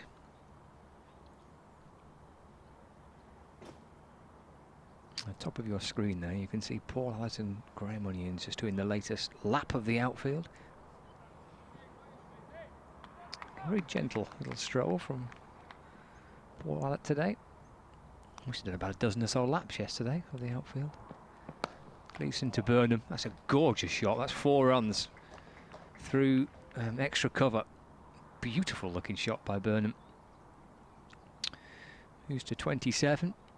Durham move on to 75 for 7. Tom Bailey having to make the long trek out to pick the ball up.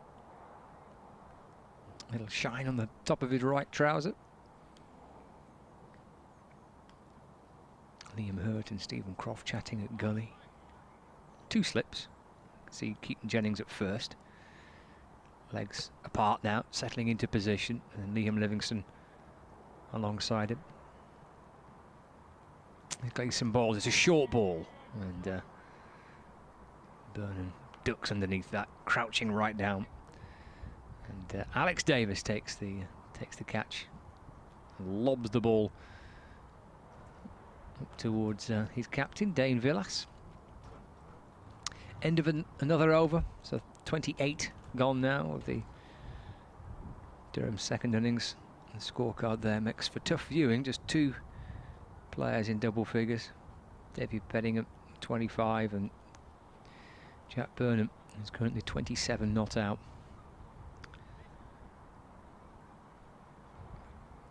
3 players out for naught. Of course, Liam Hurt picked up 2 wickets in 2 balls. On a hat-trick at one stage, Liam Hurt.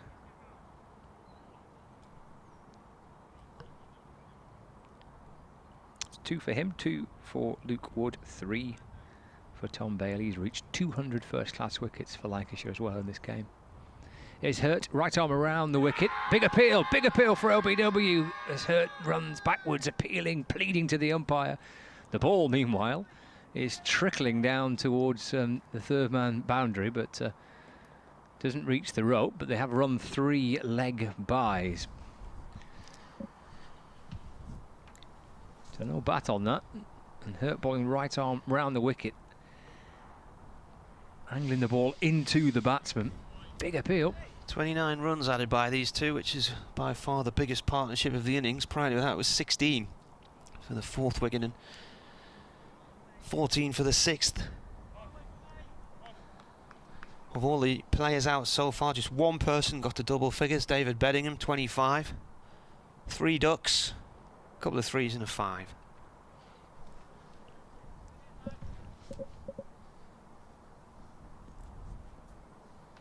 Hurt right arm over the wicket, balls forward goes Burnham, defending a fullish ball which squirts back down the ground, and Richard Gleeson's at mid off the field.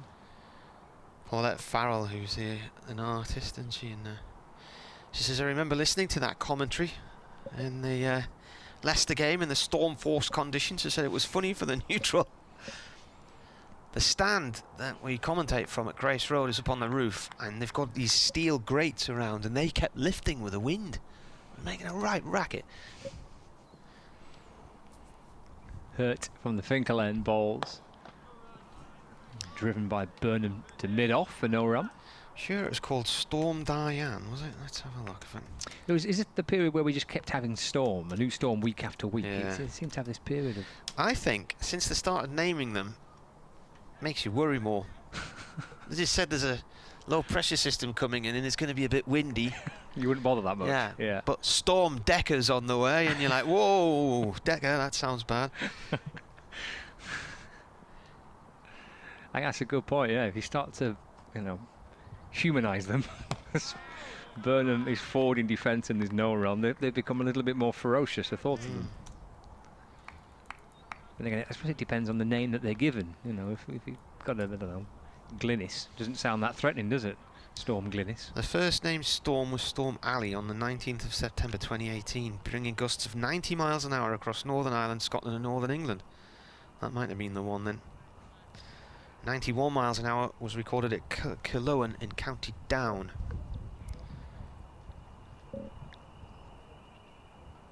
Hurt for Lancashire balls.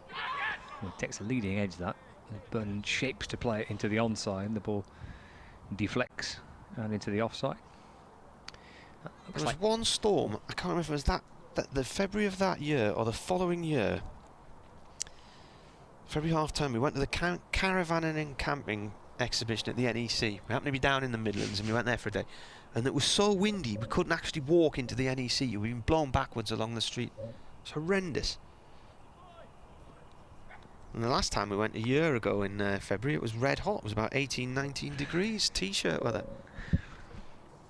Final ball of the over for Hurt. Oh, and he's bowled Burnham. He left it. Gone for 27, and Jack Burnham down on one knee. Having made that mistake, can't believe it. Fought so hard for his 27 runs. But a 3rd wicket for Liam Hurt, an 8th to fall of the Durham second innings.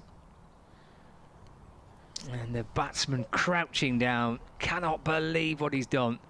Hurt gets mobbed by his teammates in celebration.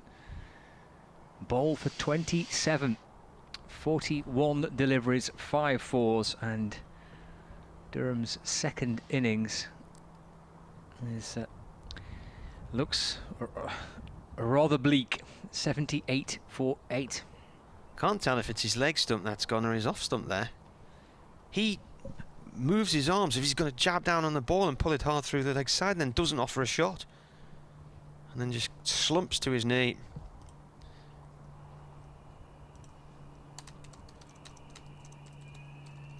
Fire alarms have gone off. Is that somebody deliberately doing that in the Durham dressing room? 3rd wicket for Hurt. 6 overs, 3 maidens, 3 for 12. Trying to identify someone who to speak to tonight is tricky, because there's quite a few candidates who, from a Lancashire point of view, who have had a great day. Bailey's 200th first-class wicket. Luke Wood debut. He got 46 with a bat and picked up a couple of wickets today. And now Liam Hurt, 3 for 12. Anyway, that's the end of Jack Burnham's resistance. And still 50 behind as well. Matt Salisbury is the new batsman coming out to the middle to join Ben Rain. 78 for 8, still trailed by 50. The final ball of Hurt's 6th over that.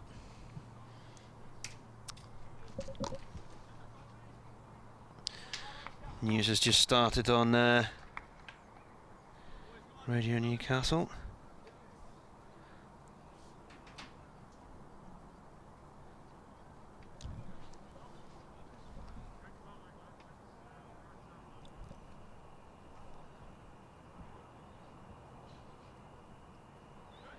.29 added for the wicket.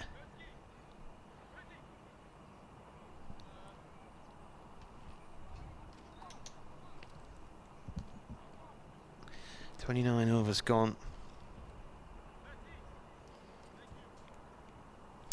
And still 50 behind. Well, Salisbury the new man, and then it'll be Chris Rushworth, and then that will be that.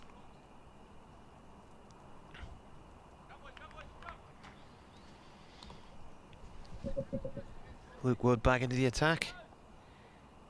No, it's not, it's Balderson, sorry.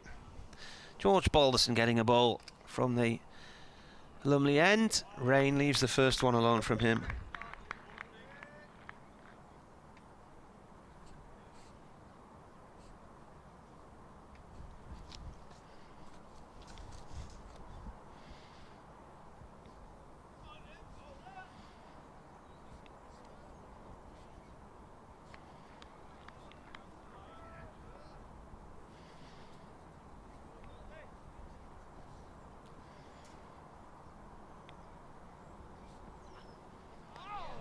Balderson balls again.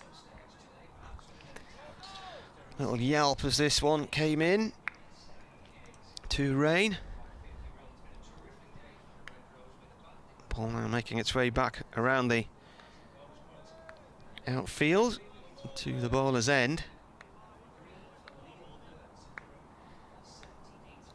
It was well wide of off stump.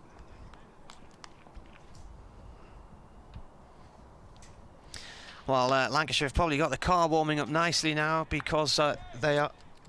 I am here, yes. Durham are in a right mess, 78 for 8, and for a period they look like they might record their lowest score in a first-class match, which they did twice on the same afternoon during Storm Alley in Leicester 2 years ago when they were out for 61 and 66. They have, though, gone past that. They still haven't reached their lowest total against Lancashire, though. That was 83 back in 1993, but 78 for 8 at the moment in a right mess. They are 50 behind and staring an innings defeat in the face. If you can bravely listen to it, we're on the BBC website and the Sports app.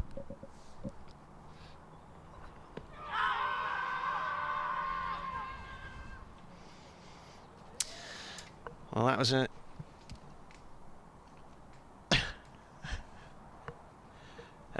LBW appeal from Balderson, not given on Rain.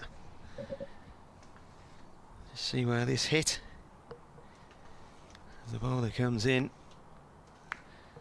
Worth a shout. Looked about leg stumpish.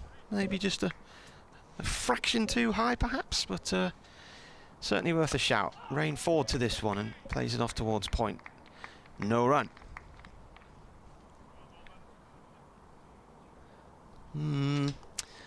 Now Rain on his thigh pad, there's a logo of something on his thigh pad, and he seemed to go up on his toes and the ball hit the logo on his thigh pad, so perhaps it was maybe height was the issue.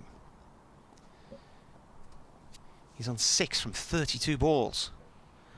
Balderson in again. Rain drives at that one, and it's cut off by fielder Gleeson at mid-off. No run. End of the over. Made an over from Balderson to start with. Durham 78 for 8. You're back with us, Scott. I'm back. Yes, after the update. Yeah, just reflecting there on the kind of the headline performers of the day. From Lancashire's point of view, the 3 wickets for Bailey, 3 for Hurt, 2 for Wood on debut, plus his 46 runs in the first innings can't be overlooked. Helped to push that lead up to and then beyond 100 for Lancashire. It's been very, very good performances around across the board. What was my statistics from a Durham point of view? Is it 24 times they've been bowled out for less than 100, did I say? While you dig that out, we'll watch Liam Hurt start his 7th over with Salisbury on strike. Going back and defending into the offside. And there is no run. Yeah, 24 times bowled out for less than 100 in first-class cricket. And one of those was 91 against Kent here in 2018, which was the start of the season, and it was the New Zealand quick that Kent had at the time. He ran through Durham that day. Get his name now.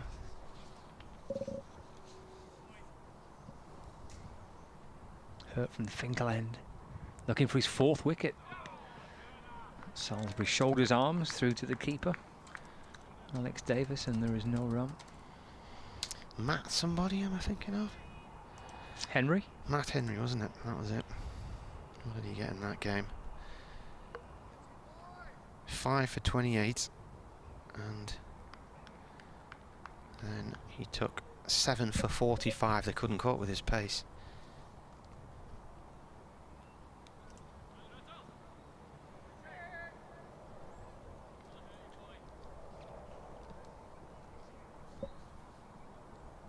Durham 78 for 8 with Hurt running in and bowling to Salisbury, who's defending. Guides the ball out towards point, and there is no run.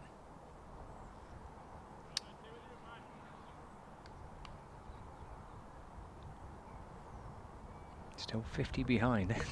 Dame Villas is doing a rather peculiar looking balancing trick, leaning on his palms of his hands with his feet up in the air.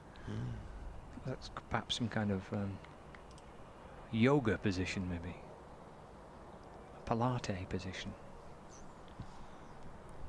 Hurt back in to Salisbury, who's right in behind. And the ball's steered into the offside, no run. Oh, no ball, no ball. Another one, been a few of them in the game. Umpires have been spot on, spotting the no balls. This is just a short season this year of first-class matches of 5, but Durham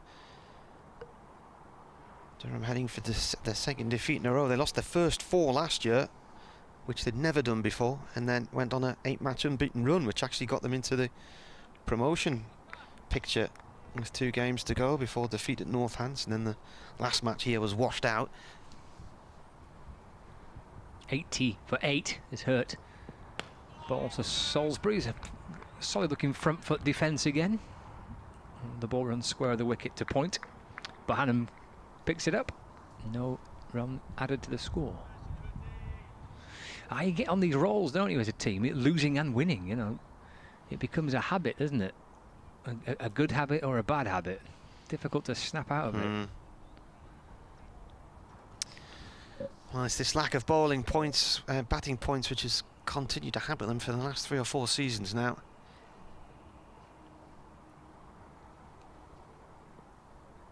Two balls left of Hurt's 7th over.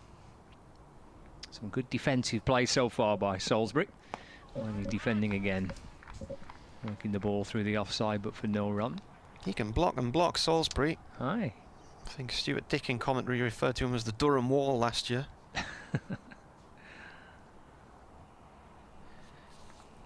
What's his highest score? It's not a big score, 37 runs. I think he faced an awful lot of deliveries for his 37 on that occasion.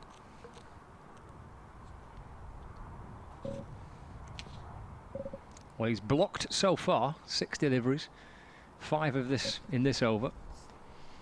And Hurt balls to him, and this time he allows the ball to disappear into the gloves of Davis, who hands it to Liam Livingston. Spins it from one hand to the other, and that's the end of the over. 31 gone of the Durham 2nd innings. 5 bowlers used by Lancashire. The 5th member of this attack is George Balderson, and he's going to continue from the Lumley end to bowl his 2nd over. His first went for a maiden. Rain 6, Salisbury on 0, 80 for 8, trail by 48 runs.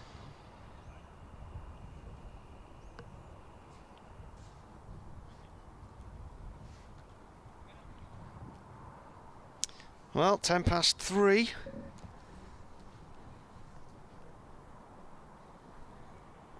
Durham 48 behind. As Balderson was running in there and changed his mind because they were still altering the field. So Rain's on 6 from 33 balls. Balderson bowls, Rain plays it back past the bowler. And we'll get 1 run.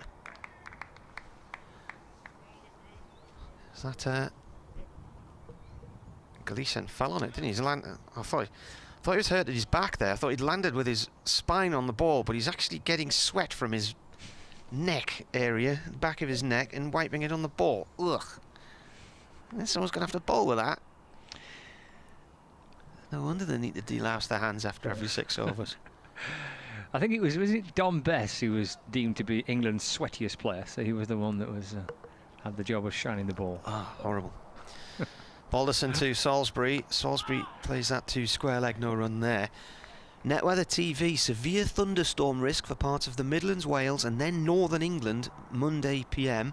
Large and damaging hail, torrential rain, frequent lightning and possibly very strong gusty winds. Very small chance of 150 millimetres in 3 or 4 hours, it says. And that's right on top of that campsite where you're going on Wednesday.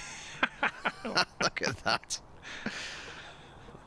That's blocked by Salisbury from Balderson on a length there. That area that they've got here is basically from Birmingham west towards the Aberystwyth coast in Wales, across towards Anglesey, north all the way up Morecambe Bay, and then it sort of stays on the west side of the Pennines, down through Nottingham and back round to Birmingham again, with Stoke-on-Trent right in the middle of it all, and Liverpool and Manchester as the bowler comes in here, and that's defended by Salisbury.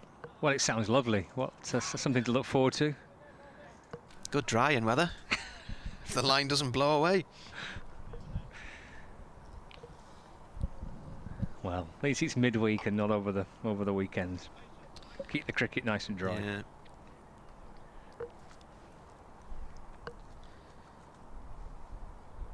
Risk of thunderstorms. Balderson in, defended again by Salisbury. Just looking on this map, where's that? That's running right down the border with England and Wales. Right round the Midlands there, Staffordshire, Shropshire, Warwickshire. Oh, you're going to get it. Well, I think it might be cancelling it. I think that might be the... So there's loads of little things on this thing. So there's a picture of large hail, heavy rain, that's in there. There's some lines, what are them? Severe thunderstorms. In comes the bowler, left alone by Salisbury through to the keeper. So, yeah, good luck with that. We could be hearing of severe flash floods maybe later on, like the ones that ripped through the Yorkshire Dales in July last year, washed the bridge away at Grinton, Leyburn, Beedale, Reeth. The fire brigade ended up having to pump out their own fire station at Reeth because it flooded. One of the ladies who owns one of the local pubs was trapped in the pub with water coming around her neck. Eventually managed her neck? Yeah. Just this flash flood came down the valley, and Reeth's at the bottom, and all the buildings in one particular area all started to fill up with water. She managed to get out. You've always got a very handy apocalyptic weather story to hand, haven't you? You've always got something you can fall back on when it comes to some bleak freak weather storm. I think you've got to look on the positive side. I reckon it'd be glorious. They'll get it wrong. Positives is it might not land where you are. So you might be all right. Liam Hurt from the Finkel end bowls slow ball. Good leaping by Salisbury at the non-striker's end as Rain punched that down the ground through a straight mid-off for 4 runs. Right in between the legs of Matt Salisbury, was up in the air with his jumping out the way of that. Good looking shot for 4 by Rain. So he moves to 11. 85 for 8.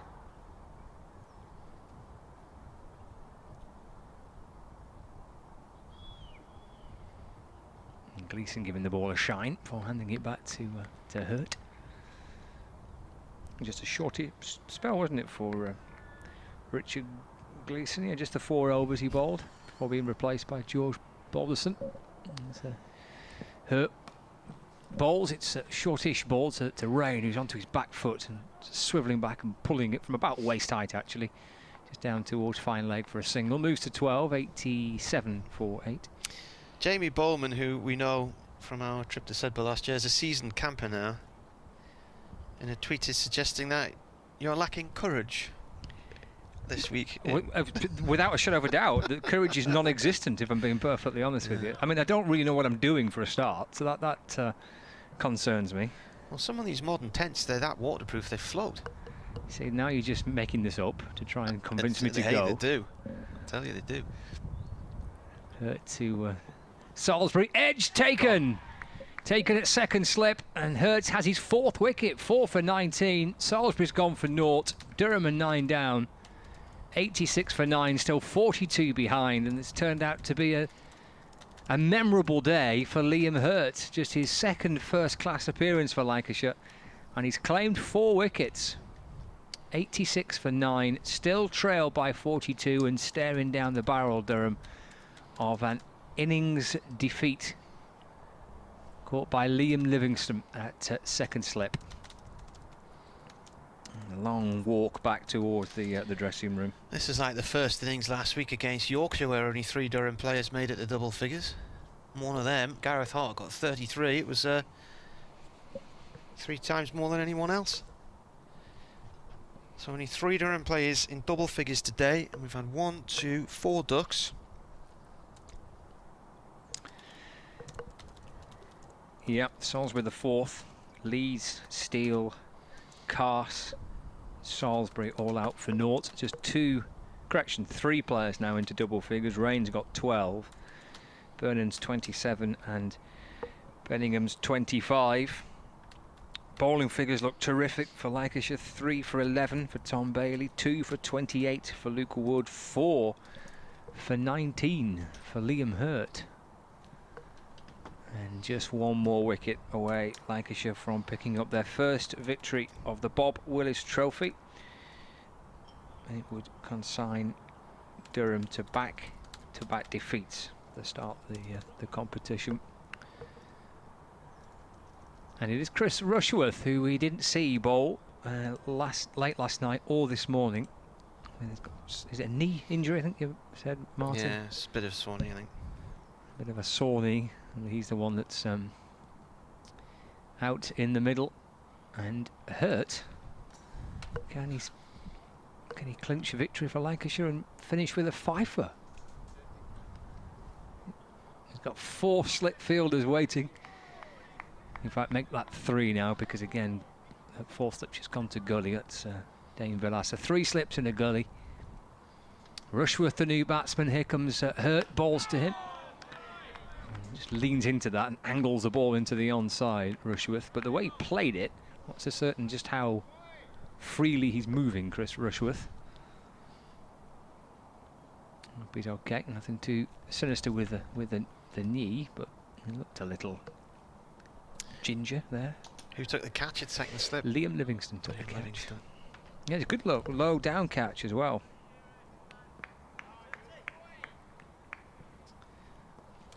Here he is, Liam Hurt, boy from Leyland near Preston. Flicked off the pads by Rushworth to square leg. No run. A couple of Preston lads in this team, because Tom Bailey's a Preston boy as well. 86 for 9. It's unravelled quickly for Durham today.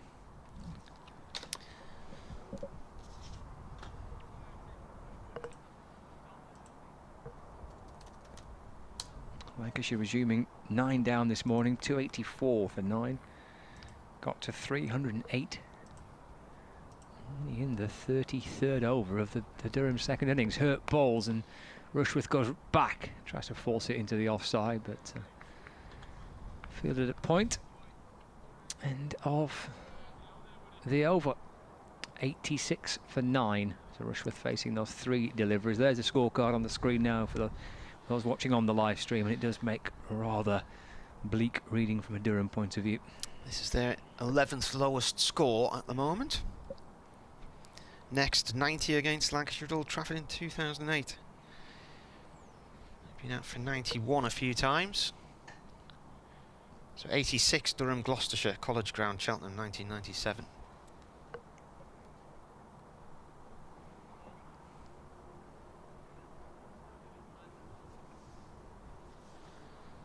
Ben Rain on strike.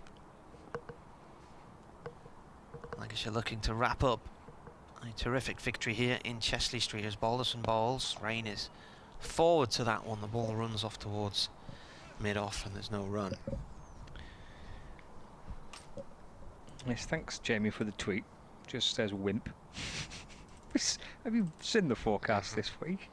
Are you joking me? I'm sure Jamie will be out in it in his allotment. What?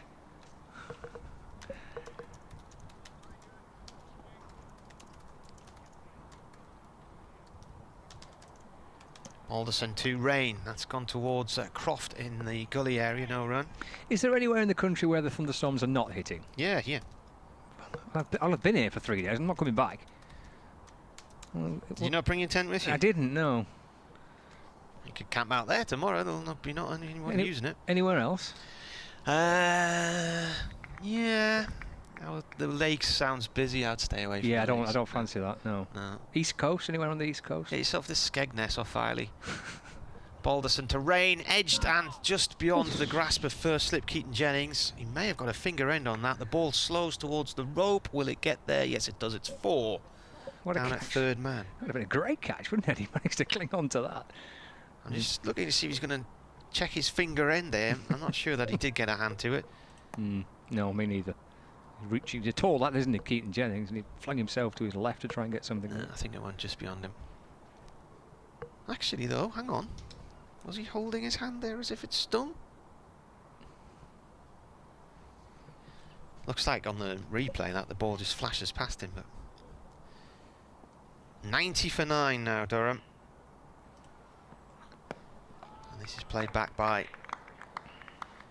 Rain to Balderson. So that's now the 12th lowest score. So they equal the Lancashire score at Old Trafford in 2008.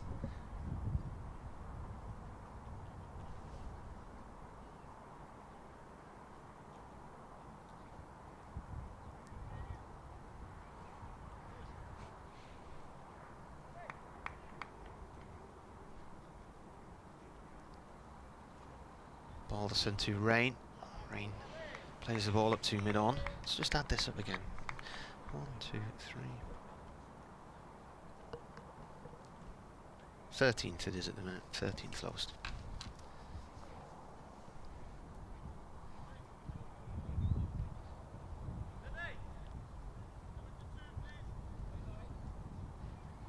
I suggested at lunchtime in discussions about this could be over this afternoon. Durham at that point were 21 for 4, and I said I imagine it might finish by about 3:30, which I'll take absolutely no pleasure in if that is the case. Having witnessed what we've witnessed today as Balderson comes in and bowls. Rain pushes that off towards mid-wicket. No run. Good stop by Dame Villas. One-handed there, diving across. There was a suggestion of tea from somebody else. Just the writing just seemed to be on the wall at lunchtime, didn't it? It was an irrecoverable, if there's such a word. If there isn't, I've invented it. Irrecoverable situation. I think without lunch, I think it could have been done within an hour. It just felt that lunch interval. Goodness me, that stopped the rot, didn't it? Just for at least 40 minutes. Lancashire were ripping through Durham. 90 for 9. Yeah, it's been a super response for Lancashire from last week. Not that they played particularly badly against Leicestershire, but there's no doubt Leicestershire were, across the 4 days deserved the win. Hurt looking for a 5th wicket here. A short ball to begin with for Chris Rushworth to deal with. Deals with it, he does, by bending and ducking underneath it. And through to Alex Davis. Paul Allard, this might be his final lap. he's wandering across on the far side, the Lumley end of the ground. Keeping up his steps for the day, trying to get 10,000 steps in. 3 slips in the gully waiting, hurt from the Finkel end, in and bowls, but down the leg side. Gathered by Alex Davis. Durham will travel to Grace Road on Saturday, well, on Friday for the game on Saturday, and Lancashire on the travels again, down to Trent Bridge. Speaking of which, how was the game progressing there between Notts and Yorkshire? Yorkshire 169 for 4 in their second innings, lead Nottinghamshire by 78. 4 down. Hurt comes steaming back in and bowls, and that's played back towards Hurt, and almost with a brilliant piece of work off his own bowling. He's a big lad, Hurt, and he takes a lot to get off the ground, but he leaped up superbly there. Almost got a hand to that, but Rushworth, in the end, he's off the mark. He moves to 91 for 1. How close he was to grabbing that there.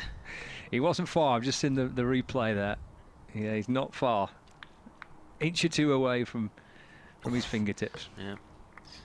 That one where you're already feeling the weight of the ball coming into your hand and it doesn't quite land there. Yeah, snatching at flies in the end, but almost a special catch from Hurt. In and to Rain. Let's edge down into the slips, and they get through for 1 run. Rain moves up to 17. The score to 92 for 9. Still 36 behind. 2 more balls for Hurt in this particular over to see if we can try and get the 5th wicket. A fifer for him. Try and confirm victory for Lancashire. He's got Rushworth on strike. 3 slips. Gully, point, mid-off, mid-on. Square leg and long leg. Hurt from the Finkel end. Balls to Rushworth. It's played up to mid-on, where it's stopped by Tom Bailey, and there is no run. We're approaching 3:30. I shall have to leave you, Martin. Well, that would be unfortunate if the game does end at 3:30 and you're on another channel. I'll have to keep talking until you get back.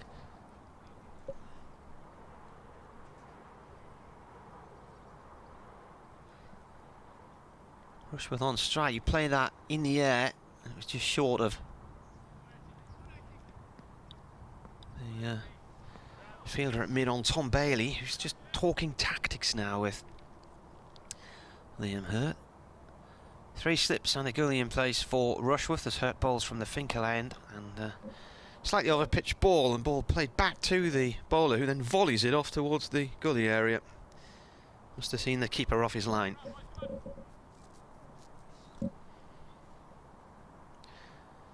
.92 for 9. Durham against Lancashire. Chesley Street, 2000. They made 92.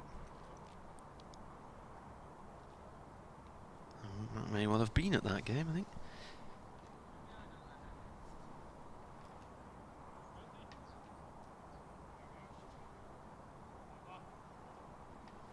Joint 17th lowest score now.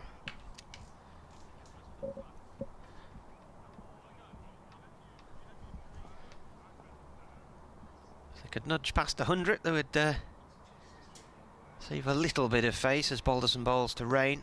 Rain fends that off one-handed towards the mid-wicket region.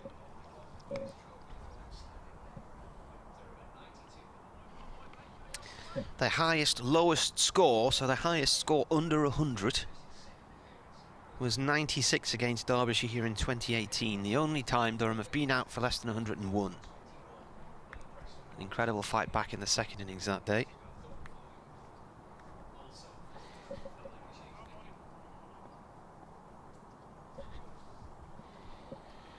Balderson to Rain. He leaves that one beyond the off stump.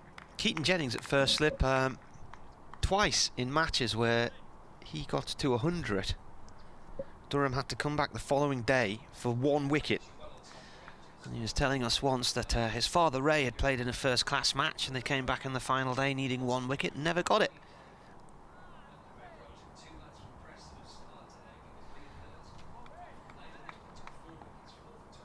Durham still 36 behind, so still looking at an innings defeat at the moment. As Balderson comes into bowl to Rain. And he's played back to the bowler, a couple of bounces. Well, Rayner goes off for a little walk. He's occupied quite a bit of time in the middle, Ben Rain. 46 deliveries now for his 17. And Chris Rushworth's faced 8 for his 1. Last wicket fell at 86. Salisbury caught by Liam Livingstone. Second slip, quite low down to his left off the bowling of Liam Hurt. Balderson in, and rain forward to that one, and it goes along the ground to the gully, to Croft. It's now 3:31. Of course, they wouldn't go to tea now, would they? They'd take an extra half hour if needs be here. The last pair at the crease. Going, yeah. Half an hour, 8 overs. Still quite a long way off tea anyway at this rate. Yep, 44 overs remaining.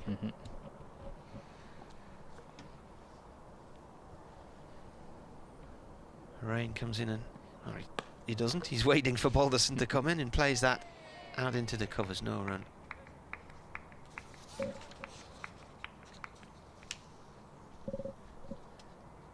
.5 overs they've batted now.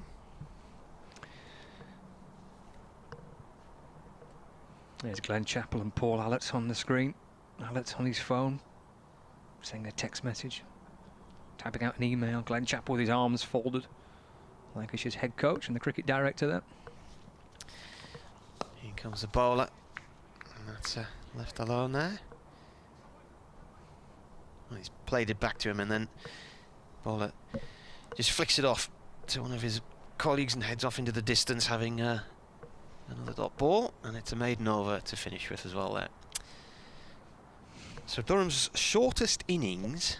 So where are we now? 36, did I say just a moment ago? How many have we had? 36. Yep.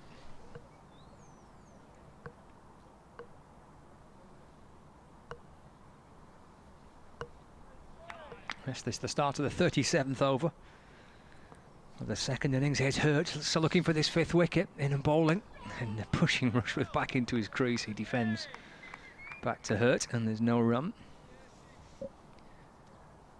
Well, the 2 innings at Leicester in 2018 were the second shortest at 24.3 overs, and the third shortest at 28 overs in the first innings.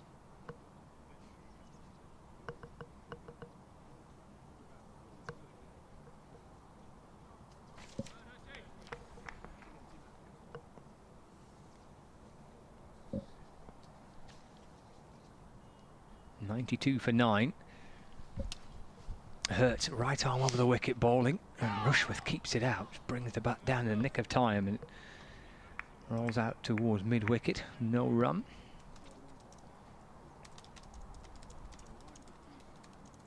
Three slips are stood there, having a little natter. Jennings, Livingstone, Croft. Villas wants to get involved in the conversation too. He's coming across from gully. Lancashire's coaching staff down below us, leaning on the advertisement board, watching Liam Hurt, looking for a fifer. Rushworth defends very neatly, correctly up to mid-off. Picked up by a Richard Gleeson. And then has that lovely job of reaching his right arm over the top of his head, onto his top of his back to get a bit of sweat. putting on the ball. Maybe that means Richard Gleeson is the sweatiest player in the Lancashire team. Hurt, having received it, back to the top of his mark. Sun shining. Shadow follows him in as he bowls to Rushworth, who clubs that back over his head, over the top of mid-off. And down towards the boundary. He might have to run here, because I don't think he's got enough on it to reach the rope. It doesn't, so testing out his knee, which looks okay, which is good news. He's run 3 in the end, and he moves up to 4. And Durham to 95 for 9, and trail by 33 runs.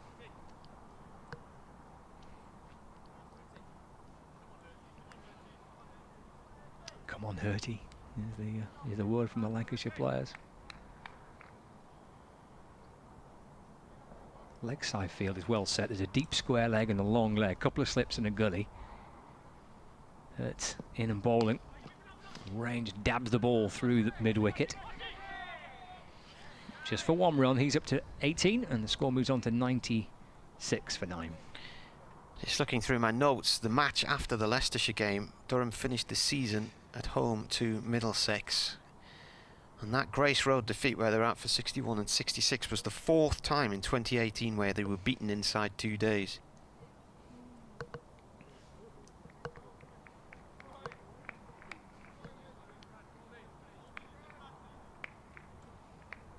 Staring down the barrel of a defeat in 3 days here. Looking like an innings defeat, still 32 behind. Liam Hurt's final ball of his 10th over. Worked away into the onside by Rushworth. Cries of catch as he goes back and chips it through the onside. Tom Bailey at mid-on, having to run back maybe 20 yards or so to field the ball. End of the over, 10 overs, 4 for 27. Liam Hurt. Durham 98 for 9, Rain 18, Rushworth on 6. So Leicestershire was the 10th time in 12 games in 2018 where they were behind at the halfway stage, and the 5th match where they failed to get a batting point, and the 4th time they were out for less than 100 in 2018. Can't remember the season being as bad as that, really. First innings at Grace Roads, four players failed to get a run, 9 didn't make double figures. The top score was 16 by Alex Lees, and he carried his bat. With 16? Yes. Here's Balderson bowling to Rain. That's played off the mid-off, no run there. Good knock. And he was eventually out of the score on 48 for 8 and was batting again 4 overs later. In the second innings he made 10, while Mark Wood top scored with 15 not out. The other 9 failed to get the double figures again, but there was only the 1 duck on the plus side.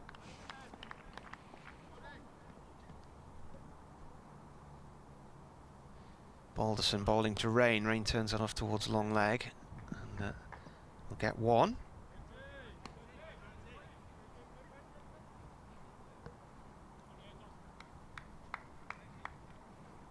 I think I'm sure in these match notes here, this Middlesex game, I looked at the Durham's shortest innings in terms of overs batted.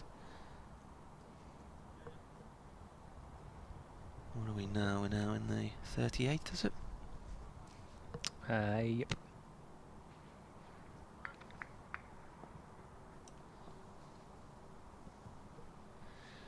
Balderson to Rushworth. Oh, he got a late corner of the bat under that one. It rolls off towards mid-wicket, no run there.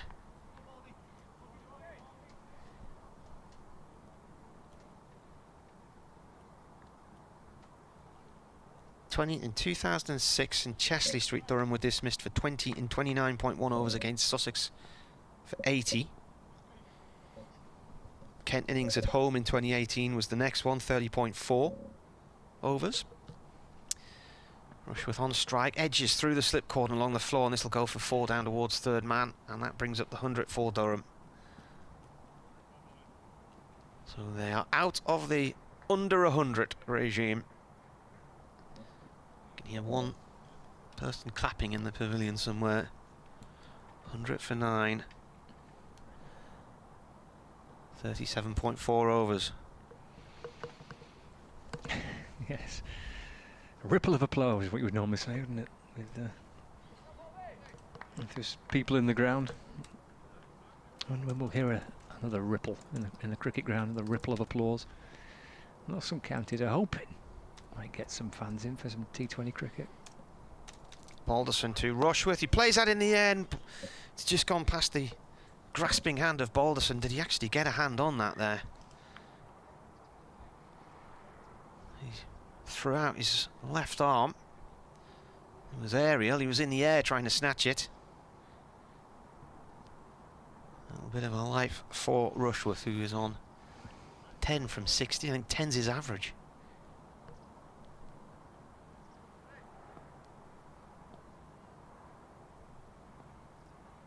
Here comes the bowler. Rushworth back into his crease, plays it towards the covers, no run.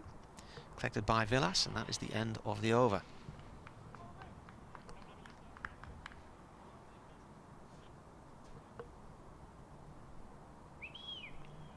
(103 for 9). Sanitizer time. Ah, Change of bowling too as well. Liam Livingston, I think, is going to have a bowl. There we go. We're on screen now, Martin. We can show we're all doing it properly, socially distanced, keeping our hands nice and sanitised. Window open. Aye. Window open. Door open. Door open. Air circulating. Air circulating. Bit of a drink as well for the players here. Yeah, so Liam Livingston replacing Liam Hurt. So whether Liam will have a little Hurt, this is, whether Liam Hurt has a little go from the other end or not remains to be seen, but maybe his chance of a fifer has gone. He's got 4 wickets. If that is the end of Liam Hurt for today with the ball, 10 overs, 2 maidens. Correct, 10 overs, 3 maidens, 4 for 27. 3 wickets for Tom Bailey. 2 for Luke Wood, making his debut. Just the 4 overs for Richard Gleeson in this match. Balderson's bowled 5 overs now, 5 overs for 10. And Liam Livingston, who picked up a wicket in the first innings, is going to bowl from the Finkel end with a short leg and a slip, a short cover, short mid-wicket, backward point, deep extra cover, mid-off, mid-on. Livingston bowls and off the back foot, right into the crease there, Rain, forcing the ball through the offside, along the ground for a single. He moves to 20, but he gets Rushworth on strike, and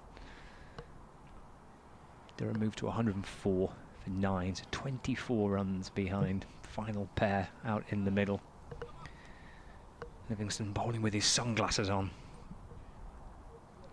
Squad number 7. He'll jump his way up to the crease in a minute or two for his second delivery. Here he comes. Forward goes Rushworth and pushes it back to Livingston with his sunglasses on, leaning forward, picking the ball up. Back to his mark again. Little skip as he bounces his way in, bowls. And Rushworth eases the ball gently into the offside. Bohannon's at cover. And there is no run. 10 not out, Rushworth. And striking the ball to cover again. Another dot ball.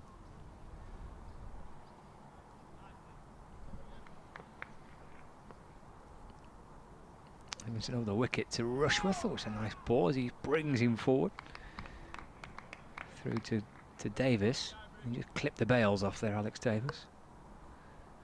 Just teased him forward, did Liam Livingston. Little extra height and flight on the ball. And again, tosses this one up.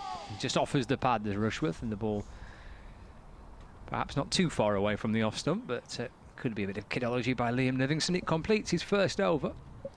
Just gone for that 1 run. So 104 for 9. Trailed by 24. So they've now batted 39 overs, so they are drifting away from shortest overs batted as well, or shortest innings from terms of overs. The shortest is Middlesex, against Middlesex at Lords in 2015, when they batted just 24.1 overs. Second innings at Leicester 2018, 24.3 overs. In the first innings they lasted 28. Kent at home in 2018, 30.4. Sussex at home in 2018, 31.3. And Lords 96, 36.2. Double change, because Luke Wood is replacing George Balderson, so maybe Lancashire are eager to try and get this all wrapped up. Wood, 10 overs, 2 for 28. Back into the attack from the Lumley end, and thanks to Michael for the tweet. Says, loving the shirt. Thank you. Glad you like it. New for this season, the shirt. Little check number. Wood then, the left armour to the left-handed Rain from the Lumley end. Rain plays the ball into the ground and back into the hands of the bowler. Says, looks like you're ready for a night out in Newcastle. Not tonight. No. No night out tonight, Michael. Quiet one. Tony has been on. He says, I emailed yesterday about our apparently terrible batting lineup. Today has rather cemented my criticism. However, I started this second innings looking at the records for the top 6 batters As Wood bowls, and Rain goes for a quick single up towards mid-on. He says, to be frank, on paper, with the exception of Burnham, this looks a promising proposition. Lots of experience and proven ability. However, last season and this season, the figures have been dire. This points to a lack of dedication, according to Gordon, team spirit and application for which the coaches and the management must take much of the blame, he says. Sorry to be so defeatist, but can you explain the current situation? It is pretty dire. Well, as I said, I mean, just looking back at that 2018 season, it's a reminder of just how low they did slump in recent seasons. Wood to Rushworth now. That's a short one. Bounced down the leg side. I mean, yeah, some other sides have been knocking the ball around for fun these last 2 weeks, but Durham have brought in a couple of new faces. And in Bettingham and Dixon, just to try and shore things up at the top of the order. And generally the team have struggled with the bat again, so on that side of things not much has changed, but what has changed is the lack of preparation time for this series, as Wood bowls to Rushworth, and that's defended. And I will say this until the end of these 5 games, and we've mentioned it, it's quite difficult to be overly harsh this year. It's all right for the bowlers, because I think as a bowler you get your eye back in pretty quickly if you keep your fitness up. I'd far rather be a bowler this year than a batsman, easily. And you can have all the net sessions you want during lockdown, you know, as lockdown was easing, but you can't beat real conditions of being on the middle of the field with fielders around you wanting you off there again. As Rushworth defends this one, ball runs back to the bowler. He just kicks it off to the side for somebody else to clean. Dane Villas giving it a scrub. We're now at the point where the deficit is 23. Ben Raines faced 55 balls for his 21, and Chris Rushworth's faced 25 for his 10. 105 for 9. It's Wood bowls, and again defended well this time by Rushworth. That nipped back in. He got their bat and pad and played it back up to the bowler's end. Paul says, yet another poor performance from Durham with the batsman, but at least the commentary has been excellent, he says. Ah, well, thank you very much, Paul.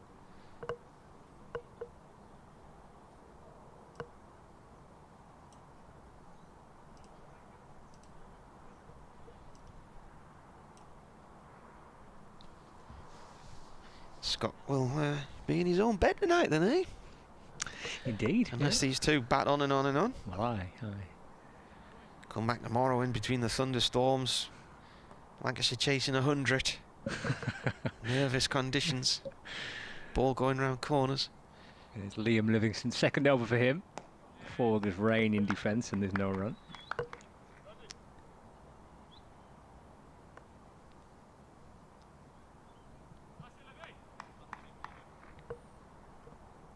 One slip, short leg for Livingston, who's in. That's cut by Rain through the offside.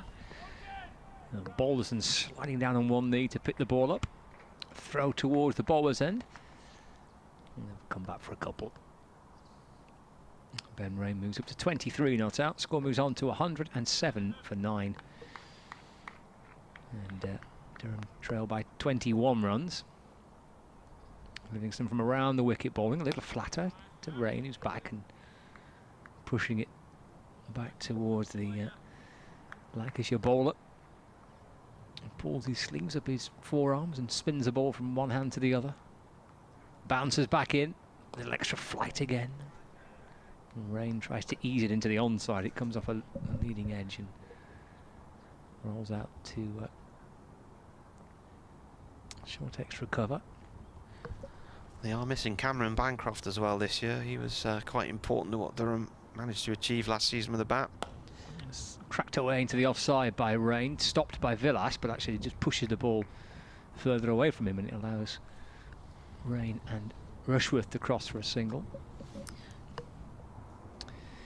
Yeah, having to perhaps be a different looking team with players unavailable for obvious reasons. A lot of counties, haven't they, have kind of cancelled their overseas contracts for this year. There's just a few games.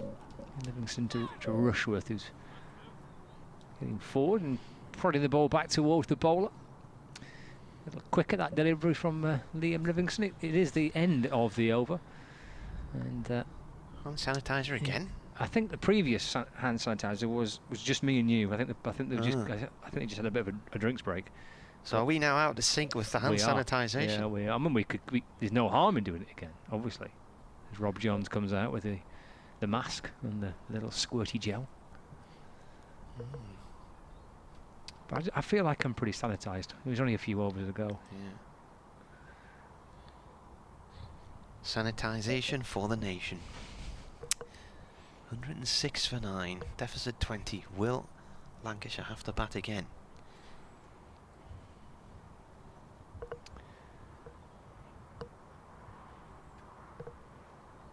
Looking at some of the games elsewhere, they're at tea at Trent Bridge with Yorkshire 186 for 4, so they lead Nottinghamshire by 95 runs. Chris Sharps tweeted, he said, just a hunch, but I think Durham will score more in their first innings than their second, and the last time they did that was at Sedbergh last year against Lancashire. Tim Singleton says, you did say it could be over by 3:30, 4 o'clock. At least I've got home to hear some commentary, he said. Wood is moving two fielders out into the deep on the leg side, long leg and the mid wicket. Rain on strike on 24 as Wood comes in from the Lumley end. And bowls. And goes for a quick single here, just dabbed up to the mid-on area. He moves on to 25. Joint. Oh, he's not, because Burnham got 27. Joined second highest with Bettingham, 25. Burnham was actually looking okay. He played some shots and then he just an aberration to get him out. He looked like he was going to try and pull a ball from Hurt through the leg side, and then just as he was coming to play the shot, he just changed his mind and left it, and it took his stump out the ground, and then he collapsed on one knee, hand on head in disbelief. Wood then against Rushworth. Bowls. Rushworth stands firm. The ball runs off to the covers. No run. I mentioned the tea time score at Trent Bridge, where Yorkshire 186 for 4, so lead by 95. Elsewhere, where it's tea, Gloucestershire 155 for 5 against Warwickshire, so lead Warwickshire by 118 runs. Glamorgan trail Worcestershire by 81 because they've been bowled out for 374, and it's tea also at New Road. In comes the bowler again. This is played out into the covers. A game between Essex and Surrey. Essex 201 for 5, lead by 276 runs. So they had a good day with the bat. Have Essex. What's Mr. Cook got? He got 42. Alistair Cook for Essex, but 276 in front, and with Harmer picking up 6 wickets in the first innings, Essex, I'm sure, will feel confident of going on to win that game. Sussex are 59 for 4 after Kent eventually finished their first innings on 530 for 1. Rushworth goes back into his crease and guides the ball to Hurt at backward point. It's a dot ball. So Sussex trail by 139 runs with 6 wickets remaining, and it's tea there at Canterbury as well. Ken says, well, we're clearly a wee bit rusty, but it's great to have county cricket commentary back. Thanks, lads. It is, and it's a privilege to be here to be able to describe the action for you. Deficit is now 19. BBC Radio Newcastle with you, BBC Radio Lancashire. As Wood comes round the wickets to have a go at Rushworth, but Rushworth now with 2 men close in on the offside, plays that one safely into the ground. Stephen Croft is there, and Dane Villas, I think, is the other one, isn't he? Is it? It is, yeah. Villas, yeah. So you've got a silly mid-off and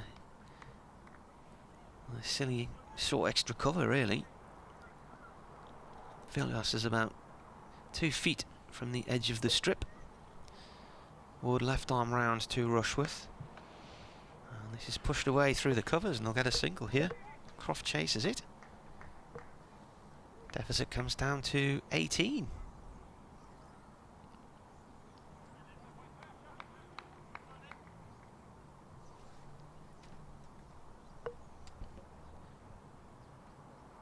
The van coming into the stadium looks like it's in the Team Sky colours. The cycling team no longer under that banner anymore. They changed last year to Team Ineos. It's dark. It's black and sort of azure blue. Quite snazzy colour scheme. It's your chauffeur, Martin. It's come to pick you up. Livingston will bowl his third over. Gone for just 4 so far, but he's continuing from the Finkel end. Rushworth on strike, 110 for 9.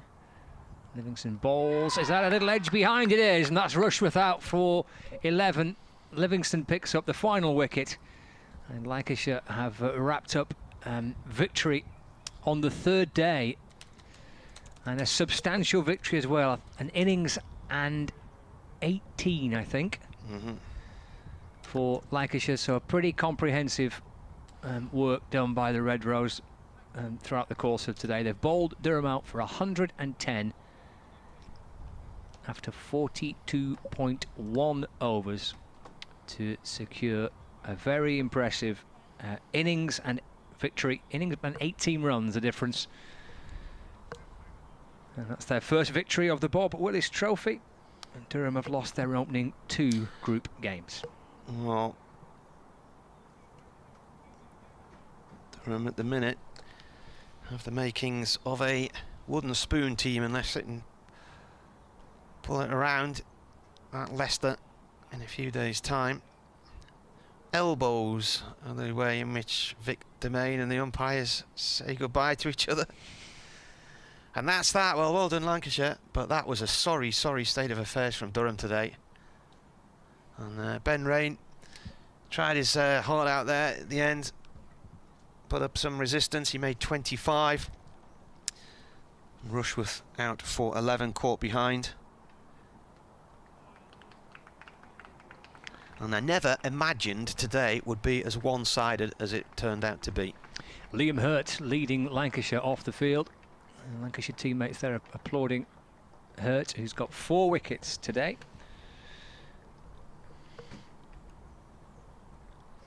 And 3 for Tom Bailey. A couple for Luke Wood on his debut. 1 for Liam Livingston. And yeah, an emphatic win for Lancashire. Congratulations to them.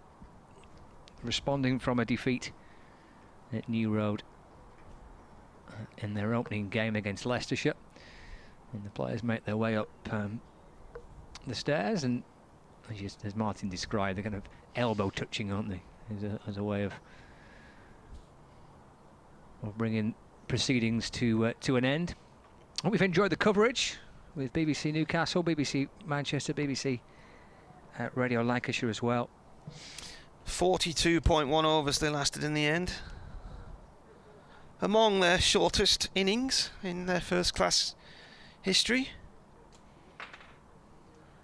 Probably in the top 10. Ben Ray not out at the end there for 25. Just in time for the 4 o'clock news. I went for half 3, 4 o'clock, and sadly I was right. But there you go. So I've got to do an update for BBC Radio Newcastle in a moment, and then try and get some post-match reaction to this one. Bowling figures from Lancashire's point of view. Tom Bailey got to 200 in first-class cricket, took 3 for 11 in 9 overs earlier, 4 maidens. Never really saw him this afternoon because most of the damage was done by then. Luke Wood took 2 for 31 in 12 overs. 2 of those were maidens. Liam Hurt did a bit of damage after lunch, didn't he? 4 for 27 from his 10 overs with 3 maidens. Richard Gleeson, none for 20 from 4 overs and no maidens. George Balderson, none for 10 And that was from 5 overs with 2 maidens. And Liam Livingston, 1 for 4 from 2.1 overs, no maidens. So Lees went for a 9th ball duck, bowled by Tom Bailey off stump. That was after 2.3 overs. There was a rain delay. Sean Dixon went first ball after it, caught by the keeper off the bowling of Tom Bailey for his 200th first-class wicket. He went for 3. Cameron Steel a 9-ball duck, yorked by Luke Wood. It hit his foot and he was given a LBW. So he made none after getting 1 in the first innings. He looked rather surprised to be given out, so whether or not he thinks he got a bit of bat on that, I don't know, but off he went. And then Gareth Hart, who you felt was carrying the last real bit of hope from a Durham point of view, he went just before lunch, caught in the slips by Stephen Croft off the bowling of Luke Wood for 3. So Durham in a mess at lunch at 21 for 4 and still 93 behind. David Bettingham was on 25 when he went LBW to Tom Bailey, who by that point had taken his 3 for 11. Ned Eckersley, who struggled for runs this season, has so far got 5, 8, none and 6. He was on 5 today, caught by Stephen Croft in the gully area off the bowling of Liam Hurt to one that spat up at him and came off the shoulder of the bat. Bryden Carr's got a first baller caught by Croft off the bowling of Liam Hurt, so Hurt was on a hat-trick. He looked like he played the ball off his pad and it looped out towards the gully area. Ben Rain saw off the hat-trick ball. Jack Burnham was batting nicely when he left one from Liam Hurt and lost his off stump for 27. And then Matt Salisbury, still 42 needed when he went for a duck. He was actually out there for quite a few deliveries. He faced 13 balls. 42 needed at that point. Chris Rush was the last man to go, 4-11, having faced 33 balls, and Ben Rain not out 25. So a good win from Lancashire's point of view. They took 6 bonus points plus 16 for the win, so 22 for them. Durham just the 3 bowling points.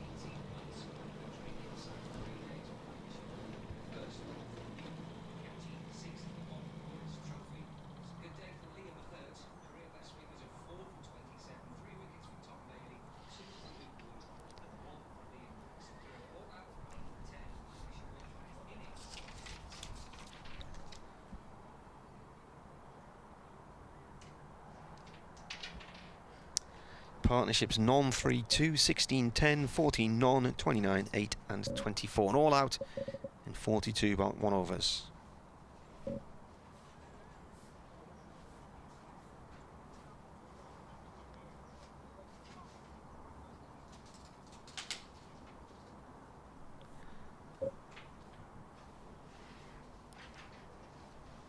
Seven batsmen failed to get to double figures.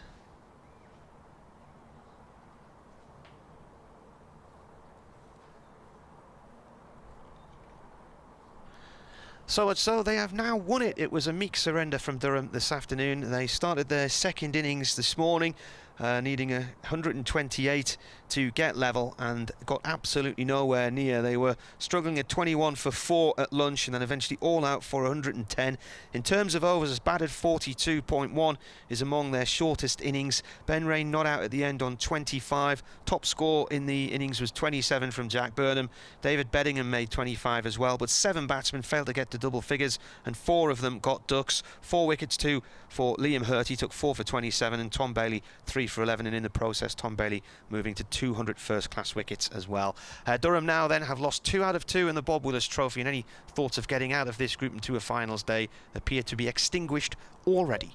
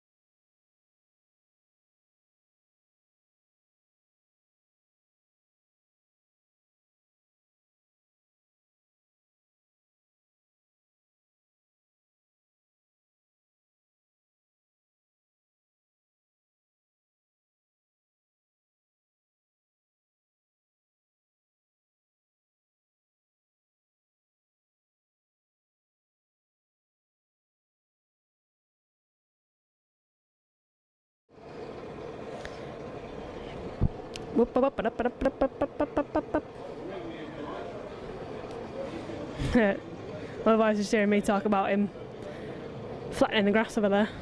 I see our man down there.